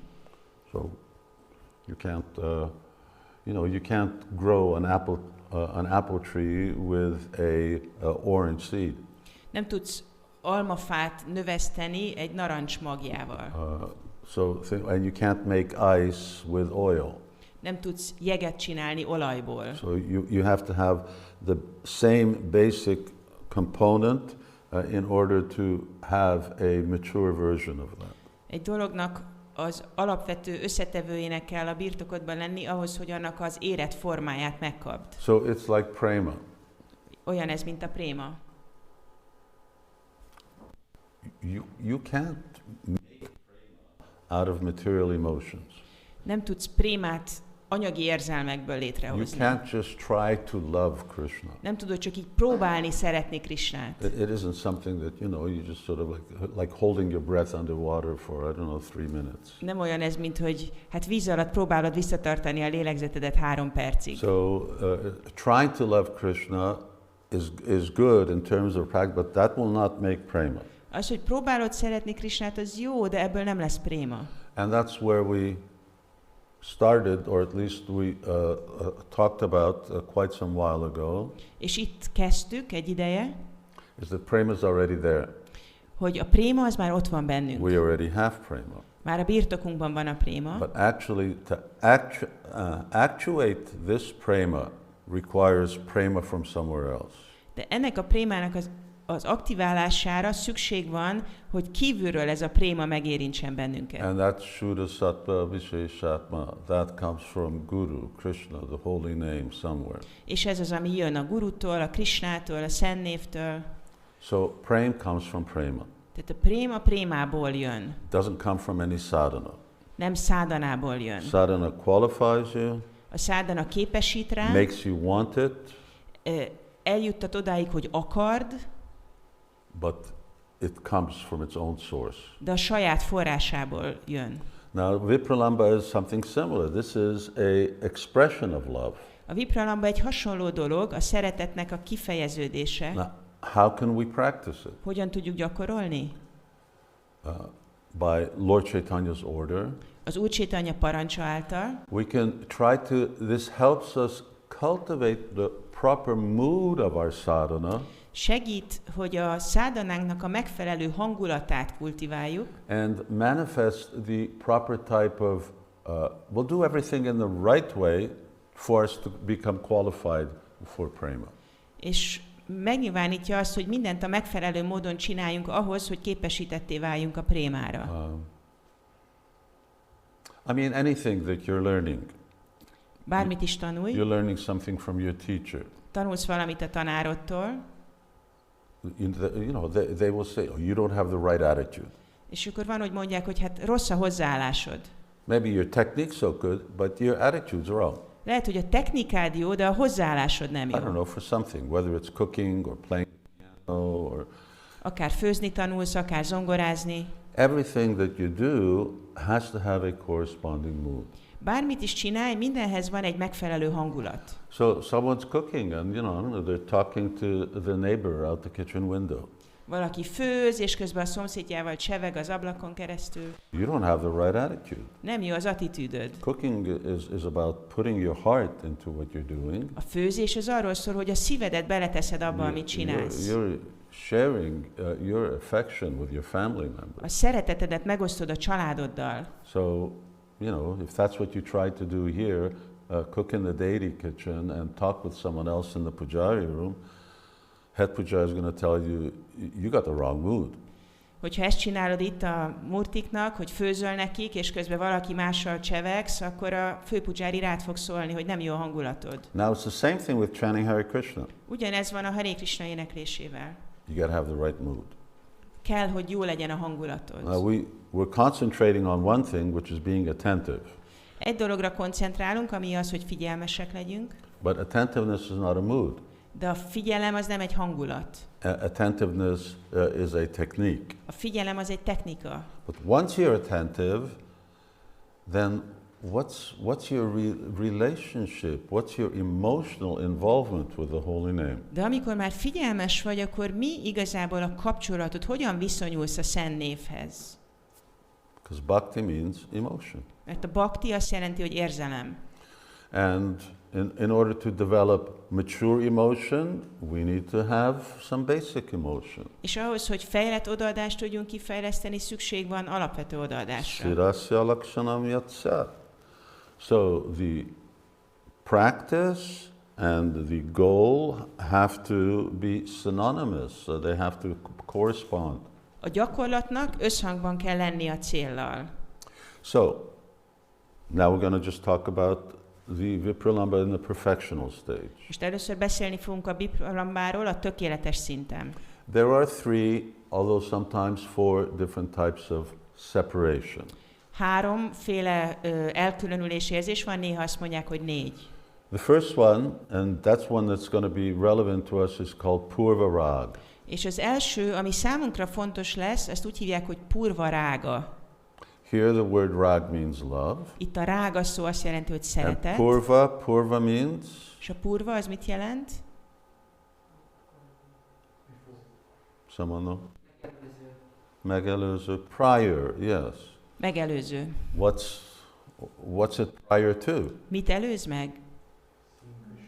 Yes, meeting Krishna. A Krishnával való találkozást. You fall in love with someone before having actually met them. Beleszeretsz valakibe már azelőtt, hogy találkoztál volna vele. I'm sure you have experience of that. Biztos vagyok benne, hogy van ilyen tapasztalatotok. You know, what's a movie star?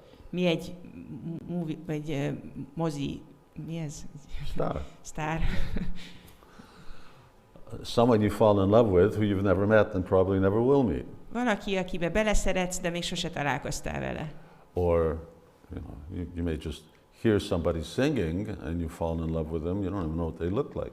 Vagy csak hallod, ahogy valaki énekel, és beleszeretsz, pedig még azt se tudod, hogy néz ki. Usually they don't look as good as the movie stars. Általában nem néznek ki olyan jól, mint a színészek. So this is called Purva Rag.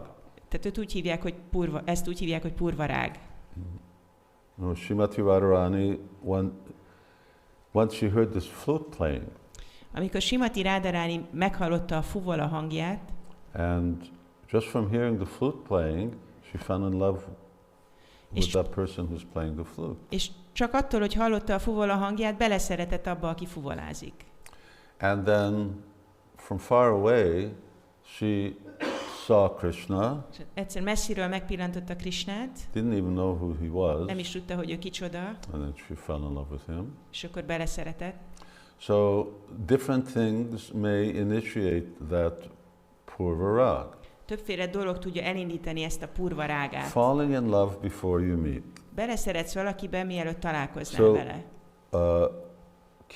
Keep this in mind, because this is something that we're coming back to. Tartsátok ezt észben, mert vissza fogunk rá térni. Now we also talked about the stage of love called man. Beszéltünk a szeretetnek arról a szintjéről is, amit úgy nevezünk, hogy mána. And man means when you become angry with the other person. És a mána azt jelenti, hogy dühös leszel a másikra. And usually it goes in one direction. Usually it's the devotee who's angry with Krishna. És általában ennek egy iránya van, a bakta lesz dühös Krishnára. Krishna is rarely angry with a devotee. Krishna ritkán dühös a baktára. Or he's afraid to be angry with the devotee. Vagy fél, hogy dühös legyen a baktára. So Bhaktivedanta Purna Maharaj once in Chaitanya College. Which Maharaj? Bhaktivedanta Purna. Bhaktivedanta Purna Maharaj egyszer a Chaitanya College-ben gave this extensive lecture on how men should deal with ladies. tartott egy hosszú leckét arról, hogy a férfiaknak hogy kell bánni a nőkkel. This was at the request of the Grihastha Council. Ez a Grihastha tanács kérésére volt ez a lecke. Grihastha Council is in really bad shape when they got to ask sannyasis to tell them how men should deal with ladies. Igazából rossz helyzetben van a Grihastha tanács, hogyha szanyászikat kérnek meg, hogy beszéljenek arról, hogy a férfiak hogyan bánjanak a nőkkel. And it was very illuminating for me.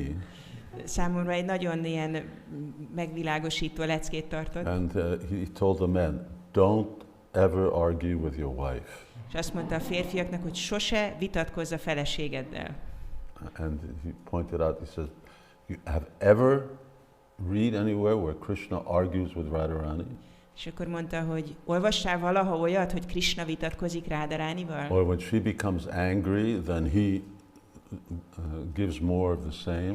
Vagy hogyha Radharani dühös lesz, akkor Krishna is dühös lesz ő rá? So you have to be submissive. Engedelmesnek kell lenned, You have to surrender alázatosnak. to them. And that's what Krishna does. És ezt teszi Krishna. But now we're going to go to Vipralamba. De most a Vipralambáról van szó. This man means that there can be a certain separation. Ez a mána, ez azt jelenti, hogy lehet egyfajta távollét. I'm not talking to you. Nem beszélek veled. I'm leaving. Elmegyek. So man causes this type of separation, and obviously it really increases the rasa. És ez a mán, ez okoz egyfajta távollétet, ami fokozza a rasszát. And sometimes, for instance, Srimati Radharani may say she's leaving, but she stays.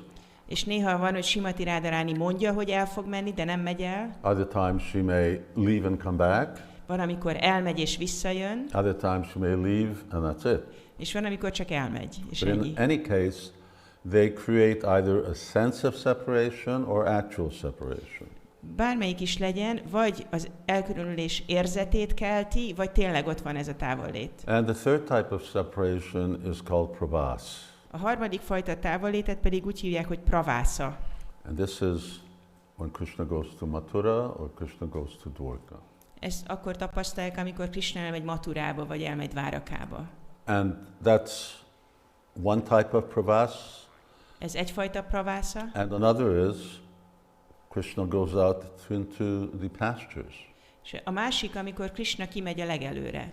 Then he doesn't.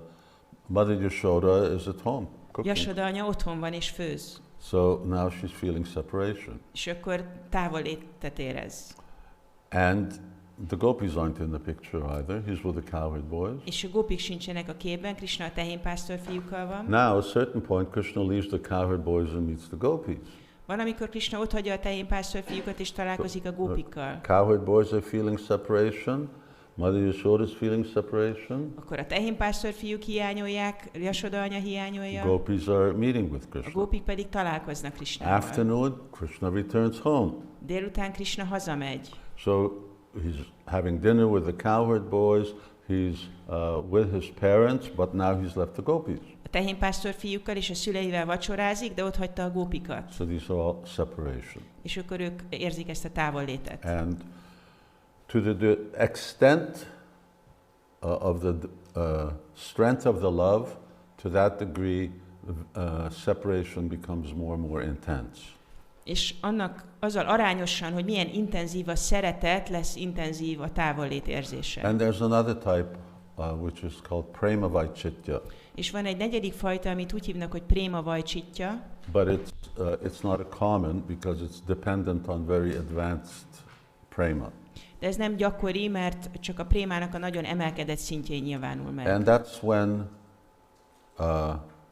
lover and beloved, and this actually only happens really between Krishna and the queens and Krishna and the gopis. És ez igazából csak Krishna és a királynők és Krishna és a gópik között van. And that's when you're with somebody És ez akkor nyilvánul, amikor ott vagy valakivel együtt, and the impending separation becomes so mentally overwhelming de az, hogy tudod, hogy hamarosan el fogtok válni egymástól, ez annyira hatással van rád, that you actually think that the separation is taking place. hogy már azt gondolod, hogy már most nem vagytok együtt. So you enter into the separation even though it hasn't happened yet. Tehát már belépsz ebbe a távollétbe, ebbe a hiányérzetbe, annak ellenére, hogy még nem is vagytok külön. So Radha and Krishna are just side by side. Ráda és Krishna ülnek egymás mellett. And so vibhav, something that causes prema to manifest. És akkor van valami, amitől megnyilvánul a préma, a vibhav. And there's a bee buzzing around. Egy méhecske zümmög közöttük, körülöttük. So Madhumangal is there. Ott van Madhumangal. Madhumangal is also someone who can be involved in very confidential pastime. Madhumangal is egy olyan karakter, aki nagyon bensőséges ketteléseknél is jelen van. He tries to chase out the bee out of the kunj. És Madhumangal megpróbálja kikergetni a méhecskét a kuncsból. And he succeeds. És sikeres. And he comes back and he says, Madhusudan is gone. És visszajön és azt mondja, hogy Madhusudan elment. Madhusudan is another name for bee. Madhusudannak hívják a méhecskét. It's a name for Krishna. De Krishnát is hívják Madhusudannak. Srimati Radharani, she's talking with Krishna. Srimati Radharani ott beszélget Krishnával. She just hears this, Madhusudan is gone. De meghallja ezt, hogy Madhusudan elment. And just that word triggers off such an intense sense of separation in her. És csak ennek hallatán egy olyan intenzív távollét érzés kerekedik felül rajta, That she doesn't see Krishna. hogy nem látja Krishnát. He's sitting right there, but Ott ül he doesn't see mellette, him. de nem látja. So that's another type of vipralamba. Ez egy másik fajta vipralamba. It's a risky place, spiritual world. Kockázatos hely ez a lelki világ. Okay, now I had this discussion once with a devotee, nice devotee. Egyszer beszélgettem egy kedves baktával, And he said, he put forward this proposal that of the three types of separation, we can experience purva rag. aki felvetette ezt a dolgot, hogy a háromféle elkülönülés közül mi a purva rágát tudjuk tapasztalni. And actually, Bhaktivinoda Thakur, or at least the translation that I have, says as much. És Bhaktivinoda Thakur is mondja ezt legalábbis abban a fordításban, ami nekem megvan. But my point was, it's not possible for you to experience a spiritual emotion in a conditioned state. De én meg azt mondtam, hogy nem tudsz egy lelki érzelmet tapasztalni feltételekhez kötött helyzetben. But what Chaitanya Mahaprabhu is telling us in this verse De amit Chaitanya Mahaprabhu mond nekünk ebben a versben, is that we need to learn to cultivate this abhas, or this shadow of separation. az az, hogy meg kell tanulnunk kultiválni az árnyékát ennek a távollétérzésnek. Purva rag abhas. Ez a purva rága abásza. We have not met Krishna. Nem találkoztunk még We Krishnával. hear about him, we see pictures of him, we have so many ways in which our attachment is awakened. Hallottunk róla, láttunk különböző képeket róla, olyan sokféleképpen próbáljuk ezt a hozzávaló ragaszkodást felébreszteni. We need, or these things are there to awaken this sense of separation. És ezek a dolgok azért vannak ott, hogy hiányoljuk őt. It's not okay being in the material world. Nem jó dolog az anyagi világban Not lenni. okay being in a material body. Nem jó dolog anyagi testben lenni.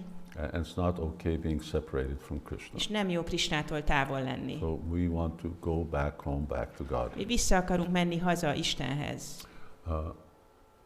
We do have experience with other abhasas. Van tapasztalatunk más ábászáról is. Well, one is when some of us, how we chant Hare Krishna. Például amikor énekeljük a Hare Krishnát, And we may be chanting Namabhas. és lehet, hogy a náma ábászát énekeljük. We spoke sometime back about Bhavabhas. Beszéltünk régebben a báva abászról. Devotees have spiritual experiences. A baktáknak vannak lelki élményeik, They're real, amelyek but valóságosak, they're not transcendental. de nem They're transzcendentálisak. not bhava, Ez nem báva, they're just a shadow of the real thing. egy árnyéka a valódi dolognak. But if we weren't getting any of these, it's questionable whether we would be here. De hogyha ebből semmit nem tapasztalnánk, akkor kérdéses, hogy itt lennénk-e. So at different times in different situations, devotees really have strong spiritual experiences. Különböző időkben, különböző helyeken a baktáknak vannak erős lelki tapasztalatai. So, and that is Bhavabhasa, and Rupa Goswami describes that. És ez a Bhavabhasa, és Rupa Goswami beszél erről. Now, this is Purvaraga Bhas. Most itt a Purva Rága ábászáról van This szó. is something where we need to cultivate certain initiative. Amikor kell nekünk kultiválni egy kezdeményezést. And now we'll talk about cultivating Vipralamba. És most a Vipralamba kultiválásáról van szó. The mood of our Nam Sankirtan. A mi Náma Sankirtanunknak a hangulatáról. The mood with which we chant Hare Krishna. Arról a hangulatról, amiben mi énekeljük a Hare Krishnát. That when we chant Hare Krishna, then we're calling out for Krishna. Hogy amikor énekeljük a Hare Krishnát, akkor kiáltunk Krishnához. And if you've seen, listen to Srila Prabhupada's explanation on this Krishna meditations, I think it is, where Prabhupada gives the meaning of the Hare Krishna mantra. Hogyha hallgatjátok, ahogy Prabhupada ezen a Krishna meditáció felvételen magyarázza, hogy mi is a Mahamantra jelentése. It was the first record that Srila Prabhupada did. Ja, ez volt az első lemez, amit First recording. első felvétel, amit Prabhupada készített. He says, like a child calling out for its mother. Azt mondja, hogy ahogy egy gyermek kiált az anyja után. Now that's Vipralamba. Ez Vipralamba. And for those of you who have children, you know what it sounds like. És akinek van gyereke, az tudja, hogy ez hogy hangzik. We may forget what that feeling was like, but it happens a lot in a child's lifetime. Lehet, hogy mi már megfeledkeztünk arról, hogy ez milyen érzés volt, de nagyon sokat ott van ez egy gyereknek az életében. And it happens later on in life with other relationships, but it's really intense. És történik később is más kapcsolatokban, de ez egy nagyon intenzív dolog. A baby calling out for its mother. Amikor egy gyermek kiált az anyja után. Not the type of thing for sannyasis to be around. Ez nem egy olyan dolog, ahol a szanyászik ott legyenek. You have to have love in order to tolerate that. Igazából szeretetednek kell lenni, hogy ezt el tud viselni. So that's Vipralamba. Ez a Vipralamba. Prabhupada said this is how we should be chanting Hare Krishna like a baby calling for its mother. Azt mondja Prabhupada, hogy úgy kell énekelnünk a Hare Krishnát, mint ahogy egy gyerek sír az anyja után. And there are 4 points I really want to go over in terms of Vipralamba. És 4 dolgot szeretnék áttekinteni a Vipralambával kapcsolatban. And I'm just going to quote certain references, you'll see. És fogok idézni egy pár dolgot, amit látni fogtok. This is the mood by which we chant Hare Krishna. Ez a hangulat, amiben énekeljük a Hare Krishnát. You cannot chant like a Shanta Bhakta, in other words, be indifferent. Nem tudsz Shanta Bhaktaként közönösen énekelni. So this indifference is not, it doesn't cultivate prema. A közömbösség az nem kultiválja a prémát. And doesn't cultivate the right attitude of Krishna consciousness. És nem kultiválja a Krishna tudatnak a megfelelő hangulatát. Because we want to develop the mood that we want Krishna. Mert mi azt a hangulatot akarjuk kifejleszteni, hogy én akarom Krishnát. To the stage where you can cry like a baby. Annyira, hogy úgy tud sírni, mint egy kisgyerek. Until you cry like a baby, Krishna won't come. Amíg nem sírsz úgy, mint egy csecsemő, addig nem jön Krishna. Because you don't want. Mert nem akarod. So it's something, and of course there's a lot of things that add to that. Mood is one thing. És persze sok dolog járul ehhez hozzá, a hangulat az egy dolog. Who Krishna is, hearing about Krishna's pastimes, his sweetness and beauty, so you have to, these all contribute to wanting him. Hogy kicsoda Krishna, az ő édessége, a kettelései, ezek mind hozzátesznek ahhoz, hogy mi akarjuk őt. So first thing, and I guess this should have been projected, but it's not going to be, is there's the mood of Nam Sankirtan. Tehát az egyik dolog, ami, igen, ez most nem lesz kivetítve, hogy mi a Náma Sankirtan hangulata. The second is that this is why Lord Chaitanya came. A második, hogy ezért jött az Úr Chaitanya, to teach this hogy ezt tanítsa, as the means for attaining that prema which we spoke about. mint az út, hogy elérjük ezt a prémát, amiről beszéltünk. The third is therefore emphasized it. A harmadik, hogy Srila Prabhupád ezért hangsúlyozta ezt. Prabhupada did talk about it Prabhupád beszélt róla, and wrote about it. és írt róla. You just Google, not Google. You just go on what's it called? Database. A database, yes, and on Vipralamba. Csak írjátok be a database-be ezt a szót, hogy Vipralamba, vagy elkülönülés. And fourth thing, És a negyedik dolog, it's a must. hogy ezt el kell érni. Must cultivate it and you must Kultiválni acquire kell, it. és szert kell rá tenni. So we made this as one of our really important catchphrases for the seminar. És ez az egyik ilyen fő mottója a szemináriumnak. Keep it as a real motto for your Krishna consciousness. És legyen ez a Krishna tudatotoknak a mottója, ez a Vipralamba. Okay, let's first talk about the mood of Nam Sankirtan. Először beszéljünk a Náma Sankirtannak a hangulatáról. Here Srila Prabhupada is talking in 1974. Itt Srila Prabhupád 1974-ben beszél. Igen, és akkor itt látjuk. Jól láthatóak ezek a dolgok? Igen. This is the summit of bhajan, when one will be crying and there will be tears torrently, and one will see everything as vacant for being separated from Govinda. That is the topmost summit of Krishna bhajan. Ez a bhajan csúcsa, amikor az ember sír, szakad a könnye, és mindent üresnek lát, mert nincs Govindával. Ez a Krishna bhajan legmagasabb csúcsa. Prabhupada is speaking about verse 7. Prabhupád itt a 7. versről beszél. Summit of bhajan. A bhajan csúcsa. Shraddhavam bhajate yomam samyukta tamomataha. Our business is bhajan. We chant. This is not bhajan meaning with harmonium.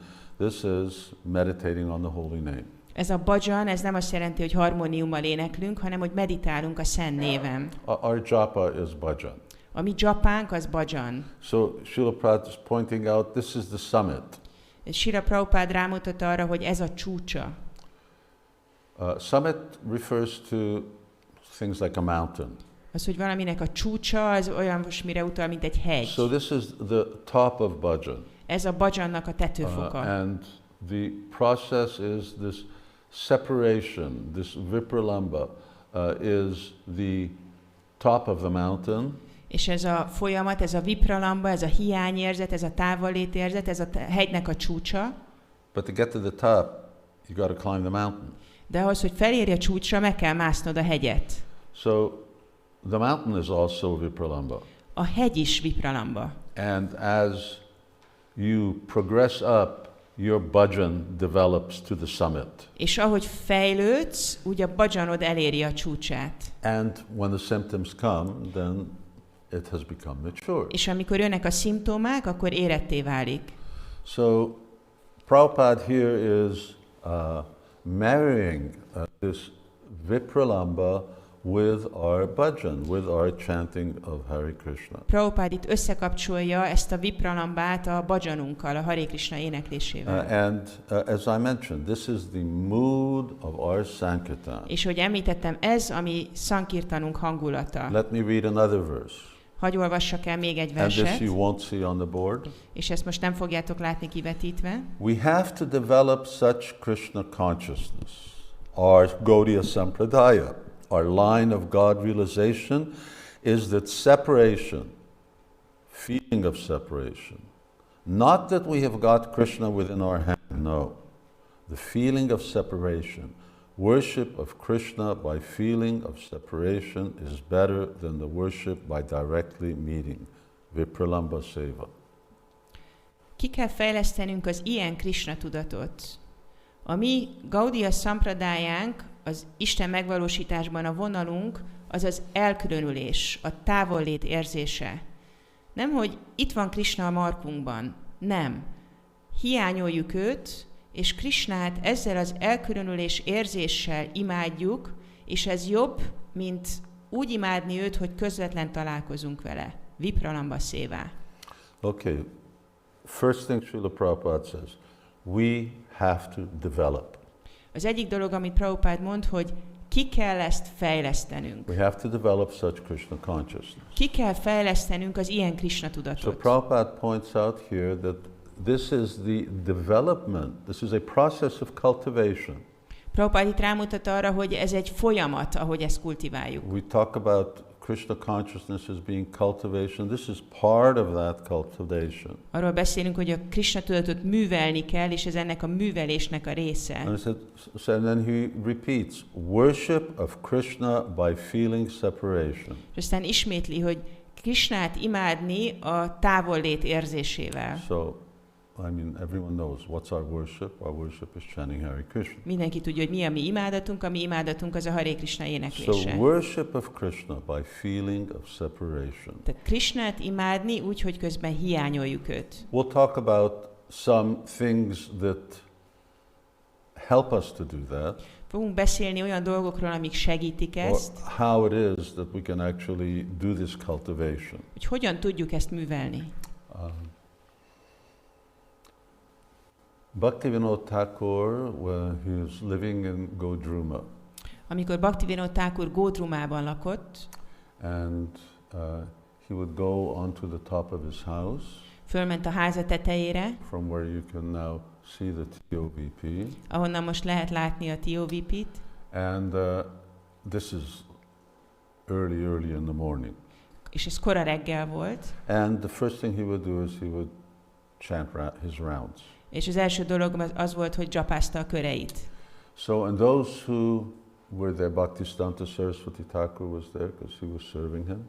És akkor persze ugye ott volt Bhaktisiddhanta Saraswati Thakur, aki szolgálta őt, And he had other assistants as well as associates. és voltak más segítői és társai is. So when they heard him chanting, it was like calling out for Krishna. He was just calling Hare Krishna as if he was calling out for some person that you love.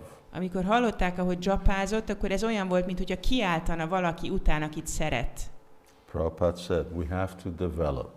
Prabhupád azt mondta, ezt ki kell fejleszteni. Worship of Krishna by feeling separation. Krishnát a távollét érzésével imádni. You can think of other times and places to connect this separation with your devotions. Gondolkodhatok rajta, hogy hol máshol tudjátok kapcsolni ezt a távollét érzést az odaadásotokkal. But certainly Nam Sankirtan is the primary place. De a Náma Sankirtan az biztos, hogy az elsődleges hely. Okay, so second, Lord Chaitanya taught this Vipralamba. A második dolog, hogy az Úr Chaitanya tanította ezt a Vipralambát. I'm going to just read something and then we'll put up a second quote. Most felolvasok valamit, és aztán kivetítünk egy másik idézetet. Again, Prabhupada's talking about this verse. Megint Prabhupád erről a 7-es versről Verse beszél. 7. A 7-dikről. Govinda virahena, being separated from Govinda. God, my life is vacant. This is required. Because one who is feeling separation from the Lord, he is feeling also when I shall see him. So this anxiety, Chaitanya Mahaprabhu, Yugayitam Nimishena. A moment seems to me a millennium, hundreds and millions of years. That is love. So Chaitanya Mahaprabhu taught this. Govinda virahena. Hiányolni Govindát, Istent, az ő távollétében az életem üres. Erre van szükség. Mert aki távollétet érez az Úrtól, ő azt is érzi, hogy mikor láthatom majd őt. Ezt az aggodalmat fejezi ki Chaitanya Mahaprabhu a Yugayitam Nimeshena szavakkal. Ha csak egy pillanatig is nem láthatom, az egy korszaknak tűnik, vagy sok száz és sok millió évnek. Ilyen elkülönülést érzek. Ez a szeretet. Chaitanya Mahaprabhu ezt tanította.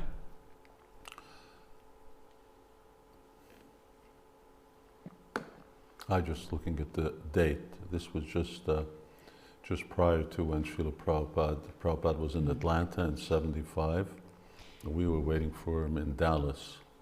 Csak nézem itt a dátumot, ez 1975-ben volt, Atlantában volt Prabhupád, és mi pedig vártuk őt Dallasban. Chaitanya Mahaprabhu taught this. Chaitanya Mahaprabhu ezt tanította. So remember, although Lord Chaitanya is tasting and experiencing something, és emlékezzetek rá, hogy ha bár az Úr Chaitanya megízlel és tapasztal valamit, he came to the world to teach something. De azért jött a világba, hogy tanítson valamit. And to teach us the process of attaining Krishna. És hogy tanítsa nekünk annak a folyamatát, hogy hogyan érhetjük el Krishnát. So while speaking these verses, he's teaching us. Miközben ezeket a verseket mondja, tanít bennünket. Prabhupada said here, this is required. Prabhupada itt azt mondja, hogy erre van szükség. Devotee is feeling, when shall I see Krishna? Hogy a bakta ezt érzi, hogy mikor láthatom már Krishnát. The second quote is here. És most jön a második idézet. And this is by Bhaktisiddhanta Saraswati Thakur. Ezt Bhaktisiddhanta Saraswati Thakur mondja. I think this was from the his Siksastakam commentary. Azt hiszem, hogy ez a Siksastakam magyarázatából van. Lord Chaitanya preached that the mood of separation is the only means of achieving the goal of life. Actually, the Lord descended from the spiritual world, Goloka, simply to preach the glories of the shining, exalted mood of separation from Krishna. Az Úr Chaitanya azt prédikálta, hogy az elkülönülés hangulata az egyetlen út, amivel el lehet érni az élet célját. Valójában az Úr csak azért szállt alá a lelki világból, Gólokáról, hogy prédikálja a Krishnától való elkülönülés ragyogó, emelkedett hangulatának dicsőségét.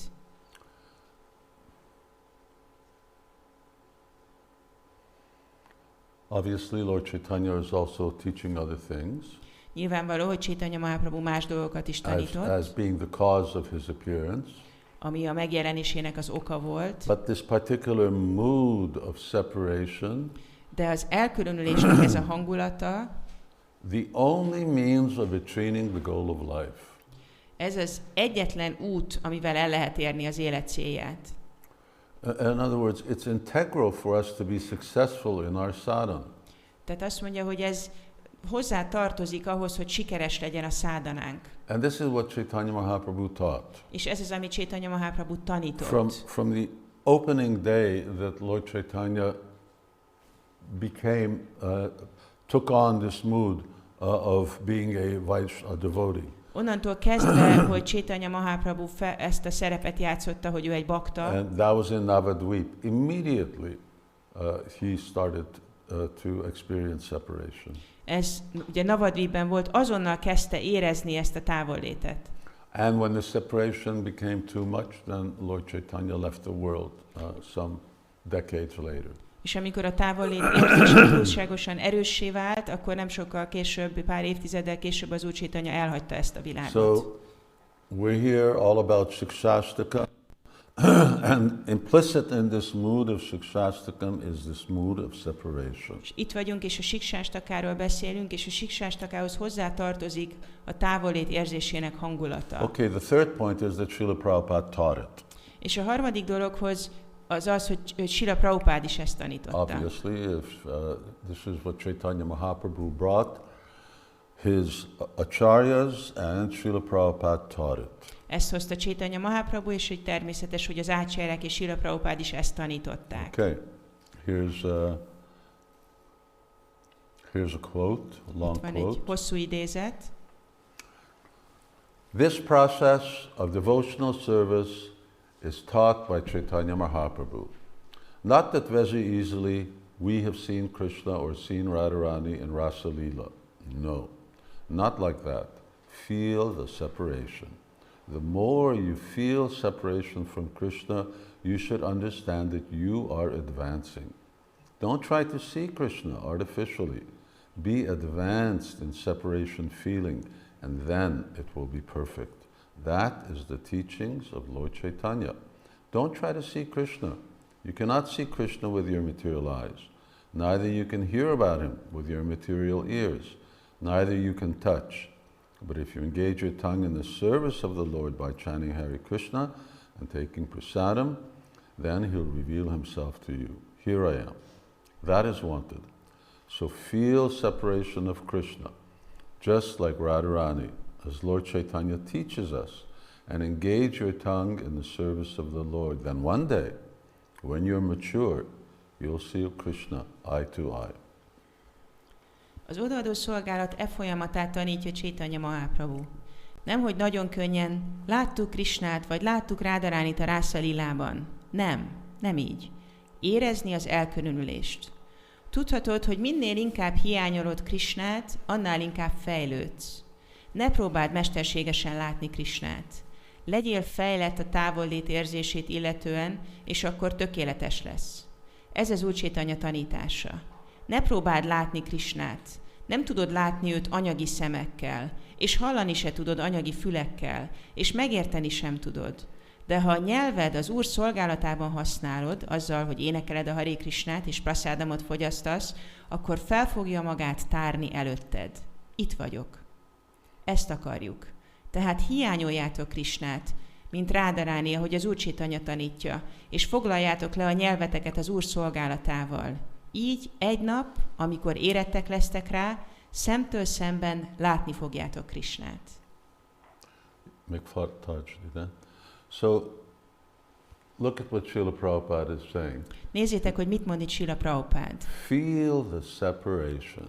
Érezni az elkülönülést. Somehow we have to search out within ourselves. Valahogy meg kell találnunk magunkban. Here we are in the material world. Itt vagyunk az anyagi világban. How did we get into such a horrible situation? Hogy kerültünk egy ilyen szörnyű helyzetbe? That already invokes a certain sense of feeling. Ez már felébreszt egy bizonyos érzést. And here we are suffering. És itt szenvedünk. I think everyone notices that. Azt hiszem, hogy ezt mindenkinek feltűnt. Hopefully you notice that. Remélem, hogy feltűnt. But they're not suffering. De ők nem szenvednek. So I want to go there. Én is oda akarok menni. Just like a child, just dangle something in front of him that he wants, and immediately he wants it. Mint egy gyerek, csak így mutatsz neki valamit, amit szeretne, és akkor azonnal akarja azt. To feel the separation. Érezzétek ezt a távollétet. The more you feel separation from Krishna, you are advancing. Minél inkább érzed az elkülönülést Krishnától, annál inkább fejlődsz. Feeling separation corresponds to advancement in chanting. Az, hogy mennyire érzed ezt az elkülönülést, ez a szennév éneklésében való fejlettségedet jelöli. Very important. Prabhupada is saying, to the degree that you feel separated from Krishna, to that degree you're advancing in Krishna consciousness. Your sadhana is becoming fruitful. Hogy amennyire hiányolod Krishnát a szennév éneklése közben, annyira fejlődsz a Krishna tudatban, annyira van gyümölcse a szádanádnak. So there's a lot here, but again here Prabhupada is repeating, so feel separation. Tehát itt sok mindenről van szó, de itt Prabhupada megint ismétli, hogy érezzétek ezt az elkülönülést. Now, the devotees who know Srila Prabhupada, azok a bakták, akik ismerik Srila Prabhupádot, Prabhupada wasn't a person about feelings. Prabhupada nem az érzelmekről beszél. Prabhupada, I feel like this, I feel like that. Nem volt ez, hogy Prabhupada így érzek, úgy érzek. Doesn't matter how you feel, just do your service. Nem számít, hogy érzel, csak végezd a szolgálatot. Now, Prabhupada here is really emphasizing, feel the separation. És itt Prabhupada meg nagyon hangsúlyozza, hogy érezd ezt az elkülönülést. So, where emotions were relevant, Srila Prabhupada emphasized, but he didn't want our feelings to get in the way of Vaidhi, which is following the rules. Amikor az érzelmek relevánsak, akkor Srila Prabhupada hangsúlyozza azokat, de ugyanakkor nem akarta, hogy az érzelmek az útjába álljanak a Vaidhingnak, ami a szabályokról szól. And in one sense, this feeling separation is an expression, and it's Prabhupada is encouraging us to sort of take the first step into spontaneous devotion.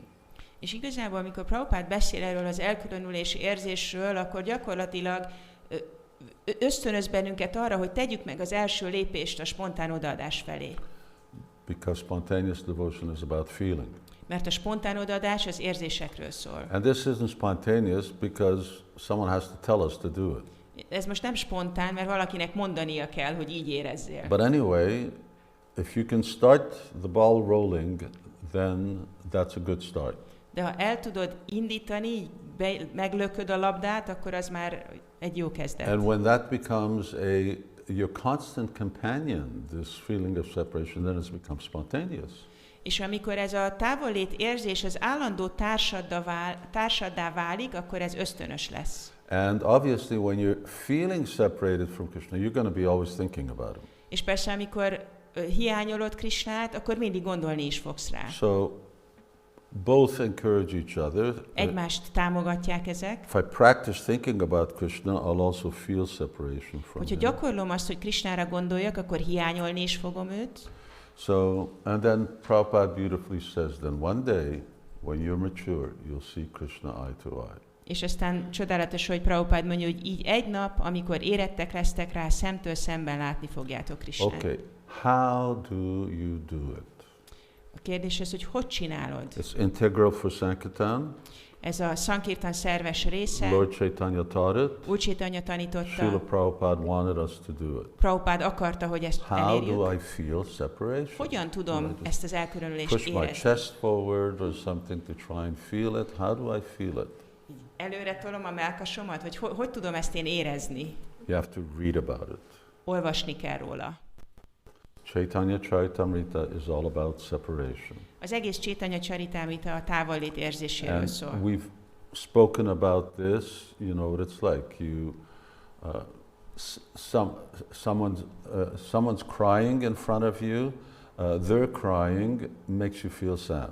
És erről már beszéltünk, hogy ha ott vagy valakivel, aki sírva fakad, akkor te is szomorú leszel. Why? Because I identify with what I'm seeing or hearing. Miért? Mert azonosulunk azzal, amit látunk vagy hallunk. So tadbhava, this is that process of putting the rod in the fire. Ez a tadbhava, ez a folyamat, amikor a vasat a tűzben tartjuk. Hear about separation. Halljál a távolét érzéséről, You'll get a feel for its feeling. és akkor be fogod érezni ezt az érzést. You'll feel what it's like because that's how the process of hearing works. És érezni fogod, hogy milyen, mert ilyen a hallásnak a folyamata, így működik. And because the nature of transcendental sound of our acharya's writings, És mert az ácsárjáink írásainak a transzcendentális hangja, or the nature of Shastra is that it actually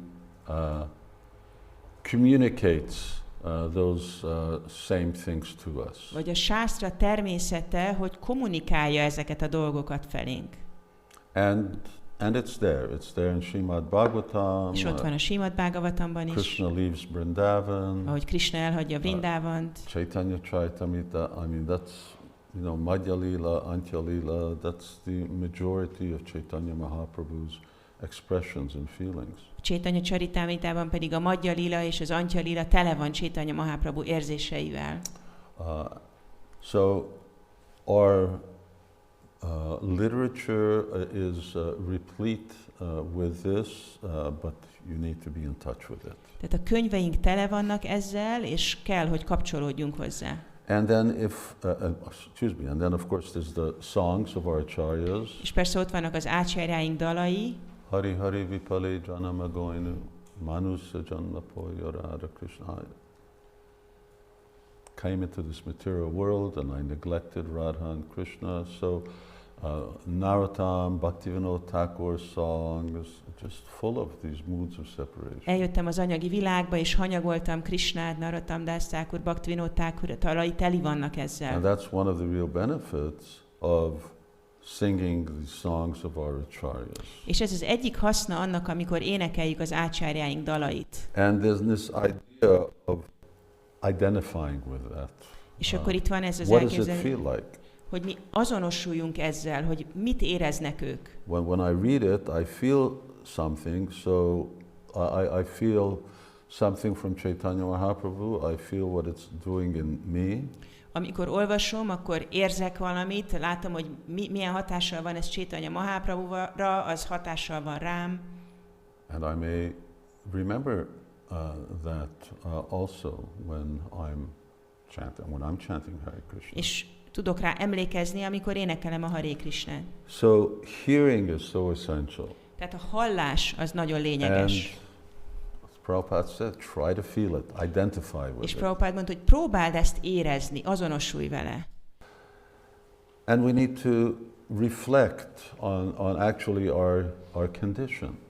És így el kell gondolkodnunk azon, hogy mi is a helyzetünk. You know, we very often become very distracted to what our real situation is, that we are actually in such a fallen condition. Sokszor így elterelődik a figyelmünk arról, hogy igazából az a helyzetünk, hogy nagyon elesett helyzetben vagyunk. And we've really distanced ourselves from Krishna. We're very far away. És nagyon távol vagyunk Krishnától. Now these things are not things that need cause us distress, because that distress itself actually benefits our chanting. És persze az a fajta szenvedés, amit ez kivált bennünk, az a hasznunkra válik. And if we feel it, then we'll be remembering Krishna, which will then mitigate the distress. Ha érezzük, akkor emlékezni fogunk Krishnára, ami meg csökkenteni fogja ezt a szenvedést. Vandanam. It's one of our 9 processes, offering prayers. A vandanam, az imák felajánlása, az a 9 folyamatunk egyike. So expressing our hearts, expressing this separation, expressing this desire to want to be with Krishna, literally crying after Krishna. Work yourself up. Hogy kifejezzük ezt az érzést, és igazából eljutunk odáig, hogy sírunk Krishna után, és ezt így felfokozzuk magunkban. You know, sometimes when people are talking about some experience and they really start to, and they say, hey, don't get so worked up. Mint amikor valaki így az érzéseiről beszél, és akkor így nagyon belelendül, és akkor így szoktuk neki mondani, hogy nyugi. But in this case, we can get ourselves worked up before the deities. That's what Rupa Goswami suggests, revealing your heart, revealing your mind before the Lord. De ezzel kapcsolatban nem baj, hogyha ilyen felfokozott állapotba kerülünk, ezt javasolja Rupa Goswami, hogy tárd fel a szívedet, az elmédet. And recognize our real feelings of worthlessness and how disqualified we are. És ismerjük fel, és érezzük ezt, hogy mennyire haszontalanok vagyunk, és mennyire képesítetlenek vagyunk. You know, we do these things to keep in a balance, because in one sense you can get into real negativity. Itt ugye fontos megtartani az egyensúlyt, mert amúgy lehet, hogy valaki nagyon negatívvá válik. Which is balanced off by knowing actually we're so fortunate to be in touch with Krishna consciousness. Amit kiegyensúlyoz, az a tudat, hogy mennyire szerencsések vagyunk, hogy kapcsolatban vagyunk a Krishna tudattal. But still, we're far away from Krishna. De még mindig távol vagyunk Krishnától. And that becomes the real positive application. És ez lesz a pozitív alkalmazás. Needless to say that even not just hearing about moods of separation, but hearing about Krishna. És nem csak az, hogy az elkülönülés hangulatáról hallunk, ami segít, hanem az is, hogyha Krishnáról hallunk. Krishna's associates, his pastimes. Krishnáról, Krishna társairól, Krishna kedveléseiről. If you don't hear of these things, you cannot feel separated from them. Hogyha nem hallod ezeket a dolgokat, akkor nem tudod hiányolni Krishnát. Excuse me, what was this quote I was sending around to devotees early this morning? Van egy idézet, amit reggel körbeküldtem a baktáknak. This I included, I think, in Shuddha Bhakti Chintamani and maybe elsewhere. Azt hiszem, hogy ezt beraktam a Shuddha Bhakti Chintamaniba, vagy valahova máshova. 1974 in a lecture Prabhupada said. 1974-ben egy leckében Prabhupada azt mondta. Your guru is writing books. A gurud könyveket ír. If you think there's no necessity of reading books, hogyha azt gondolod, hogy nincs szükség arra, hogy könyveket olvas, that is Guru Ravagya. Az Guru Ravagya. Guru Ravagya means Guru Aparad. Guru Ravagya azt jelenti, hogy Guru Aparad. So here we're talking about Srila Prabhupada's books. Itt Srila Prabhupada könyveiről van szó. Anybody else's books. Nem valaki más könyveiről. And our shastras. És ez a sástránk. So you have to hear about Krishna to want to be with him. Kell hallani Krishnáról ahhoz, hogy akarjunk vele lenni. If we don't, it won't happen. Hogyha ezt nem tesszük, akkor nem fog történni. And it's a necessity. I'm quoting. It's a necessity for us to actually reach the summit of bhajan. És erről olvastunk, hogy erre szükség van, ez kell ahhoz, hogy elérjük a bhajan csúcsát. So Srila Prabhupada, I'm just giving this nice quote where Srila Prabhupada teaches us how to balance in this feelings of worthlessness and at the same time separation.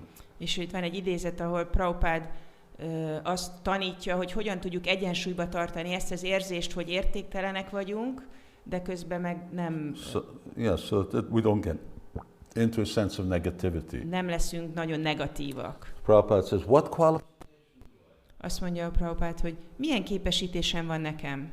Still, I cannot give up Krishna consciousness. Mégse tudom feladni a Krishna tudatot. And then he says, that is wanted. És azt mondja, hogy így kell éreznünk. So it's like a real dynamic that I'm so unqualified, I'm so far away, but I still can't give up Krishna consciousness or the desire to attain Krishna. Tehát ez a dinamika, hogy egyszerre úgy érzem, hogy hát én teljesen képesítetlen vagyok, milyen képesítésem lenne nekem, de még mindig nem tudom feladni a Krishna tudat gyakorlatát. Okay, because of time, I'm skipping over a verse.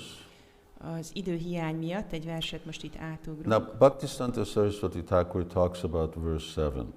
Bhaktisiddhanta Saraswati Thakur beszél a 7. versről. And he says that this verse is actually for the Jata Rati Bhakta. És azt mondja, hogy ez a vers igazából a Jata Rati Bhaktának szól. Jat means born. Jata azt jelenti, hogy megszületett. So for those devotees who already have Rati or Sthai Bhava or Bhava Bhakti, that specifically this relates to them. Tehát ez a vers azokhoz kapcsolódik, akiknek ott van ez a Jata Rati, vagyis a báva már felébred bennük, megvan a sztái bávájuk. So for Bhava Bhaktas, they really need to cultivate this vipralamba. A báva baktáknak igazából kultiválniuk kell ezt a vipralambát. But there's also something called a Jata Rati, which is for those devotees in whom actually this bhava has not yet awakened. De van ez a kifejezés is, hogy ajata rati, ami azokra a baktákra utal, akikben még nem ébredt fel ez a rati. So it's obvious that they should also cultivate, from what we've read up to now, that they should also cultivate this purva rag. És erről olvastunk eddig, hogy nekik is kell kultiválniuk ezt a purva rágát. Purva raga bas. Purva rága ábászát. This feeling of separation for Krishna prior to having met him. Ez, hogy hiányoljuk Krishnát, távollétet érzünk, mielőtt találkoztunk volna vele. So that is what Bhaktivinoda Thakur is also referring to cultivating or practicing purva rag, is this mood of separation because we've not yet met with Krishna. És Bhaktivinoda Thakur is beszél erről, hogy ez a purva rág, ez a fajta elkülönülés érezhető általunk is, mert még nem találkoztunk Krishnával. A perennial question. Constant. Egy állandóan felmerülő kérdés. Devotees always ask, can you practice remembering Krishna while you're chanting Hare Krishna? Gyakorolhatom-e a Krishnára való emlékezést aközben, hogy énekelem a Hare Krishnát? Bhaktisiddhanta Saraswati Thakur says, Bhaktisiddhanta Saraswati Thakur azt mondja, feel separation and you'll remember him automatically.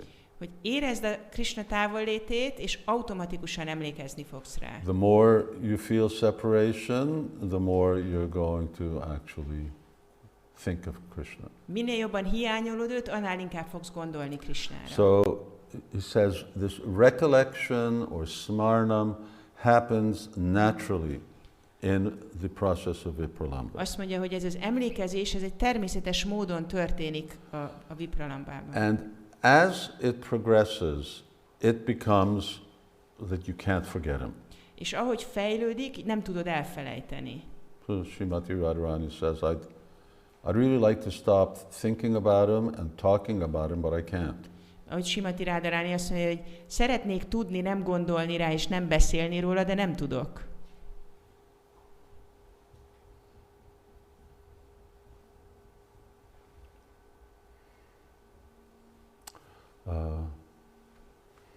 Here is another, I'm conscious of time and we're doing good, but we're still a bit away from the conclusion. Tudatában vagyok az időnek, jól haladunk, de még azért mindig odébb van a vége. So I'm just going over a few things, skipping a few things. Pár dolgot átugrok. And I'm coming to the another verse of separation. És most egy másik versről lesz szó, az elkülönülésről. Now,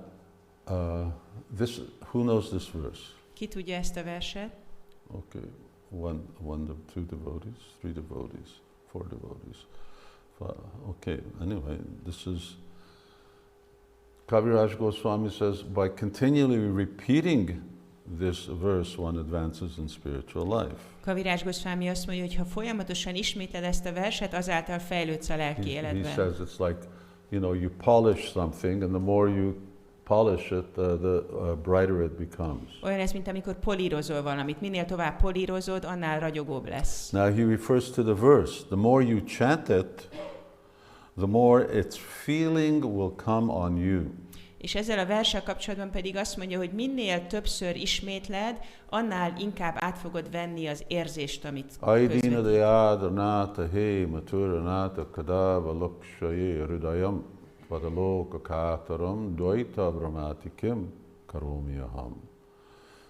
This verse was given to the world by Madhavendra Puri. Ezt a verset Madhavendra Puri adta a világnak. It was a verse that Srimati Radharani spoke.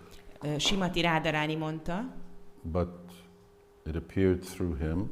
De Madhavendra Purin keresztül nyilvánult meg. O my Lord, O most merciful Master, O Master of Mathura, when shall I see you again?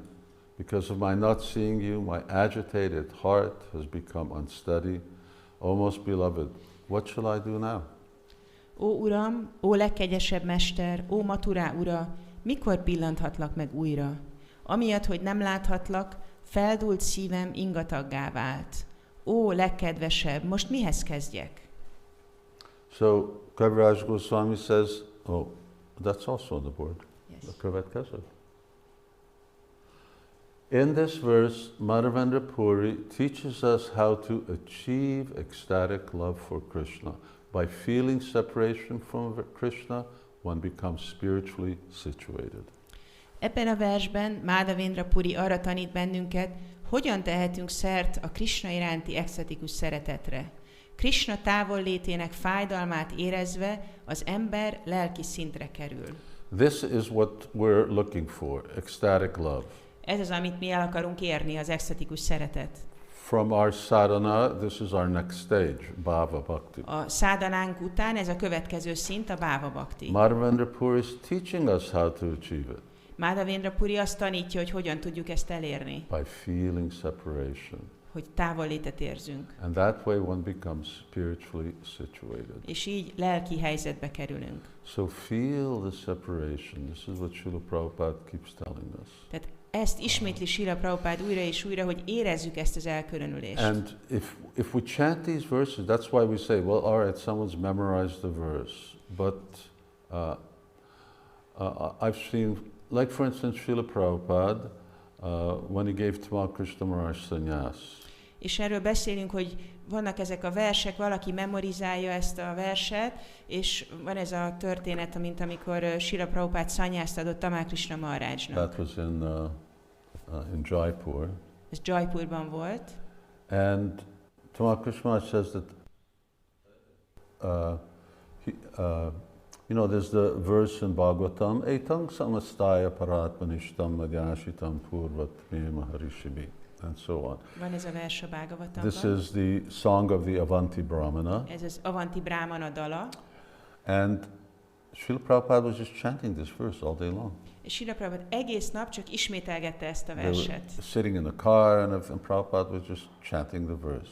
Kocsiban ültek, ahol volt Prabhupada, csak ismételte ezt a verset. When Chaitanya Mahaprabhu took sannyas and he was wandering, he was also just chanting the verse. Amikor Chaitanya Mahaprabhu sannyászt vett, és utána vándorolt, ő is csak ismételte ezt a verset. So, when asking, well, the devotees, do you know a verse? Do you memorize the verse? Akkor kérdezem a baktáktól, hogy ismeritek ezt a verset, memorizáltátok We ezt a memorize verset? verses, so we don't need to walk around with a book all the time in order to speak them, so that we can just chant them, just like we chant Hare Krishna, then we chant this verse. És azért memorizálunk verseket, hogy ne kelljen könyvekkel mászkálni egész nap, hanem csak ott van az elménkben, és akkor tudjuk ismételni a verset. And in the subsequent verse, then Kaviraj Goswami says, yes, as we polish this verse, it manifests different aspects, just like you polish a gem. És ez a vers, ami az előző után jön, ez Krishnadas Kaviraj Goswami, hogy ez olyan, mint amikor, hogyha ezt a verset ismételjük, olyan, mint amikor egy drágakövet fényezünk. So, there are many verses, there are many books, there are Acharya's songs, there are Srila Prabhupada's books. Sok vers van, sok könyv van, ott vannak az ácsáryák dalai, ott vannak Prabhupád könyvei.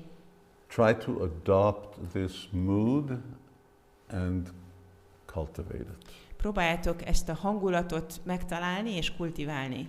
Obviously, a lot more to be said. Nyilván sok mindent lehetne még erről mondani. Let's chant this verse, if you can read what's there. Most mondjuk el a 8. verset, hogyha el tudjátok olvasni. Ashlishyava padaratam pinashtumam adarsanam marma hatam karotuva yata tatava vivadatu lampato prananatas tussa eva napara. Let Krishna tightly embrace this maidservant who has fallen at his lotus feet, or let him trample me or break my heart by never being visible to me. He is a debauchee after all and can do whatever he likes, but he is still no one other than the worshipable Lord of my heart. Ölelje csak Krishna szorosan magához e szolgálóját, aki lótuszlábához roskat, vagy taposson rám, s törje össze szívemet azzal, hogy sohasem jelenik meg előttem. Végtére is egy korhelyű, aki kedvére megtehet bármit, ám mégsem más, mint szívem imádandó ura. This verse and the explanations that follow it are really Chaitanya Mahaprabhu's mood of Srimati Radharani. Ez a vers és a hozzá kapcsolódó magyarázatok igazából Chaitanya Mahaprabhu Srimati Radharani hangulatában. It requires a certain type of refocus in order for us to fully appreciate it. Újra kell fókuszálnunk ahhoz, hogy igazából tudjuk értékelni. And therefore we're going to read the verse 9 and 10 of Bhaktivinoda, the song of verse 9 and 10 of Bhaktivinoda Thakur. És ezért el fogjuk olvasni Bhaktivinoda Thakur dalai közül a 9. és a 10. That's why we didn't sing them in the beginning, because I want to study them a little. Ezért nem énekeltük el az elején, mert szeretném egy kicsit tanulmányozni. However, it really describes the perfection. Ez igaziból leírja a tökéletességet. There is sadhana and there is sadhya. Van szádana és van szádja. This is sadhya. Ez a szádja. This is perfection. Ez a tökéletesség. We're not reading it yet, but it's good that you got it. Just everyone még nem hang kezdjük on. el, de jó, hogy megvan nektek. Krishna talks about prema and prema bhakti. Krishna beszél a prémáról és a préma bhaktiról. And he describes it to Uddhava. Leírja Uddhavának. This is in the 11th canto. Ez a 11. énekben van. Okay, just hang on. Nothing's happening yet. Még nyugi, még itt nem csináljuk ezt. I just said we're going to. Csak azt mondtam, hogy fogjuk olvasni. Everyone's really eager here. Nagyon lelkesek vagytok. So Krishna says, a person who gives up all fruitive activities and offers himself entirely unto me, eagerly desiring to render service unto me, achieves liberation from birth and death, and is promoted to the status of sharing my own opulences. Krishna azt mondja, hogy az a személy, aki felad minden gyümölcsöző cselekedetet, és teljes mértékben felajánlja magát nekem, mohon vágyva arra, hogy szolgálatot végezzen nekem, eléri a születés és halál alóli felszabadulást, és abba az állapotba kerül, hogy osztozik az én fenségemben. This is really, we started this series with Sharanagati. Ezt a sorozatot a Sharanagatival kezdtük. This is Sharanagati. Ez a Sharanagati. This is the fully developed form of Sharanagati. Ez a Sharanagati teljesen kifejlett formája. This is where we want to go. Ezt szeretnénk elérni.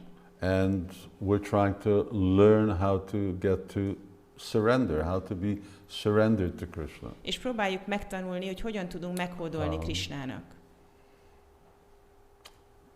We start off doing it because I have to do it. Azzal kezdjük, hogy tudjuk, hogy ezt kell tennünk. And sometimes, it's almost like I'm forced to do it. Néha olyan, mintha ez így ránk lenne erőltetve, hogy ezt tegyük. Then later on I do it by myself because I feel duty bound. Később azért csinálom, mert van egy kötelességtudatom, hogy ezt kell tennem. And then beyond that, I do it because I actually really want to please the other person. Később meg azért hódolunk meg, mert igazából elégedetté akarjuk tenni a másik személyt. And then the surrender or just wanting to please the other person to the extent that even it causes me suffering, doesn't matter. És aztán később már olyan erős ez a vágy, hogy a másikat elégedetté tegyük, hogy még hogyha én szenvedek is közben, ez nem számít. And then és akkor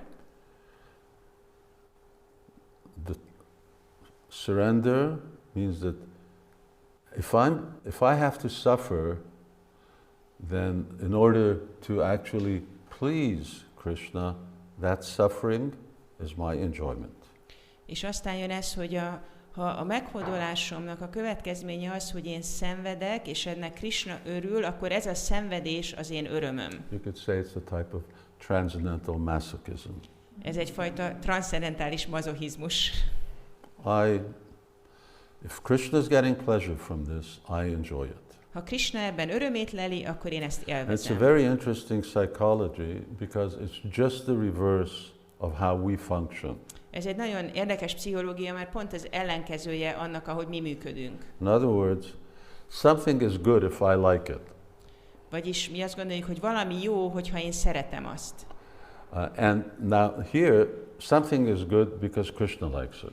És itt meg arról van szó, hogy valami azért jó, mert Krishna szereti azt. Often I get into talking about this in relationship to our diet and the types of things that we eat. Gyakran bonyolódom ebbe a beszélgetésbe azzal kapcsolatban, hogy mit is eszünk.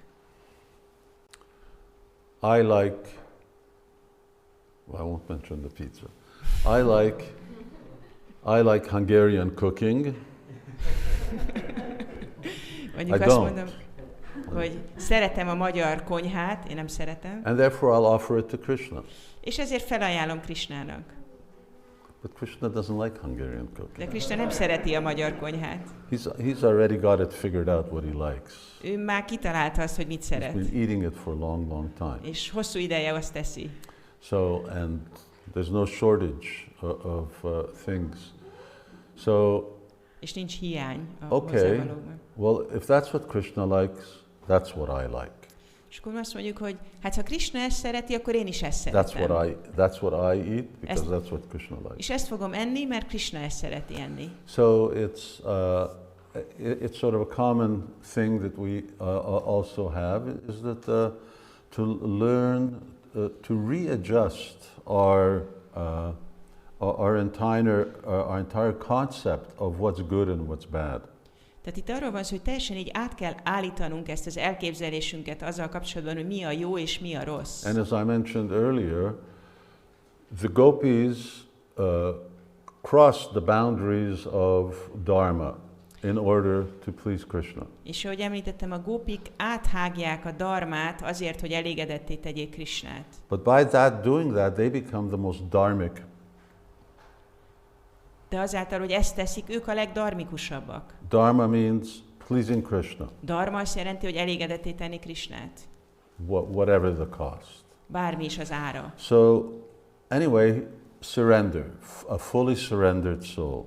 Tehát itt a teljesen meghódolt lélekről van szó. And here's another wonderful verse. És itt van még egy csodálatos vers. I don't know it, but you're all young and you got lots of storage space, you can memorize things. Én nem tudom ezt fejből, de ti mind fiatalok vagytok, és sok kapacitásotok van, úgyhogy tudtok memorizálni. How beautiful this is.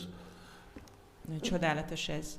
O Brahmins, as iron attracted by a magnetic stone moves automatically towards the magnet, my consciousness, having been changed by his will, is attracted by Lord Vishnu, who carries a disc in his hand, thus I have no independence. Ó brámanák, tanítók, ahogyan a mágnes vonzásában a vasdarab automatikusan a mágnes felé mozdul, úgy vonzza az én tudatomat is, melyet saját akaratából megváltoztatott az Úr Vishnu, aki korongot tart a kezében. Nem vagyok tehát független. Great. Gyönyörű példa. And you can see magnets existed in Prahlad Maharaj's time.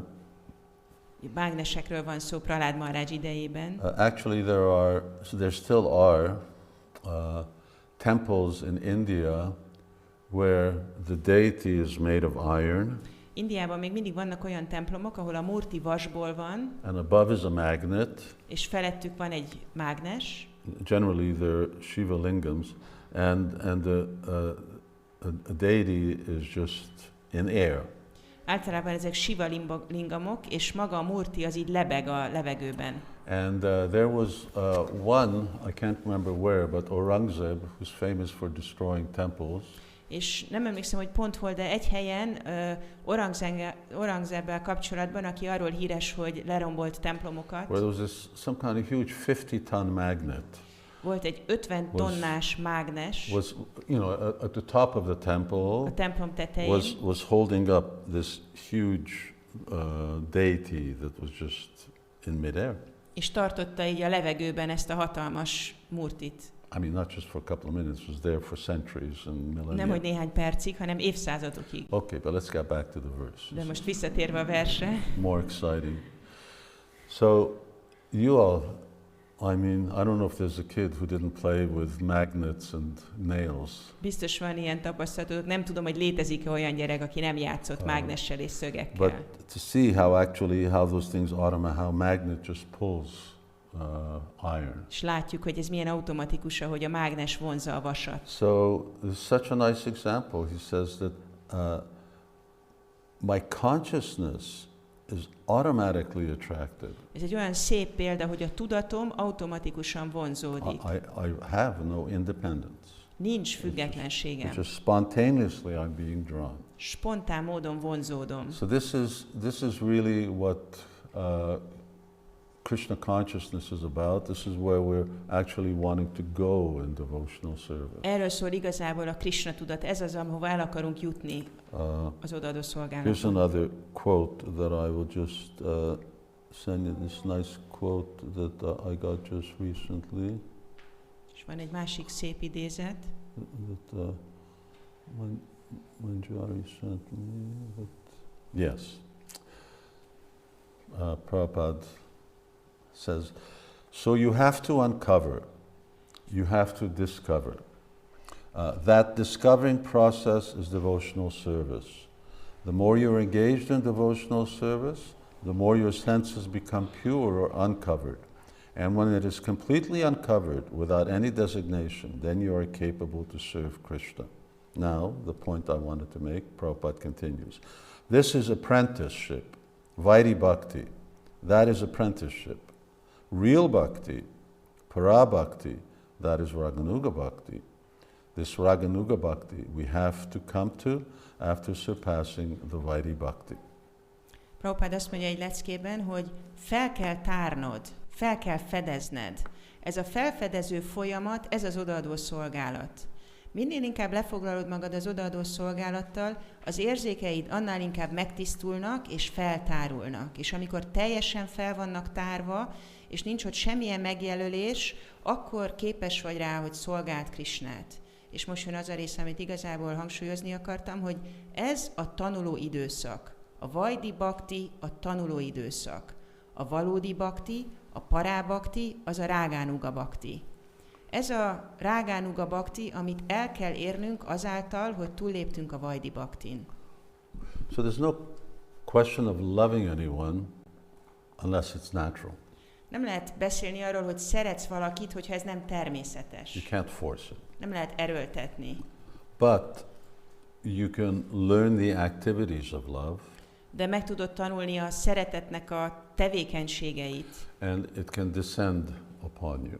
És így le tud szállni rád. So Srila Prabhupada is emphasizing the thing that we should learn.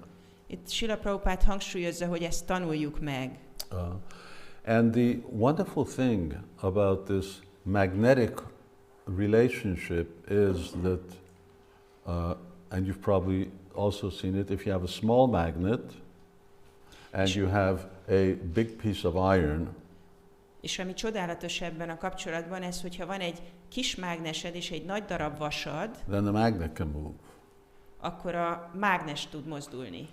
So, although Krishna is the drawing power, he's also attracted. Habár Krishna a húzóerő, ő is vonzódik. And just as that's an automatic process between the devotee and Krishna, it's automatic between Krishna and devotee. És ahogy ez egy automatikus folyamat, Krishna és a bakta között, automatikus a bakta és Krishna. And just like a devotee has no independence, és ahogy a baktának nincs függetlensége, Krishna gives up his úgy independence. Krishna is feladja a függetlenségét. But what's the magnetic field? De mi a mágneses mező? That's prema. Az a préma. No prema, it doesn't work. Ha nincs préma, akkor nem működik. But when you have prema, then God loses his independence. De hogyha birtokodban van a préma, akkor Isten elveszti a függetlenségét. So Srila Prabhupada writes that Srimati Radharani is just a plaything in Krishna's hands. Srila Prabhupada ezt írja, hogy Srimati Radharani is a plaything in Krishna's hands. is it that the other way around? Yeah. Srimati Radharani Krishna játékszere. No, sorry. That Krishna is a plaything in Srimati Radharani. Tehát fordítva, Krishna Srimati Radharani játékszere. Correct. So Krishna is just a plaything for the devotee. Tehát Krishna csak a játékszere a baktának. But you have to have the love. De kell, hogy legyen hozzá szeretet. And that love, Nitya Siddha Krishna Prema, it's there. De ez a szeretet, ez ott van. To a certain degree, it was there. Tehát valamilyen mértékben bennünk van, But we traded that off for this. de felcseréltük azt erre. I don't know if you've learned the lesson. Nem tudom, hogy megtanultátok-e a leckét. The lesson is, it's not worth it. A lecke, a tanítás az az, hogy nem éri meg. We traded bliss for suffering. Kicseréltük a boldogságot szenvedésre. And now we're trying to get enough intelligence to realize that suffering is not such a good thing. És most próbálunk annyi intelligenciát összeszedni, hogy meg tudjuk érteni azt, hogy a szenvedés az nem egy jó So dolog. here, the symptom of this, what this verse is saying is that a devotee sacrifices everything for Krishna. Tehát ez a 8. vers azt mondja, hogy egy bakta hajlandó bármit áldozni Krishnáért. And Krishna will sacrifice everything for a devotee. És Krishna bármit áldoz a baktáért. So Krishna is just, he takes the role of a Shudra driving Arjun's chariot. Krishna elfogadja egy sudrának a szerepét, amikor Arjuna szekérhajtója lesz. It's a message. Krishna is giving a message. He'll do anything. Krishna egy üzenetet közvetít, hogy bármire hajlandó. Arjun will do anything. Arjuna bármire hajlandó, And because érte? he'll do anything, Krishna will do anything. És mivel Arjuna bármire hajlandó, ezért Krishna is bármire hajlandó. And on top of that, Napariham. Krishna actually really considers, even though I did everything, I'm still in debt. És ennek a tetején Krishna még úgy is érez, hogy na párai ham, hogy én ezt nem tudom visszafizetni. Még hogyha mindent adok, akkor is az adósod And Krishna vagyok. keeps feeling himself increasingly indebted. És Krishna egyre inkább úgy érzi, hogy a bakta adósa. So, even Lord Brahma says this thing when he's praying to Krishna, Az úr Brahma is mondja ezt a dolgot, amikor imádkozik Krishnához, that you've already given yourself to the Brijbasis. hogy már odaadtad magad a Brijbasiknak. Well, cowherd boys want to climb on his shoulder, okay, get on my shoulder. Tejnpásztor fiúk fel akarnak mászni a vállára, mászhatok a Mother vállamra. Yashoda wants to tie him up, okay, tie me up. Jasoda anya meg akarja kötözni, jó, hát kötöz meg. People in Vaikuntha don't even think about these things, what to speak of do them. A Vajkuntán lakók, azok fel sem merül egy ilyen gondolat, nem, hogy ilyet So csináljanak. Krishna is just like a plaything in their hands. Krishna csak egy játékszer a kezükben. So now that you've given to them, what else can you give in order to reciprocate? És most, hogy ezt mind odaadtad nekik, mit tudsz még adni ahhoz, hogy viszonozz velük? Because Krishna feels so indebted to their love, so, you know, if you give yourself, then what else is there to give? Krishna annyira adósnak érzi magát a szeretetükért, és miután odaadtad saját magadat, akkor még mi mást But adhatnál? Krishna is not just giving himself. De Krishna nem csak magát adja, Coincidentally, Krishna happens to be everything. még ezzel egy időben valahogy úgy alakult, hogy Krishna maga minden. So once he gives himself, there is nothing outside of Krishna. És amikor odaadja magát, akkor nem létezik semmi rajta kívül. So for Krishna, this is a increasing eternal problem. Tehát Krishna számára ez egy egyre fokozódó örök That probléma. this prema karshanijata, that this prema is such a powerful thing that Krishna keeps him, he's increasingly indebted to devotees. Hogy ez a préma, ez egy annyira olyan hatalma van, hogy Krishna egyre adósabb a baktáinak. And because there's nothing outside of Krishna, after having given himself, he just remains in debt. És mivel nincs semmi Krishnán kívül, azután, hogy odaadta magát, Krishna csak adós tud lenni. And if you've ever had a relationship with people when they're indebted to you, then you can really manipulate them even better. És hogyha volt ilyen kapcsolatod valakivel, hogy az adósod valaki, akkor mivel az adósod, akkor még jobban tudod manipulálni. So this is an example of the type of mood that a devotee has, which just makes Krishna into such a submissive servant. Tehát ez a 8. vers egy példa arra, a hangulatra, amiben eléri a bakta azt, hogy Krishna az ő engedelmes szolgájává válik. How do you get it? Hogyan éred el? Bhaktisiddhanta Saraswati Thakur says you have to satisfy devotees who Krishna holds very dear. Bhaktisiddhanta Saraswati Thakur azt mondja, hogy elégedetté kell tenned azokat a baktákat, akik nagyon kedvesek Krishnának. And that relationship is a very essential relationship. És ez a kapcsolat, ez egy nagyon lényeges kapcsolat. Elaborating on this a little further, Hogy ezt egy kicsit jobban kifejtsük, he says, don't try to become one of Krishna's associates. azt mondja, hogy ne próbálj Krishna egyik társává válni. Don't try to be Srimati Radharani. Ne próbálj Srimati Radharani Don't lenni. try to be Subal. Ne próbálj Subala Don't try to lenni. be Mother Yashoda. Ne próbálj Jasoda anya lenni. And it's just a waste of time. Ez csak időpazarlás. And don't even try to be one of Krishna's immediate associates. És ne is próbálj Krishna egy közvetlen társa lenni. So don't try and be a cowherd boy, don't try and be a gopi. Ne próbálj tehénpásztor fiú lenni, ne próbálj gópi lenni. He says, our only hope Azt mondja, hogy az egyetlen reményünk, is as a female assistant to the gopis. hogyha a gópik leány segítőivé válunk. Now again we have this emphasis on this Madhurya ras. Itt megint ugye a Mádurja rasszán van a hangsúly. In other words, don't try to be one of Radharani's girlfriends, be a maidservant to one of those girlfriends. Azt mondja, hogy ne próbálj Radharani barátnőjévé válni, legyél Radharani szolgáló lánya. Dasa dasa anudas. Dásza, dásza, anudásza. And the more dasas there are, the closer you get. És minél több a dásza benne, annál közelebb vagy. The closer you try and get, the further you go. Ha közel akarsz menni, akkor azzal eltávolítod magad. So our position is to get the favor of those.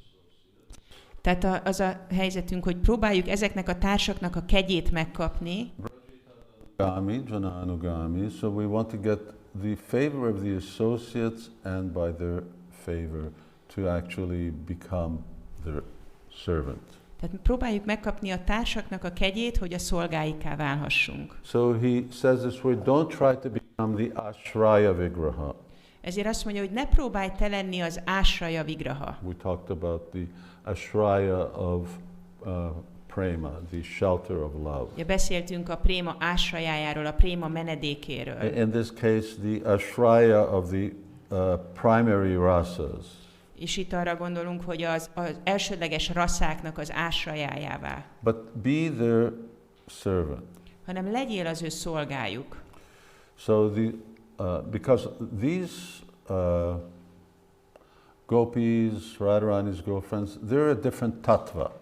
Mert ezek a gópik, Radharani barátnői, ők egy másfajta tattva. They are Krishna's Shakti. Ők Krishnának a saktiai. They are Swarup Shakti. Svarupa saktiai. We are Tatastha Shakti. Mi pedig Tatastha Shakti And you vagyunk. know that. We're marginal. Mi határenergia vagyunk. That's what got us into trouble in the first place. És ez kevert minket bajba a kezdetektől. We have a tendency to connect with matter. Hogy van ez a hajlamunk, hogy az anyaghoz So kapcsolódjunk. he says that our nature is, the jiva's nature is tatastha, and the tatastha's role is as servants to the actual associates. És azt mondja, hogy a jiva természete az, hogy ő tataszta, és hogy az a szerepe, hogy ő szolgálja a társakat. This is Chaitanya Mahaprabhu's message. Ez Chaitanya Mahaprabhunak az üzenete. And now we are going to read. We're going to read a verse. Everyone's okay. We're coming into the home stretch. Megvagytok, most már kezdünk itt a végső részhez érni. Okay. We're coming in the home stretch, and we're sort of going to finish on this, and then there's the question is whether we want to do a short summary of Siksastakam. Tehát ezzel a két dallal most majd be fogjuk fejezni ezt, és akkor kérdés, hogy akarjuk-e röviden összefoglalni a Siksastakát. Verse 7. This is being projected here? No. It's just in the video, and they have on paper. Okay, you've seen it, you see it. Verse 7, and I'm reading Hungarian, we're not reading in Hungarian. No, 7. Tehát most a 7-et vetítsük ki a videóba, és nem olvassuk hozzá a magyart, Yes, azt so no csak nézzétek a papíron, translation. nem lesz fordítás. I will read in English, Én but I olvasom will az talk. angolt, és ti meg a... So we're starting with the word. Gaite Gaite Nama Krishna Dasa Hoila. What a wonderful state I attained while chanting the holy name of the Lord. The realization that I'm an eternal servant of Krishna has become manifest in my heart. Bhaktivinoda. This is chanting. Now I've achieved this wonderful state of Krishna consciousness, and I'm an eternal servant. Not eternal servant in the name of Krishna Das, but eternal servant that I've realized my Sthai Bhava. Tehát itt az, hogy milyen csodálatos állapotba kerültem, és megértettem, hogy Krishna szolgája vagyok, és itt most nem arról van szó, hogy megértettem, hogy Krishna dász vagyok, hanem tudom, hogy mi a Sthai Bhavám. I have realized that due to separation from Govinda, I'm entangled in the network of Maya in this material world, and thus I'm suffering material miseries in various ways. Here he starts. I have realized due to separation from Krishna, I'm really in Maya. I have a whole new picture of the material world. Tehát itt most amiatt, hogy hiányolom Krishnát, egy egész más képen van az anyagi világról. And what's that different picture? És mi ez a másfajta kép? Some weeks back I was explaining that Bhava Bhakti, you come into a whole different world. És néhány héttel korábban magyaráztam, hogy amikor eléred a Bhava Bhaktit, egy teljesen új világban vagy. So I'm here in Budapest. Itt vagyok Budapesten. And if I want to, I have a view of the world. És van egy szemléletem a világgal kapcsolatban. But when they go up into those Sputnik or those satellites circling the world, then they have a different view of the world. De amikor valaki ugye fölmegy egy ilyen Sputnikkal, valamilyen ilyen műholdon van, akkor onnan más perspektívájuk van a világról. Now I have a different perspective. From the transcendental realm, I see the material world in a whole different view. És akkor az anyagi világot egy teljesen más szemszögből látom.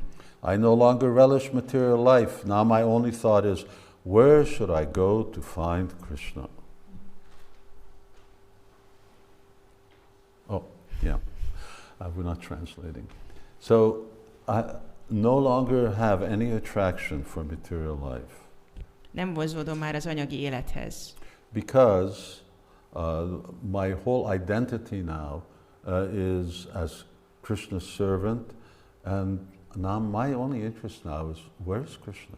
Mert ez az identitásom, hogy Krishna szolgája vagyok, és ezért kérdezem, hogy hol találom Krishnát. Verse 4.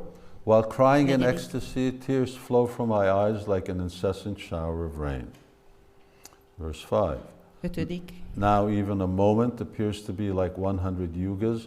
I find it very difficult to tolerate separation from Govinda.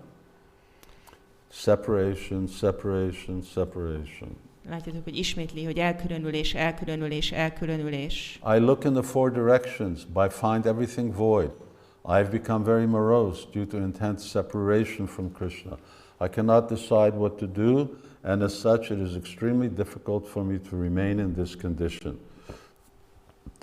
This concept of void also reflects the fact that a devotee in bhava, a bhava bhakta, does not see Krishna at will. Ez a hiányérzet azt is tükrözi, hogy egy bhava bhakta nem tudja akkor látni Krishnát, amikor csak akarja. Not only does he not see Krishna at will, there's void because he's still really distant from the identity which he sort of realized.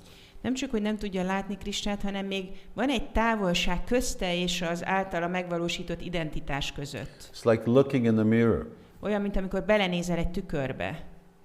You know what you look like, but it's not you. Tudod, hogy nézel ki, de az nem te vagy. So many things missing that are Annyi minden in the real hiányzik, thing. ami a valódi dologban benne van.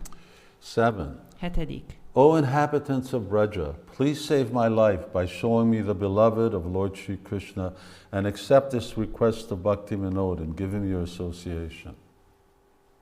But I know who can help me.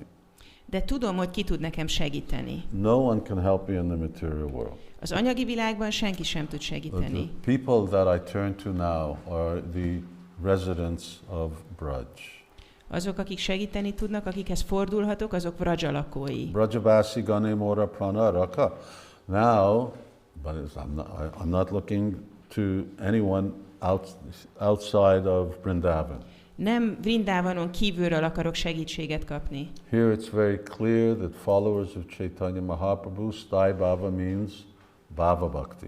Itt nagyon világos, hogy Chaitanya Mahaprabhu követői számára a Sthai Bhava azt jelenti, hogy Raja Bhakti.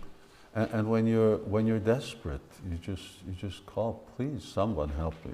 És amikor így kétségbe vagy esve, akkor azt mondod, hogy valaki kérlek segítsen. Song 8.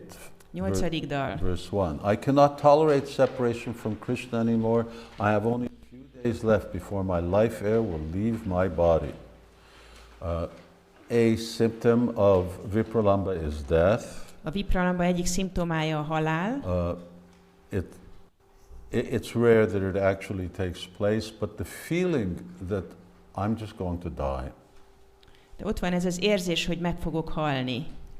So it's such a this separation becomes already so intense with this fledgling state of love. You can just imagine what it's like later on.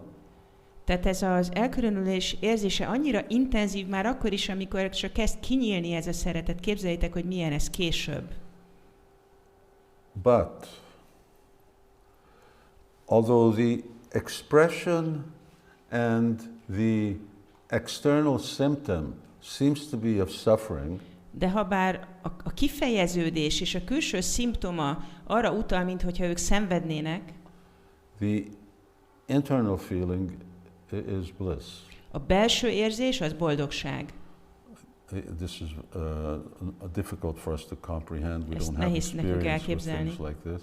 ilyen lelki dolgokat. But that's how it actually works. De így működik. Now it may be that someone doesn't feel the bliss. Lehet, hogy valamikor valaki nem érzi ezt a boldogságot. Because he's saying, I'm feeling all empty. Úgy érzem, hogy üres vagyok. Well, what happened to the bliss? Mi történt a boldogsággal? Bhaktisiddhanta Saraswati Thakur says it's okay, Krishna's feeling it. Bhaktisiddhanta Saraswati Thakur azt mondja, hogy nem baj, Krishna érzi a In other words, boldogságot. Krishna's enjoying the fact that you're separated from him. Vagyis Krishna élvezi azt a tényt, hogy te hiányolod őt. And when he wants to share it, then you'll feel the bliss. Then you? And when he wants to share it, then you will feel the bliss. És hogyha ő meg akarja veled osztani, akkor te is fogod érezni a boldogságot. 2. As I began to chant the name of Govinda, various transformations of ecstatic love appeared in my body. I saw the expert dancer Shamasundar in the company of the daughter of Vrishabhanu playing on his flute underneath a tree on the bank of the river Jamuna. So, Vibhav, Anubhav, Sattvika, Vyabhichari, he says, now various transformations are appearing. Tehát mindezek a bávák, ezek a transformációk megtörténnek. And as this Bhava Bhakti matures, now all of a sudden I saw Krishna. És ahogy a báva bhakti éretté válik, akkor itt van ez, hogy akarom Krishnát. 3. By seeing the most coveted divine couple, my mind became agitated and I lost external consciousness. I do not know after how long it was that I regained consciousness, but I could not see them anymore. So, fainting is one of the symptoms of ecstasy. Az ájulás, ez az extázis egyik szimptomája. And then one of the drawbacks of that ecstasy, one is that you lose consciousness. És az egyik hátránya az extázisnak az, hogy elveszed az eszméleted. And the other one is that when you come to, then Radha and Krishna are gone. És a másik, hogy amikor magadhoz térsz, akkor Radha és Krishna eltűnt. 4. Oh my dear Saki, how will I maintain my life? A moment now appears like a vast span of time or a yuga. Now, Saki go, Kemati, Dhariva, Purana. Now, who is he's addressing? Things have transpired in what Bhaktivinoda Thakur is describing. Kit szólít meg? Ugye itt történtek dolgok, ahogy Bhaktivinoda Thakur beszél. Is that Bhaktivinoda Thakur now he prayed to the residents of Braj, and now he actually has connection with a Saki, a senior gopi. Bhaktivinoda Thakur imádkozott Vraja lakóihoz, és itt már van egy kapcsolata egy rangosabb gópival. His prema has developed to the stage where he actually has the opportunity to associate and connect with Krishna's associates. A prémája egy olyan szintet ért el, hogy már kapcsolódni tud Krishna társaihoz. 5. Oh Lord, tears flow from my eyes like torrents of rain during the month of Shravan, and I see the entire world is completely void. Due to separation from Govinda, I am unable to continue my life. Please tell me, what should I do? So a devotee just keeps pleading. It's an ongoing dynamic. És akkor így a bakta csak folyamatosan könyörög, ez egy ilyen folytonos dinamika. With feelings of great agitation, Bhaktivinoda again takes to the chanting of the Lord's holy names. He says, O Lord of Sri Radha, please save me by giving me darshan, otherwise I will die. So he takes to the chanting. Puna nama shraya kori. Again, I take shelter of the holy name. És akkor mit csinál? Megint menedéket veszek a szent névnél. So Harinam, Harinam, Harinam, our business is chanting Hare Krishna. A mi dolgunk az a Hare Krishna éneklése. And the more we chant Hare Krishna, especially chanting Hare Krishna in a mature way like this, then everything continues to develop. És minél többet énekeljük a Hare Krishnát, főleg, hogyha ezt egy ilyen érett módon tesszük, akkor minden fejlődni And fog. it doesn't stop.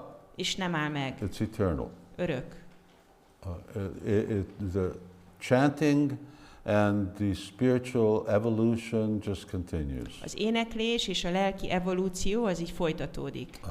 So never should we ever give up chanting, but rather we need to increase the quality and, if possible, the quantity of the chanting that we És do. így soha ne adjuk fel a Szentnév éneklését, sőt, ha lehet, akkor tegyük a minőségét jobbá, és hogyha lehet, akkor még a mennyiséget is. Now, verse 9, which directly elaborates on this.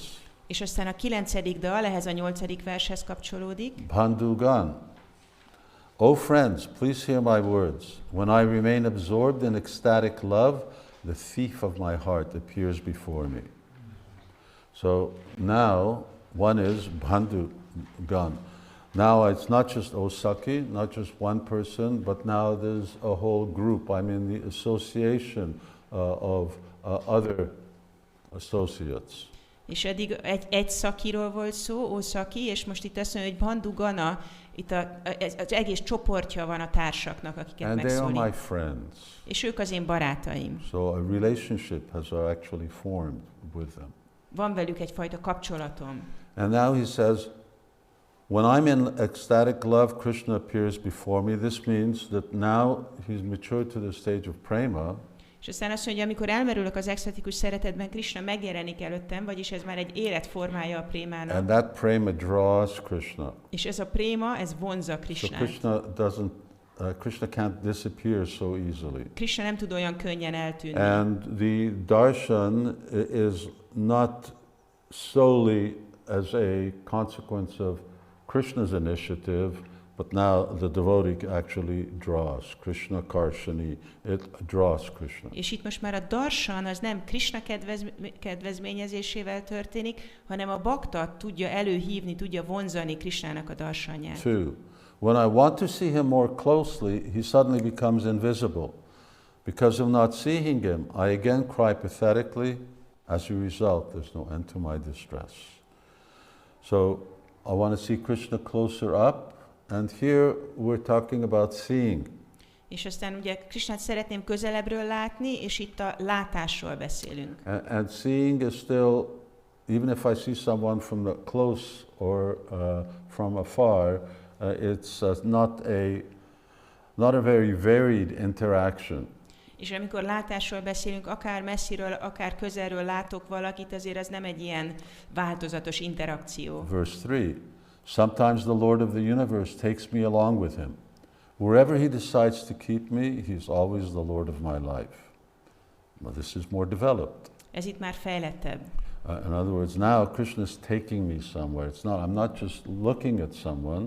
És Krishna elvisz valahova, most már nem csak nézek valakit. I'm not just seeing a scene of Radha and Krishna on the bank of the Jamuna. Nem csak, hogy látok egy jelenetet, ott van Radha és Krishna a Yamuna partján. Now they take me somewhere. Hanem elvisznek magukkal. So they take them with them, and the implication is that they'll engage me in service. Magukkal viszik, és ez persze utal rá, hogy lefoglalják a szolgálatukkal. By giving ecstatic darshan, the treasure of my life awards me immense pleasure. He speaks to me with love and affection. Then suddenly he disappears from sight and almost kills me by burning my life and soul with separation. I'm just going to sit down here. 3 hours.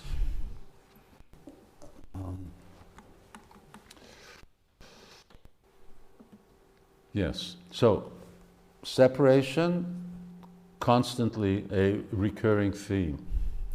Ez az elkülönülés, ez egy újra és újra ismétlődő téma. And when he takes you with him, then what happens? Amikor magával visz, mi történik? Well, he speaks to me such nice things. Beszél hozzám, szép dolgokat mond. So now we read about exchange with Krishna. Most itt már arról olvasunk, ahogy Krishnával viszonoz. Srila Prabhupada said this thing, that when you go to the spiritual world, then your spiritual master introduces you to Krishna and leaves you with him. És Srila Prabhupád mondta ezt, hogy amikor elmész a lelki világba, akkor a lelki tanítómester bemutat Krishnának, és aztán ott hagy vele. And Krishna really speaks. He's a very he's a sweet talker, but he also speaks very sweetly. Krishna nagyon édesen tud beszélni. Oh, you don't think that. He can,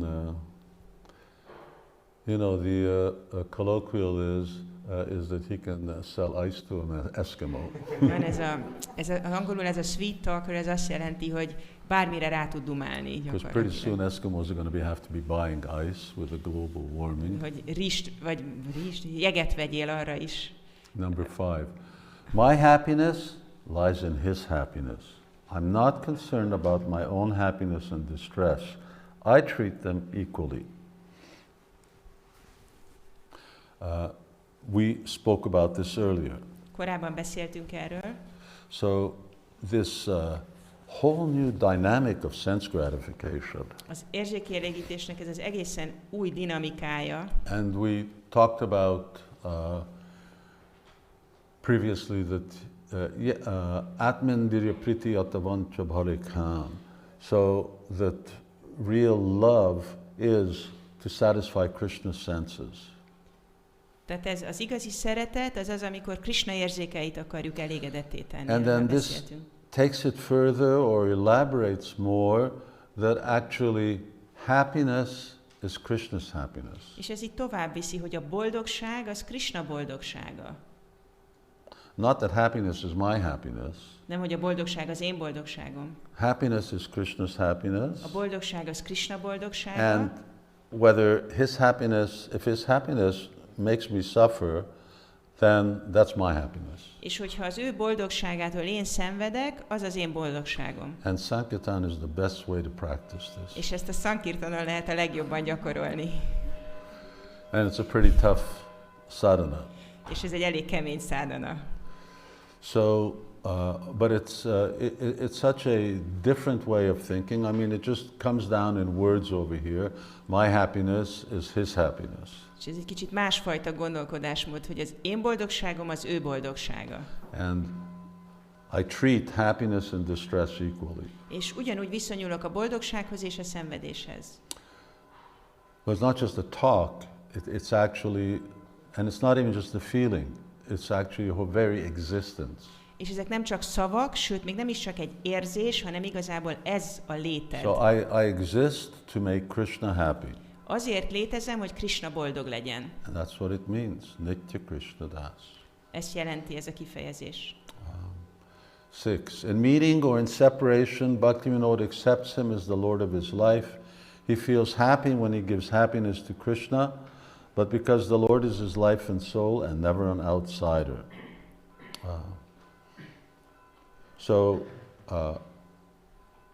Further elaboration on that. And of course, this idea of my distress is my happiness. In this world where Bhaktivinoda Thakur is now talking from, it needs further elaboration. És ezt itt tovább kifejti, mert ez a régió, ahonnan Bhaktivinoda Thakur beszél, ezt itt tovább kell részletezni. Krishna loves devotees. Krishna szereti a baktákat.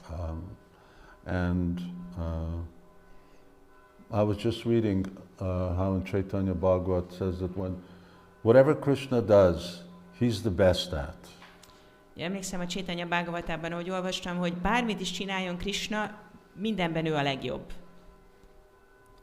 If he wants to fight, then he's the best at fighting. Ha harcolni akar, ő a legjobb harcos. If it's a matter of being a scholar, he's the best scholar. Ha arról van szó, hogy tudósnak lenni, ő a legjobb tudós. If it's a matter of, being singing or dancing, then he's the best. Ha éneklésről és táncról van szó, ő a legjobb.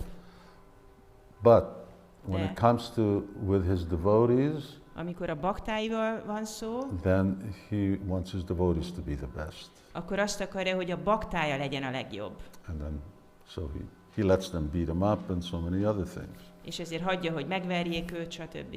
So when we talk about the stress of separation, tehát amikor az elkülönülés szenvedéséről beszélünk, we have to consider Krishna would not do such a thing as to cause pain to devotees. akkor emlékezzünk el arra, hogy Krishna nem fog egy olyan dolgot tenni, ami szenvedést okoz, vagy fájdalmat okoz a baktájának. So although it may appear like that, and although devotees may talk about the pain of separation, És lehet, hogy úgy tűnik, hogy ez fájdalom, és a bakták beszélnek is az elkülönülés the fájdalmáról. pain is that they can't see Krishna with their senses and be with him. De a fájdalom az az, hogy nem tudják Krishnát az érzékeikkel látni és vele lenni. But the experience of that pain is ecstasy. De ennek a fájdalomnak a tapasztalata az igazából extázis. And then of course the intensity which the separation causes makes them actually see Krishna within. És ez az intenzitás, amit belül ez okoz, ennek a hatására tudják látni Krishnát magukban. But it's not enough. De ez nem elég. They don't want to embrace Krishna in their hearts. Nem a szívükben akarják megölelni They want to Krishnát. embrace Krishna in their arms. Ők a karjaikkal akarják megölelni Krishnát. So anyway, that was just a few words on this separation and this so-called suffering that it exists. It's this not being able to be immediately with Krishna, but the actual experience or the emotion is ecstasy. Tehát ez volt néhány gondolat az elkülönülésről, hogy valaki nem tud Krishnával lenni, és ott van az ebből jövő fájdalom, de igazából extázis tapasztal. Verse 10. I offer my life and soul at the lotus feet of the flute player Krishna, who attracts the hearts of all living entities throughout the universe, and who enjoys pastimes with Sri Radha, surrounded by the 8 gopis at the yoga pit within the Kadamba forest of Vrindavan. So this mood of, just like we offer flowers, we offer Pushpanjali, we offer flowers to Srila Prabhupada, we offering devotional service. The only thing I have to offer is my life and soul. Tehát ahogy mi mondjuk virágot ajánlunk, Pushpanjalit ajánlunk Srila Prabhupádnak, Murtiknak, akkor most amit felajánlunk, az az életem és a lelkem. Now Bhaktivinoda Thakur starts talking about the divine young couple as opposed to just Krishna. És itt már Bhaktivinoda Thakur elkezd az ifjú isteni párról beszélni, nem csak Krishnáról. Love for Krishna is always there. A Krishna iránti szeretet, ez mindig ott but van. It's not exclusive. De nem exkluzív. And love, especially for those who are followers of Rupa Goswami, then love for Srimati Radharani becomes equal or even more. És Rupa Goswami követői számára a Srimati Radharani iránti szeretet az legalább olyan erős, mint a Krishna iránti, vagy még erősebb. I serve the divine couple under the orders of my superior Saki. I consider myself a dependent maidservant of their lordships, and I always meditate upon their lotus feet. So now we have a further unfolding here. We have my superior Saki. Tehát itt tovább kibontja, és itt már van egy rangosabb Saki. And Palyadasi. Palyadasi means a maintained dasi, a maintained maidservant, dependent maidservant. Palyadasi, ez a kifejezés azt jelenti, hogy egy szolgáló lány, aki fenn van tartva. Or we use this word manjari. Vagy használjuk ezt a szót, hogy manjari. That's another same expression. Ugyanazt fejezi ki. Palyadasi bhav. Ez a Palyadasi bhava. So now as you can see, the identity and relationship is crystallizing further and further. Látjátok, hogy itt az identitása az egyre jobban kikristályosodik. Number 3. Sometimes they mercifully hold my hands and speak sweet words to me. Sometimes they take betel nuts from me, and sometimes they happily accept flower garlands that are offered by me. Now these are services. They accept my service. So here's part of my eternal service. One of my services is to make flower garlands. The other is to give them betel nuts. And then sometimes they hold my hand. That holding hand may be dancing, or it may be that they go somewhere and they hold my hand. I don't know how good the translation is, but they, so it's a plural, which gives a picture of Krishna on one side, Radharani on the other side. So it's a very nice picture, and this is rasa. This is a direct relationship. Oh, sorry about that. Tehát itt különböző szolgálatokat ajánlanak Krisnának, virágfüzért ajánlanak, bételdiót. Elvesztettem a vonalat. És kezet fognak. Megfogják a kezét. Belépnek a rasszába, be van lépés a rasszába. És belépnek a rasszába. 4. On some pretext or other, they suddenly disappear, and by not seeing them, my whole body burns due to separation. So this is like the burning of the bee sting.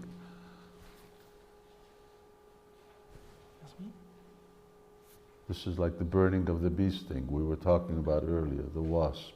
Ja, ez olyan, mint a darázscsípés, amiről korábban beszéltünk. My whole body burns due to separation. Hogy az egész testem ég az elkülönüléstől. But it's a very pleasant type of burning. De ez egy nagyon kellemes égés. Number 5. Let them stay wherever they please. I'm simply a maidservant at their lotus feet. I treat both the happiness derived from meeting them and the distress of their separation as equal. So here Chaitanya Mahaprabhu is expressing Radharani's love for Krishna. Itt Chaitanya Mahaprabhu Radharani Krishna iránti szeretetét fejezi ki. Here again he says, I'm Charana Dasi. I'm a maidservant. I'm a dasi at their lotus feet. Itt azt mondja, hogy én egy Charana Dasi vagyok, egy szolgálólány vagyok az ő lótuszlábuknál. But now it's with Radha and Krishna. De ez most már Rádával és Krishnával van. And it's a different role. We're talking about a dasi. We're not talking about Srimati Radharani. Egy másik szerep, ugye itt egy dásiról beszélünk, nem Srimati Radharaniról. And this is how this verse 8 is relevant to us. És így releváns számunkra ez a 8. vers. Number 6. In my life and at the time of death, Sri Radha Krishna are always my life and soul. Let them remain happy either by saving me or by killing me. So, same expression. This is always very similar to Narottam Das Thakur. Ugyanezt a kifejezést használja Narottam Das Thakur. Here he says, Radha Krishna Panamor, Morara Jivane Marane. Whereas he chants, Radha Krishna Pranamor Yugala Kishore, Jivane Marane Gati Arna Himor. Majdnem ugyanazok a sorok. Little different, but message is the same. Egy picit más, de az üzenet ugyanaz. Bhaktivinoda does not care for anything else.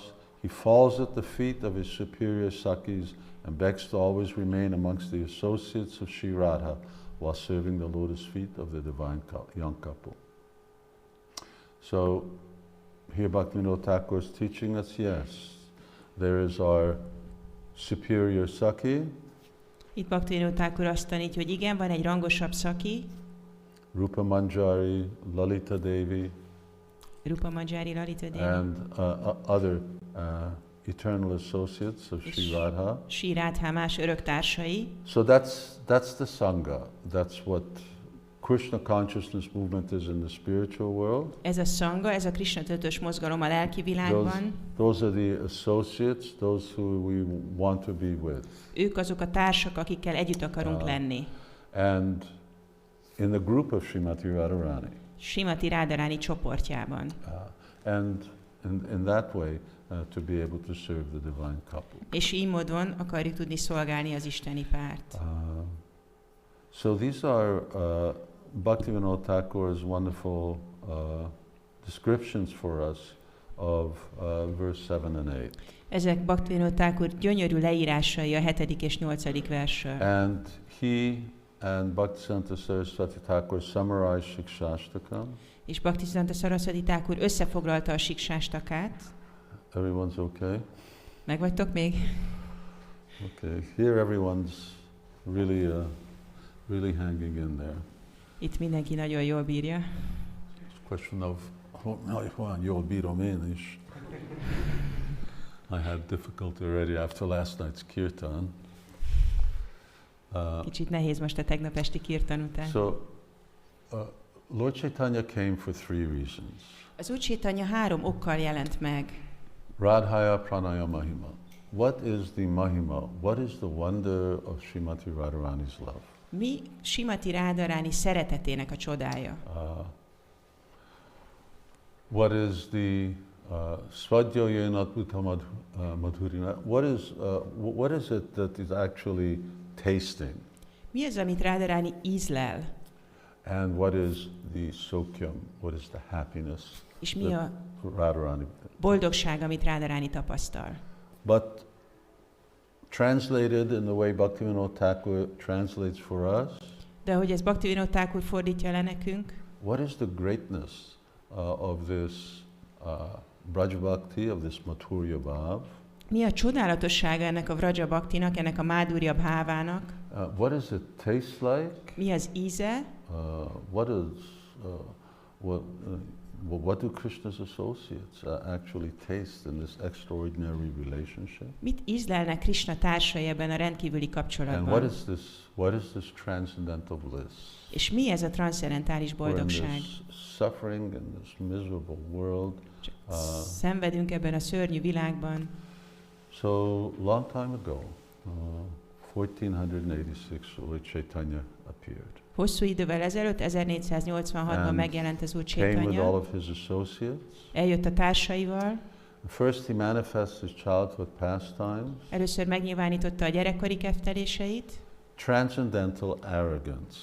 Transzcendentális arroganciát. And he was, Chaitanya Mahaprabhu got into his scholarship bhav. He was just as humble as he became later. He was that arrogant. Chaitanya Mahaprabhu ezt a tudós szerepet öltötte magára, ezt a tudósi arroganciát, és amennyire alázatos volt később, annyira arrogáns volt gyerekkorában. And it was by the association of Ishvara Puri that really changed him. És Ishvara Puri társasága volt az, ami igazából megváltoztatta őt. Actually, Ishvara Puri lived in Mayapur for 2 months. Ishvara Puri igazából 2 hónapig Mayapurban lakott. And in that time he would regularly come to Chaitanya Mahaprabhu's home for lunch. És abban az időben rendszeresen ment Chaitanya Mahaprabhuékhoz ebédre. He even says there that when he went to Gaya, Lord Chaitanya went to Gaya and met Ishvara Puri there, and then he was initiated into the Gopal mantra. Mikor Chaitanya Mahaprabhu Gájába ment, ott találkozott Ishvara Purival, és ott kapott beavatást a Gopal mantrába. And then he cooked for Ishvara Puri. És akkor ő főzött Ishvara Purinak. He cooked lunch. Ő főzött neki ebédet. And so you can imagine what Lord Chaitanya's cooking was like. Képzelhetitek, hogy milyen lehetett Chaitanya Mahaprabhu főztje. De Ishvara Puri megevett mindent. And then Lord Chaitanya had nothing to eat. És akkor az Úr Chaitanyának nem volt mit ennie. So Vishnupriya, because she's the goddess of fortune, and so she knew it, so she immediately appeared and invisibly she cooked for Lord Chaitanya. És akkor Vishnupriya, ugye ő a szerencse istennője, aki tudott mindent, és akkor láthatatlanul megjelent és főzött az Úr Chaitanyának. And then at age 24 he took sannyas. És 24 éves korában Chaitanya Mahaprabhu szannyászt vett. Chaitanya Mahaprabhu figured if he remained in Grihastha ashram, he would be just too bound. He wouldn't be able to actually spread Krishna consciousness. Chaitanya Mahaprabhu azt gondolta, hogy ha a Grihastha ashramban marad, ez túlságosan meg fogja őt kötni, és nem fogja tudni terjeszteni a Krishna tudatot. And so for 6 years he traveled. És ezért 6 évig utazott. Traveled South India, Bengal, Orissa, Vrindavan. Bejárta Dél-Indiát, Bengált, Orisszát. And preached, defeated Mayavadis and gave the holy name. Legyőzött Majavádikat, és a szent nevet osztotta.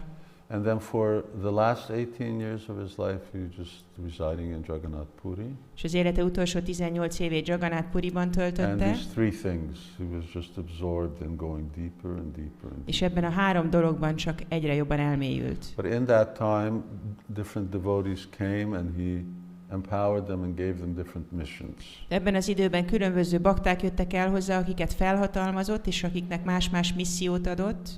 Write books, írjanak könyveket, prédikáljanak, reestablish holy places, alapítsanak meg szent helyeket. And ultimately he just condensed everything that he taught everything that he stood for in these 8 verses. És mindent, amit valaha tanított, és mindent, amiért kiállt, azt belesűrítette ebbe a 8 verszakba. And these 8 verses Chaitanya Mahaprabhu tasted with his associates. És ezt a társaival megosztotta. Swarup Damodar, Ramananda Roy. Swarup Damodárral és Ramananda Rájjal. In Chaitanya Charitamrita they were explained further. És aztán a Chaitanya Charitamrita ezeket jobban kifejtette. So Bhaktivinoda Thakur says that Lord Chaitanya was ideal as a grihasta and ideal as a sannyasi. Bhaktivinoda Thakur azt mondja, hogy Chaitanya Mahaprabhu ideális grihasta volt és ideális sannyasi volt. For those interested in Varnashrama, akiket érdekel a varnásrama, he says that if you want to know how to be an ideal grihasta and sannyasi, it's within these verses. Akkor azt mondja, hogy ha szeretnéd tudni, hogy lehetsz ideális grihasta, vagy hogy lehetsz ideális sannyasi, az benne van ebben a 8 verszakban. That's what it means, going deeply into it. Ez azt jelenti, hogy mélyen el kell bennük merülni. Obviously not immediately visible. Nyilván nem látszik rögtön első ránézésre. And by reading Siksastakam, we become attracted to Siksastakam. És hogyha olvassuk a Siksastakát, akkor vonzódni fogunk hozzá. By becoming attracted to Siksastakam, you become attracted to Lord Chaitanya. És akkor, ha vonzódunk a Siksastakához, akkor vonzódni fogunk az Úr Chaitanyához. And by becoming attracted to Lord Chaitanya, you become attracted to Krishna. És ha vonzódunk az Úr Chaitanyához, vonzódni fogunk az Úr Krishnához. So he says that Siksastakam is the essence of all the Vedas. Tehát azt mondja, hogy a Siksastaka az az összes véda lényege. Should be read, recited, worship daily. Kell olvasni, ismételni és naponta imádni. It should be learned and taken to heart. Meg kell tanulni és a szívünkbe kell tartani. This is Bhaktivinoda Thakur's instruction to us. Ez Bhaktivinoda Thakur utasítása a számunkra. So if you remember in verse 1, it was the glorification of the congregational chanting. Tehát ha emlékeztek rá, az első vers az a közös éneklésről szólt. Parambhajate Shri Krishna Sankirtanam. And in that verse, the other subsequent 7 verses are also contained. És abban az egy versben benne van a további 7 vers is. The second verse talks about the reluctance of a conditioned soul to take up the chanting. A második vers az arról szólt, hogy a feltételekhez kötött jiva vonakodik ezt gyakorolni. Yeah. So let's look at it here. Verse 3 describes the proper way to chant. A harmadik vers az éneklés megfelelő módjáról szól. Verse 4 is the renunciation of deception and material desires. A negyedik vers pedig arról szól, hogy adjuk fel a csalást vagy képmutatást és az anyagi vágyakat. It's interesting, this deception is something that acharyas really emphasize. Érdekes, hogy erről a csalásról vagy képmutatásról olyan sokat beszélnek az ácsáryák, annyira hangsúlyozzák. Goswami, Bhaktisiddhanta Saraswati, Bhaktivinoda Thakur. Mindezek az ácsáryák. In other words, being one thing and pretending to be another. Vagyis, hogy amikor egy dolog vagy, de úgy teszel, mintha valami más lennél. And verse 5, we begin by actually, yes, Ainanda Tanuja Kinkara. Now I'm Krishna, the original identity of the living entity. És az 5. vers, itt már az ember érti, hogy mi az eredeti azonossága. Kinkara. Kinkara. And verse 6, now we're coming close to Krishna. És a 6. vers, itt már közeledünk Krishnához. Because this is Bhava Bhakti. Mert itt már a Bhava Bhaktiról van szó. And Bhava Bhakti means, yes, we're coming close.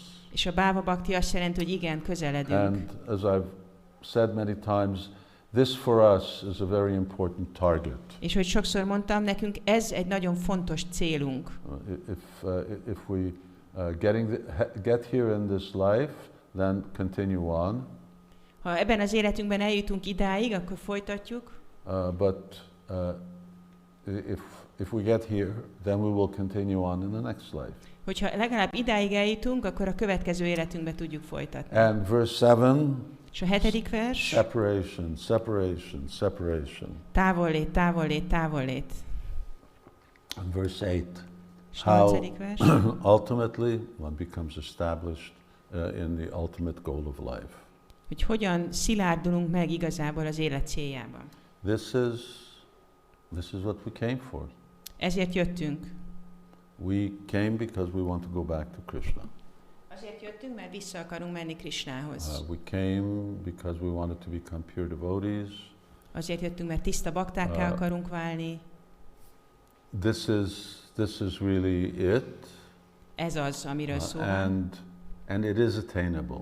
És ez elérhető. As Srila Prabhupada was earlier saying very nicely, is that one day you'll see Krishna face to face. Ahogy Srila Prabhupada gyönyörűen mondta, hogy egy nap szemtől szembe fogjátok látni Krishnát. So that day will come. We need to really be faithful to the process that Chaitanya Mahaprabhu has given us. El fog jönni ez a nap, de ehhez hűségesnek kell lennünk ahhoz a folyamathoz, amit Chaitanya Mahaprabhu adott nekünk. In these verses 1 to 5, we see the process of sambandha. Az első versről az 5. versig a szambandha folyamatát látjuk. In other words, establishing our relationship with Krishna. Vagyis azt, hogy megalapozzuk a Krishnával való kapcsolatunkat. These verses actually show prayojana. A 6-tól 8-ig ezek a versek a prayojanát mutatják meg, a célt.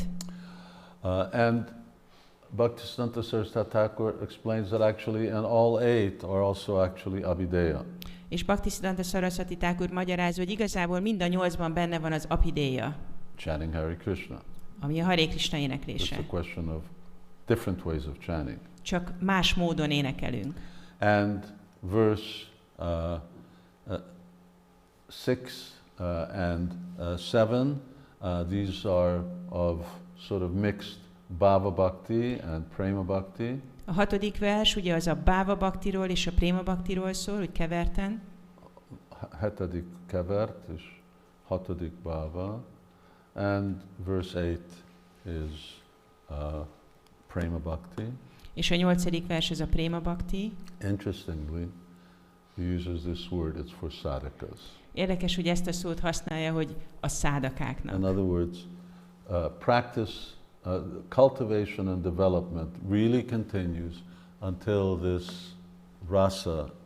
rasa manifests. Vagyis a kultiválása ennek a fejlődésnek tart egészen addig, amíg ki nem fejlődik a rasa.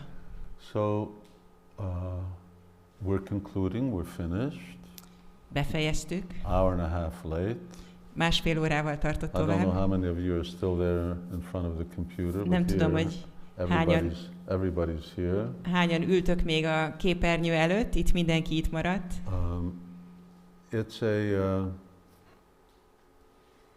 for me it's very inspirational to always remember, well, yes, we just cannot lose sight of the goal. Számomra ez mindig egy nagy inspiráció, hogy nem szabad szem elől vesztenünk a célt. And we need to know what the goal is. És tudnunk kell, hogy mi a cél. And no doubt this is not an easy thing that we've embarked on. És ez nem egy könnyű dolog, ez az út, amiben belefogtunk. And it has a lot of challenges. És sok a kihívás. Now, just this whole idea of becoming Krishna conscious is challenging. Ez a gondolat, hogy Krishna tudatossá váljunk, ez egy kihívás. Prabhupada says, declaring war on the material energy. Prabhupada azt mondta, hogy igazából hadat üzenünk ezzel az anyagi energiának. And if that wasn't enough, we're declaring war on another way by spreading Krishna consciousness as well. És hogyha ez nem lenne elég, akkor még háborút vagy hadat üzenünk azzal is, hogy terjeszteni próbáljuk a Krishna tudatot. And we're not really very well equipped. És nem vagyunk jól felszerelve. But we do have the best weapon. De a rendelkezésünkre áll a legjobb fegyver. And that weapon is Parambhajayate Shri Krishna Sankirtanam, is chanting Hare Krishna. És ez a fegyver, ez a Hare Krishna éneklése. So if we take shelter of chanting Hare Krishna through thick and thin, hogyha menedéket veszünk minden helyzetben a Hare Krishna éneklésénél, then one day we will become mature. Akkor éretté fogunk válni. And then so many of those things that we both read about and talk about, és akkor mindazok a dolgok, amikről olvasunk és amiről beszélünk, become our reality. Ez lesz számunkra a valóság. And yes, we can go back home, back to Godhead. És igen, visszamehetünk So Istenhez. as I mentioned here, if we're fortunate and we come here, verse 5, verse 6, anyway, we actually render service to Chaitanya Mahaprabhu. És hogy említettem itt, hogyha eljutunk az 5., 6. versig, hogyha szolgálatot végzünk Chaitanya Mahaprabhunak, Develop a sakti or bhava, even kifejlesztjük better. az ászaktit, vagy még jobb a bávát. At least these are scripturally given as criteria. A szentírások ezt kritériumként határozzák meg. Somewhere in the material world, Krishna is there. Valahol az anyagi világban Krishna itt van. So wherever he is, then we can go there. Bárhol is legyen, hogyha idáig eljutunk, akkor elmehetünk oda. And like that, one gets the association of senior Saki Megkaphatjuk a rangosabb szakik társaságát, and Saki Gan, Bandhu Gan, és a bandugana, association of devotees, and by their same type of cultivation, but in a more mature way, then real, what's it called, Vipralamba? It's called, I know, but not the English, some Sanskrit. What is the Vipralamba I was talking about?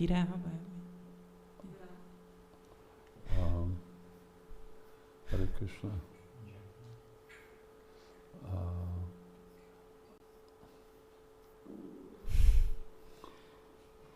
Purvarag, thank you.